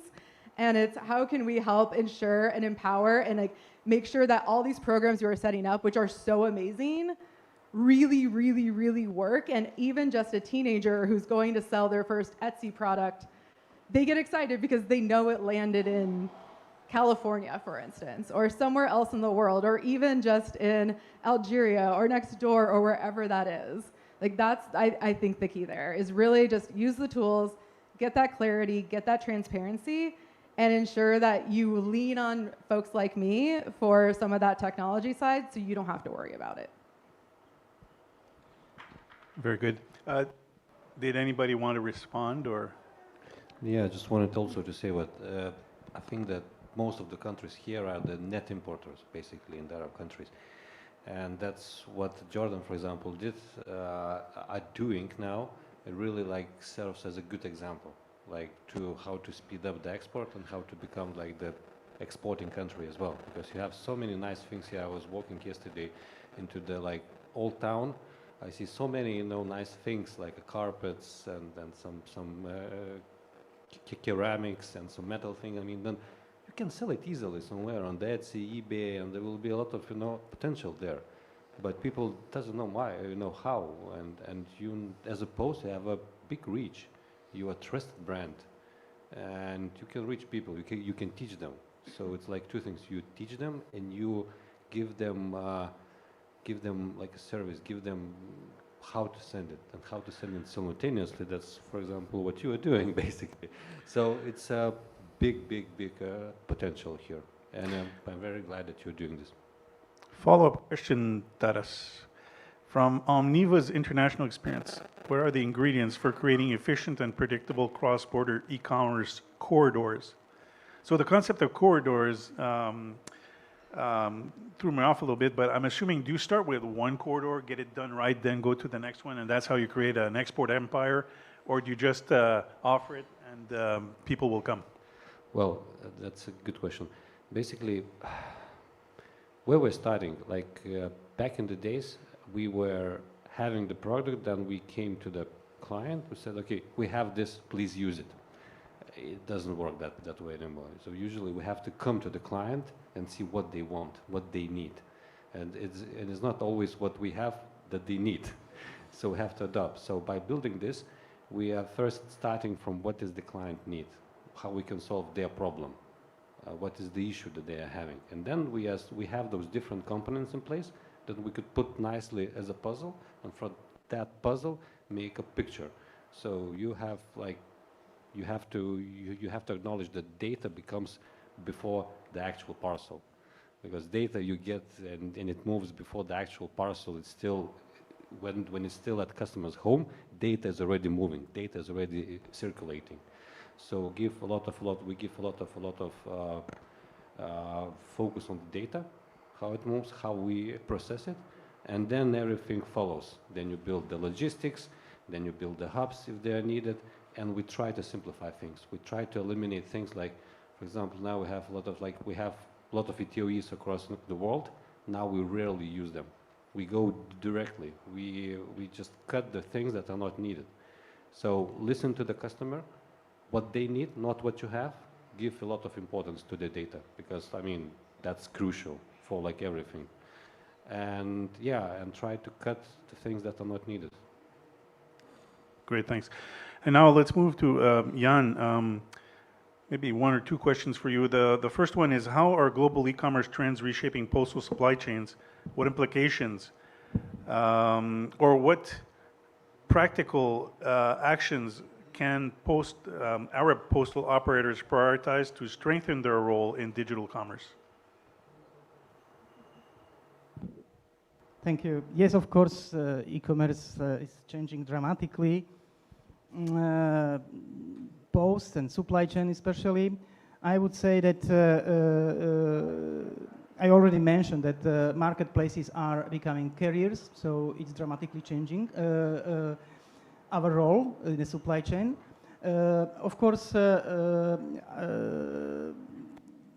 is new model, business model. We already mentioned B2B2C. So now the goods is moving as close as possible towards to potential addresses as a goods, and then it's delivered in the last mile delivery as a mail item or UPU item or the domestic item, mail item, or sometimes it's delivered in parcel lockers and the different networks of our competitors. But the business is changing dramatically. You mentioned, for example, Andre, today morning, COD or changes in that collection of money. It's dramatical change, I would say. What happened last year in August in US, thanks to executive order, it was the first time in a history when the money were collected in the country of origin, not in the destination.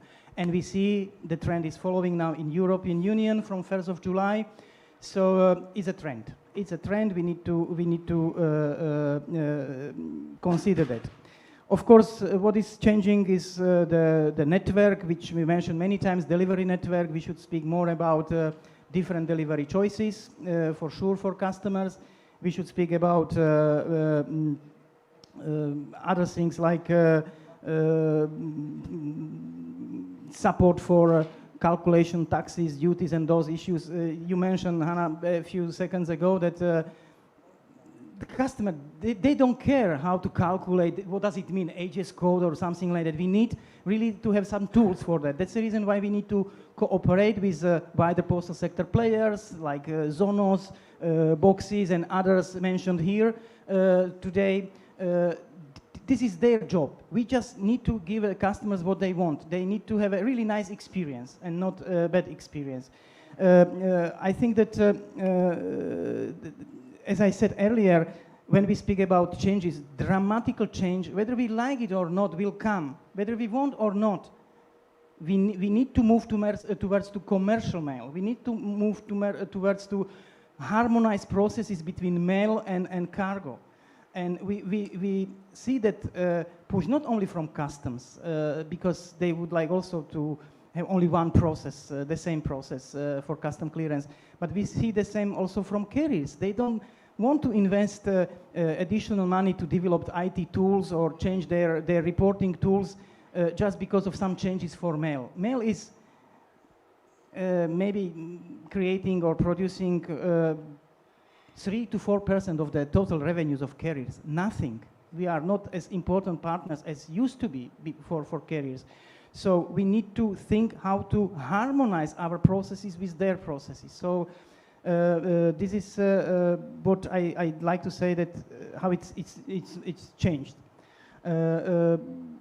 and you ask also for what countries should do for these changes. For example, paper-free, the digitalization. This is a really big trend now that we are talking about data. But of course, we need to provide not only data, we need to provide good quality of data. That's the reason, again, for artificial intelligence tools, for lookup tools to help us with addressing, to help us with HS code, to help us with calculation of taxes, duties, and those issues.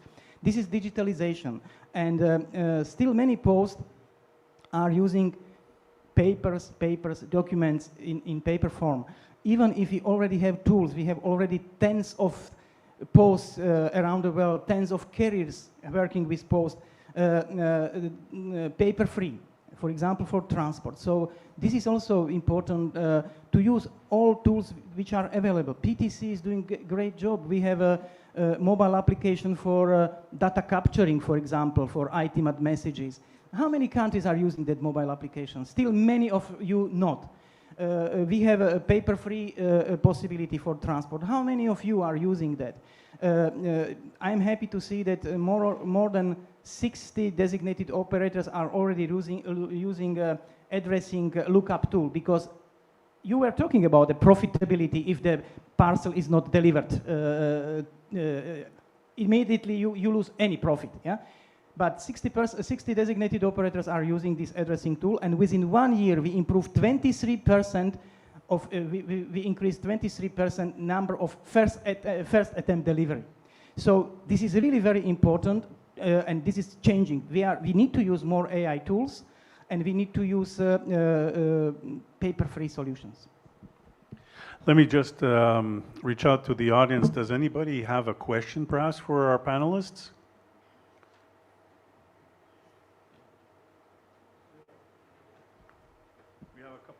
We have a couple over there. 3. Do you need a microphone?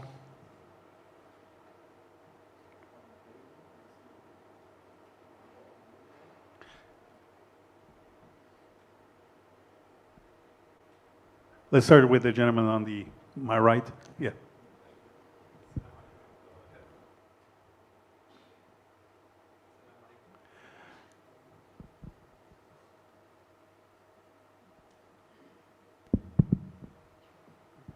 السلام عليكم ورحمة الله. عماد الدين حمد، مدير عام البريد السوري. نتحدث اليوم عن تحرير إمكانات التجارة الإلكترونية العابرة للحدود. لكن سؤالي للسادة الزملاء الخبراء، ما هي الخطوات الأساسية، أو ممكن نقول ما هي أهم 3 خطوات أكثر تأثيراً التي تنصحون بها الإدارات البريدية التي تمر بمرحلة إعادة بناء وتحديث حتى تتمكن في فترة قصيرة من الاندماج في سلاسل الإمداد العالمية وتمكين صادرات المؤسسات الصغيرة والمتوسطة؟ شكراً.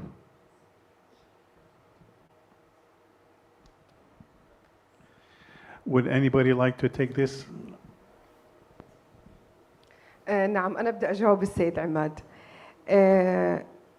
كانت حجم التجارة الإلكترونية في الأردن عندنا تحديداً قبل 24 700,000 طرد. كان في مشكلة كتير كبيرة، لازم إحنا نعرف وين كانت المشكلة. أول ناس دخل تيمو على الأردن إحنا البريد الأردني، وللأسف ما استمرت معنا تيمو لسبب إنه كان في عندنا مشاكل وتحديات كبيرة. إحنا حكينا ما رح نخسر تيمو، بالرغم من هيك طب إحنا خسرناهم، بس إحنا فكرنا كيف نجيب كل الشركات التجارة الإلكترونية على الأردن من خلال البريد الأردني. أول مشكلة كانت موجودة عندنا عدم توحيد إجراءات جمركية. ثاني مشكلة عدم وجود أنظمة مؤتمتة بفاعلية جدا عالية بتخدم هاي الشركات بالسرعة والجودة وخدمة العملاء الممتازة. عدم وجود فيه تتبع. التحديات هاي كانت بالنسبة لنا جدا كانت كبيرة وأثرها على البريد الأردني. أول نهج عملنا تعاقدنا مع دائرة الجمارك العامة، نقلنا المركز التخليص الجمركي للبريد الأردني، وفرنا مساحة 10,000 متر مربع، بنينا فيها مستودعات مؤتمتة بالكامل لتخزين البضائع. زودنا المركز الموحد للتجارة الإلكترونية والبريد السريع ب 150 ضابط جمركي بإجراءات مؤتمتة كاملة من دائرة الجمارك. كان على البوالص الترحيل المسبق، التخليص، تبسيط إجراءات. عملنا المركز نافذة وطنية واحدة للتخليص على الطرود التجارة الإلكترونية والطرود البريدية. اللي بده موافقة غذاء ودواء، بده موافقة المواصفات والمقاييس، موجودة النافذة الوطنية. استطعنا إنه يكون المركز بداوم على مدار 24 ساعة، 7 أيام عمل متواصلة دون انقطاع لو دقيقة واحدة.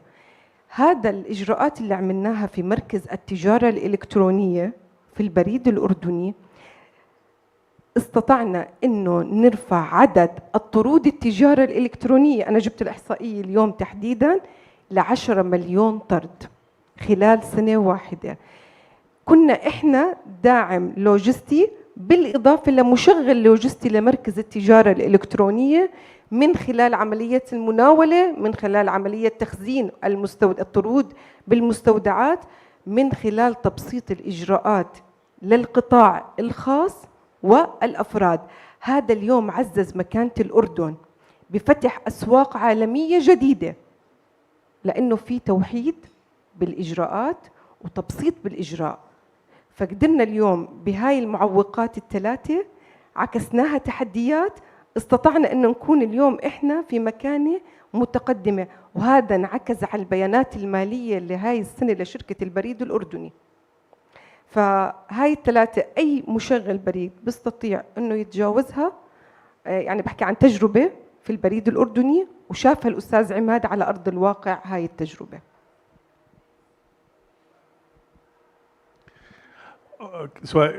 Hold on. I think we're going to have to make a compromise.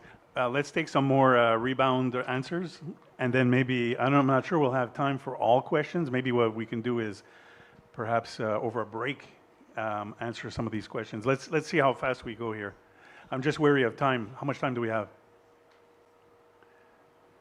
Why don't we start answering and then we can get a... Okay, we're good. So go ahead and answer. We're good. All right.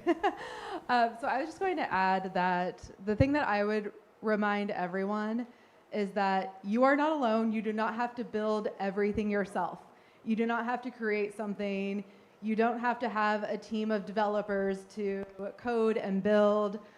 There are resources. There are other companies. There's like UPU has a ton you can utilize and lean on. Companies like mine are available with tools, with resources. And even the most, like the biggest post in the world is asking for help and looking for assistance and trying to find other ways to approach this and make it easier. So I would say, like, reach out, ask questions.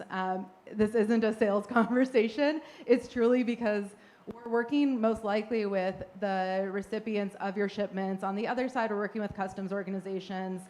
There are a lot of ways to make the hard things easy so that you can focus on where you really do feel comfortable, where you are strong as you kind of rebuild or build up some different competencies and skills and abilities within your post, because so much is changing. It's impossible to keep up with. But I mean, I have a team of engineers right now at a post that you wouldn't expect us to have to send a team of engineers to, because that is our role and we're here to help, and so is the UPU. And again, don't recreate things. Don't feel like you have to build it from scratch. It all exists, and there are others who can help you out with that. Very short recommendation to Syria Post, because of course we can imagine they are starting from the scratch. But in your position, I would really strongly recommend to contact UPU, because we have already IPS software and CDS software. Without those software, you cannot you are not able to meet any minimum requirements for data exchange and those international requirements. So I think that there is no need to reinvent the wheel. Just ask our colleagues. Lati is here. Matata, I don't see him at this moment, but he is here in Morocco, so he can help you give the right contacts to start really implement IPS systems, CDS systems. We have in the UPU a lot of online trainings, and we can consider also some kind of support, rebuild your Office of Exchange from process point of view. So this is probably the easiest recommendation from my side. Okay, let's go back to maybe one or two more questions. Okay, so to the right, even more, we have another question, and I also, you're okay registered, so we'll get to you. So we'll do two more questions. Okay. طيب شكرا جزيلا. عندي سؤال واحد وتوصية للمنتدى. ما هو الإصلاح الأكثر أهمية الذي ينبغي للدول العربية إيلاءه الأولوية لتسهيل التجارة الإلكترونية العابرة بين الدول العربية العابرة للحدود؟ ودار أربط مع السؤال بتاعي طوال التوصية بأن تتبنى الدول العربية التكامل والتنسيق بين دولها في مجال التجارة الإلكترونية والأخذ بيد الدول التي تحتاج للمساعدة والتي تواجه بعض التحديات، السودان وسوريا، اليمن، ليبيا، الصومال، والعديد من الدول التي يعني تحتاج للمساعدة. شكرا جزيلا. شكرا.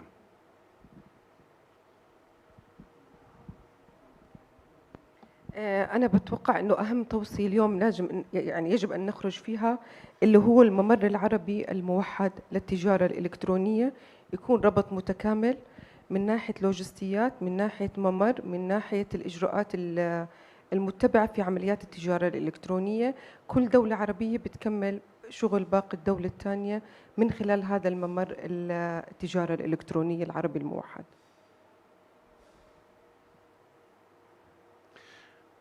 Any other quick response from here? Yeah, Okay, let's go with the third question then. Oui, nous allons prendre la troisième question. Un peu de français.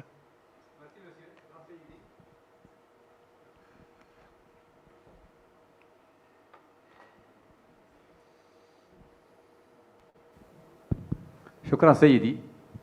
سؤالي موجه للسيدة هناد المديرة العامة لبريد الأردن، ويتمحور حول إشكال كبير أصبح مطروح لدول مؤسسات البريد بشكل عام. لم يعد البريد المؤسسة التقليدية المكلفة بتقديم الخدمة الشمولية، بل أضحى مؤسسة مطالبة بالمشاركة بشكل فعال في تنمية البلدان، في التنمية الاقتصادية والتنمية الاجتماعية. كيف لمؤسسات البريد العربية أن تساعد الشركات الصغيرة والمتوسطة في مواجهة المنافسة الشرسة من المنصات العالمية والباعة، حتى الباعة الموجودين في هذه الدول؟ شكرا. هلأ سؤالك أنت مطروح من شقين. اليوم المشغل البريد إذا بده يكون هو يمكن الشركات الصغرى والمتوسطة، يجب أن يكون هناك في تطبيق موحد وطني في الدولة بيجمع جميع صفحات التسوق الإلكتروني أو المنتجات، وبمكن هاي الشركات اليوم من عرض المنتجات والطلب لهذا المنتج لتصديره إلى الخارج. أما فيما يتعلق بدور البريد الأردني أو تحديداً كمشغل بريد موجود في الدولة، عندك أكثر من فرصة أنك تتيح للشركات أنها تقدم الخدمات البريدية ووصول التجارة الإلكترونية ضمن هاي التنافسية الموجودة. اليوم بدك تطلع على كل شركة شو المعوق الأساسي عندها، كيف هي مش قادر تنطلق للأسواق العالمية. هذا هو اليوم بحدد لك كيف أنك أنت تعالج موضوع الشركات الصغرى أو المتوسطة. مثلا في شركات تنقصها المهارة، تنقصها التدريب، بنقصها الدخول إلى الأسواق العالمية. أنت بدوركم كإحنا كأردن كنا ممكن لموضوع التدريب للشركات الصغرى، لتأمين المهارات لهم كيف الدخول إلى الأسواق العالمية، لتوفير البنية القانونية اللي بتتيح لهم المجال الدخول إلى الأسواق العالمية من خلال البريد الأردني. فإحنا عالجنا كل شركة حسب التحديات والمعوقات التي تواجهها، فاستطعنا اليوم إنه إحنا بهذا المحاور الرئيسية من خلال الأكاديمية للتجارة الإلكترونية إنه نعالج المشاكل، نعالج التحديات وندلل الصعوبات أمامهم. أيضا إحنا كنا شركاء مع القطاع الخاص في موضوع التجارة الإلكترونية. استطعنا مع الشركات القطاع الخاص إنه اليوم إذا في معوق موجود أو تحدي صعب علينا كمشغل بريد عام نتعاقد مع القطاع الخاص لاستكمال عمليات التدريب وتنمية المهارات ووجود أنظمة تتيح لهم المجال بالوصول إلى الأسواق العالمية. Very good. I can also, I see there's an urge. Yeah. Go ahead, but please be brief. I can also relate here that, I mean, as Jan said, don't reinvent the wheel. So learn from the best examples. So for example, if you want to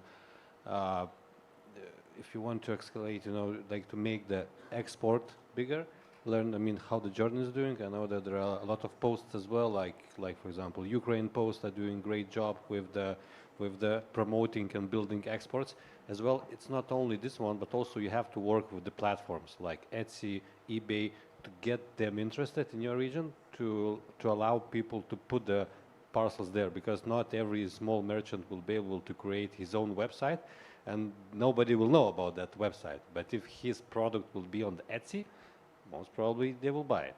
So don't reinvent, just find the best examples, learn from others' mistakes, then you will be much closer where you need to be.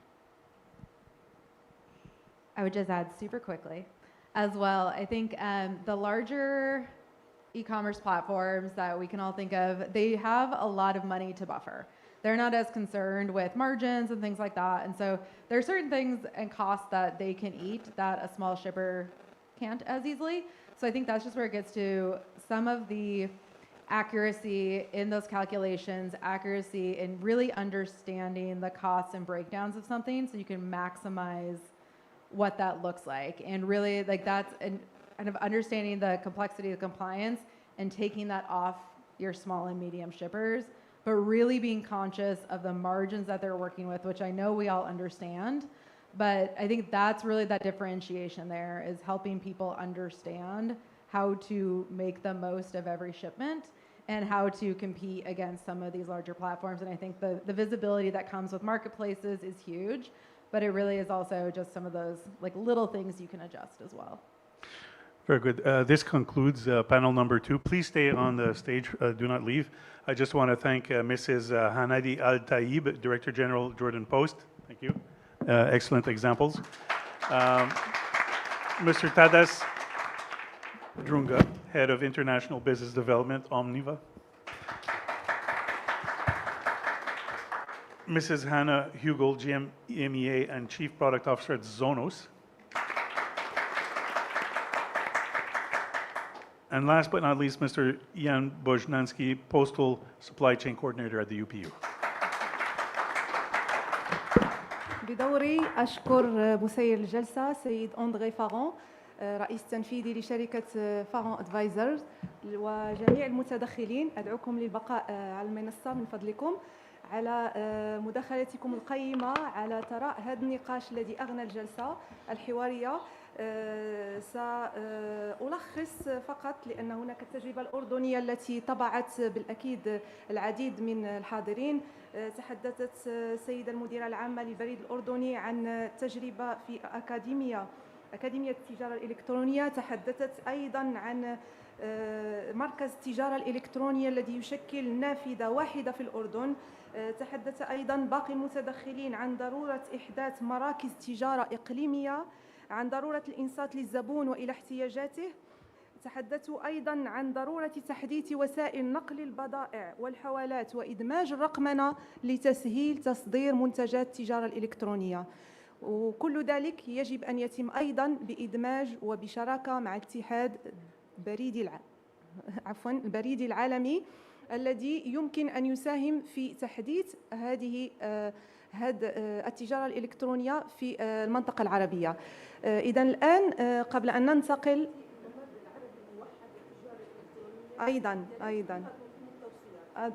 أيضا كانت تجربة سنسجلها في الريبورت. إذن كان الممر العربي الموحد أيضا. وقبل أن نمر إلى جلسة النقاش الثانية أدعو السيد أمين بن جلون تويمي المدير العام لبريد المغرب أن يتفضل تسليم بعض الهدايا التذكارية للمتدخلين الأربعة.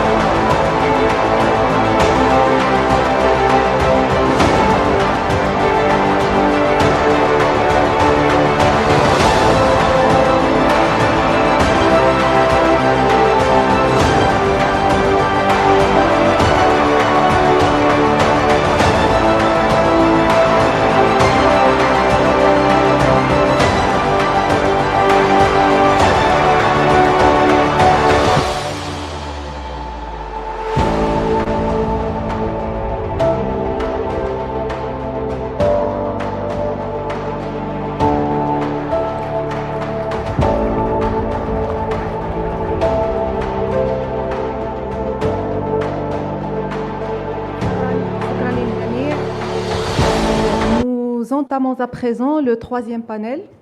Cette fois-ci, on va parler d'intelligence artificielle. لا يعني في تغيير أوضح إمكانياتنا. Donc nous entamons le troisième panel dans lequel on va parler justement de l'intelligence artificielle. Ce n'est plus un concept futuriste, ce n'est plus une option pour les opérateurs postaux, mais ça devient plutôt une nécessité au cœur des transformations que nous observons aujourd'hui. Donc l'intelligence artificielle et les données constituent aujourd'hui le cœur et les atouts pour les opérateurs postaux, et donc il faut les saisir, il faut les intégrer pour pouvoir développer encore plus le commerce électronique et le rôle de la poste justement dans ce commerce. Donc je vais céder la parole au troisième modérateur, Monsieur Juan Moroni, qui est expert en politique et transformation numérique au Bureau international de l'Union postale universelle et qui va animer le panel sur le thème intelligence artificielle, données et avenir du renseignement logistique.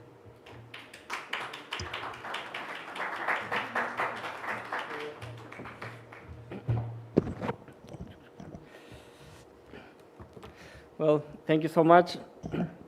So clearly, the most exciting topic was left for the end of the first day. So we have had very interesting discussions, and so the main focus of this panel will be to discuss how data and primarily artificial intelligence can improve not only, let's say, postal decision making and including, let's say, demand planning, route optimization, operational visibility and customer experience, but we will also look into the underlying digital infrastructure requirements and further, let's say, enablers that should be put in place in order for postal stakeholders to be able to fully leverage this, what we might consider this transforming technology.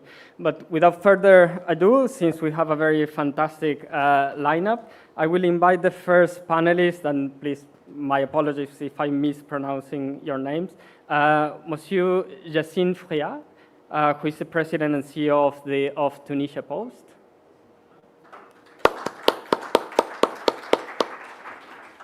Thank you so much.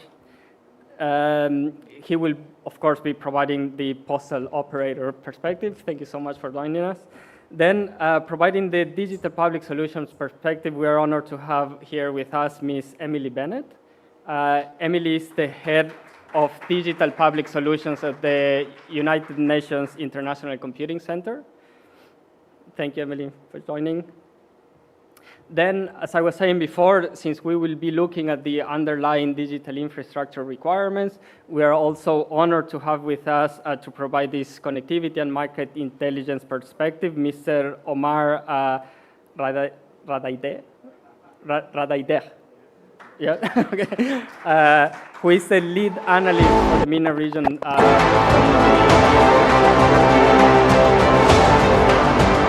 Last but not least, providing the ecosystem standard perspective. I'm honored to introduce Mr. Walter.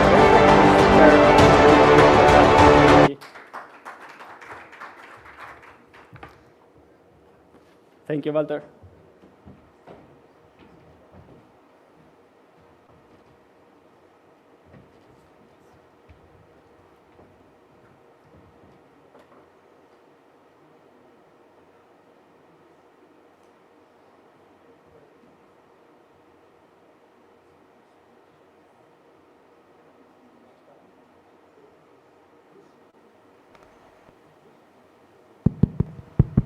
No, perfect. Okay, so since in the previous panels we did not have that much time to cover all the questions, I will try to make this panel as interactive as possible. So the dynamic will be that I will actually ask the first question, which will be the same question for all the panelists in order to set the scene. Then I will open up the floor in order to see if there are any, let's say, feedbacks of questions at that point, primarily to inform the panelists' answers to the follow-up questions. So having said that, let me just go straight into it. So the first question that I wanted to ask all the panelists was, what do you see as the single most important opportunity that artificial intelligence and data can create for postal operators in the Arab region, let's say, over the next 3 years? So with that, please.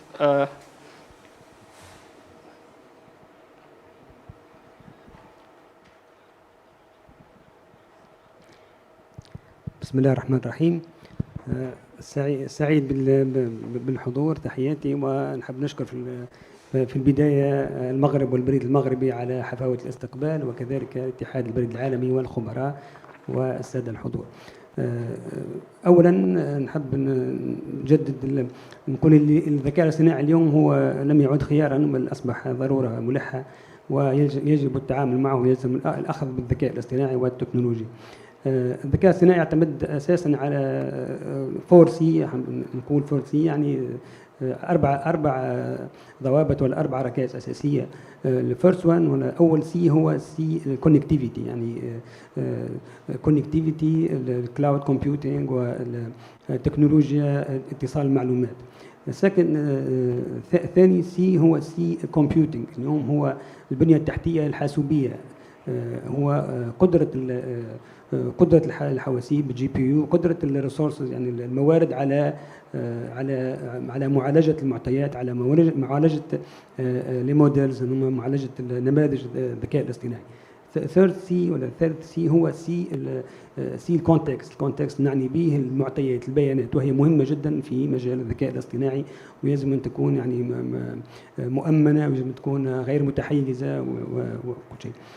الرابع سي مش مرتبين، يعني مش مهم جدا، هو سي الكومبتنسي، يعني اليوم الكفاءات التشغيلية. واليوم وهذه الأربع ركائز هي تحدي، كل ركيزة تفرض علينا تحديات كبيرة في مجال الذكاء الاصطناعي، وتو نرجعوا لها إن شاء الله بشو. اليوم الذكاء الاصطناعي، وإحنا في تونس بدينا، الحقيقة كان عندي فريق عمل، أنشأنا فريق عمل للذكاء الاصطناعي وترأسته أنا شخصيا قبل من نكون على رأس البريد التونسي. وهذا فريق العمل يخدم على ديوز كيس، يعني صغار، وبعد سكاليبل، يعني ونحاول نكبروهم، نحاولوا وما نخدموش دي بيج موديلز، يعني لا نصنع دي بيج موديلز، دي موديلز صغار، دي يوز كيس اللي هما يخدموا على المجال اللوجستي ومجال.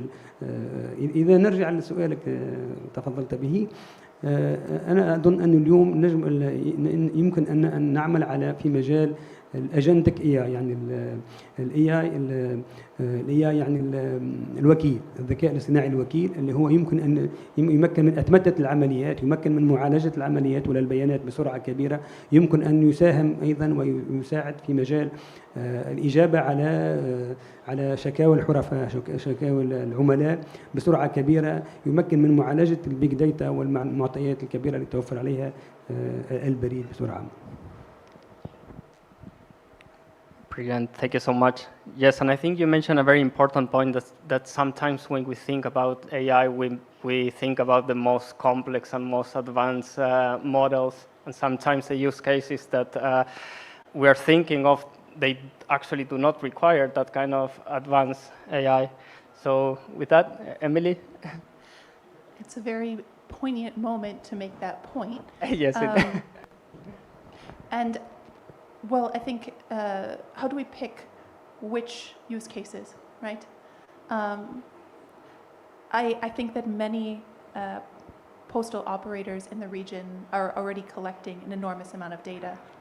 But probably over the next 3 years, in order to be able to harness AI, and not exotic AI, meaningful use of AI, we really have to look at interconnectedness of data.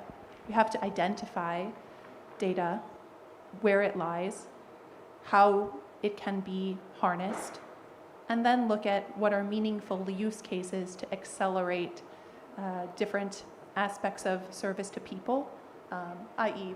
the agentic use cases that you mentioned, right? This may sound exotic, agentic AI, but it's relatively simple once we identify the right data sources. And then, of course, from a planning perspective, from optimization perspective, we may also see economic gains from relatively low-hanging fruit once we interconnect data.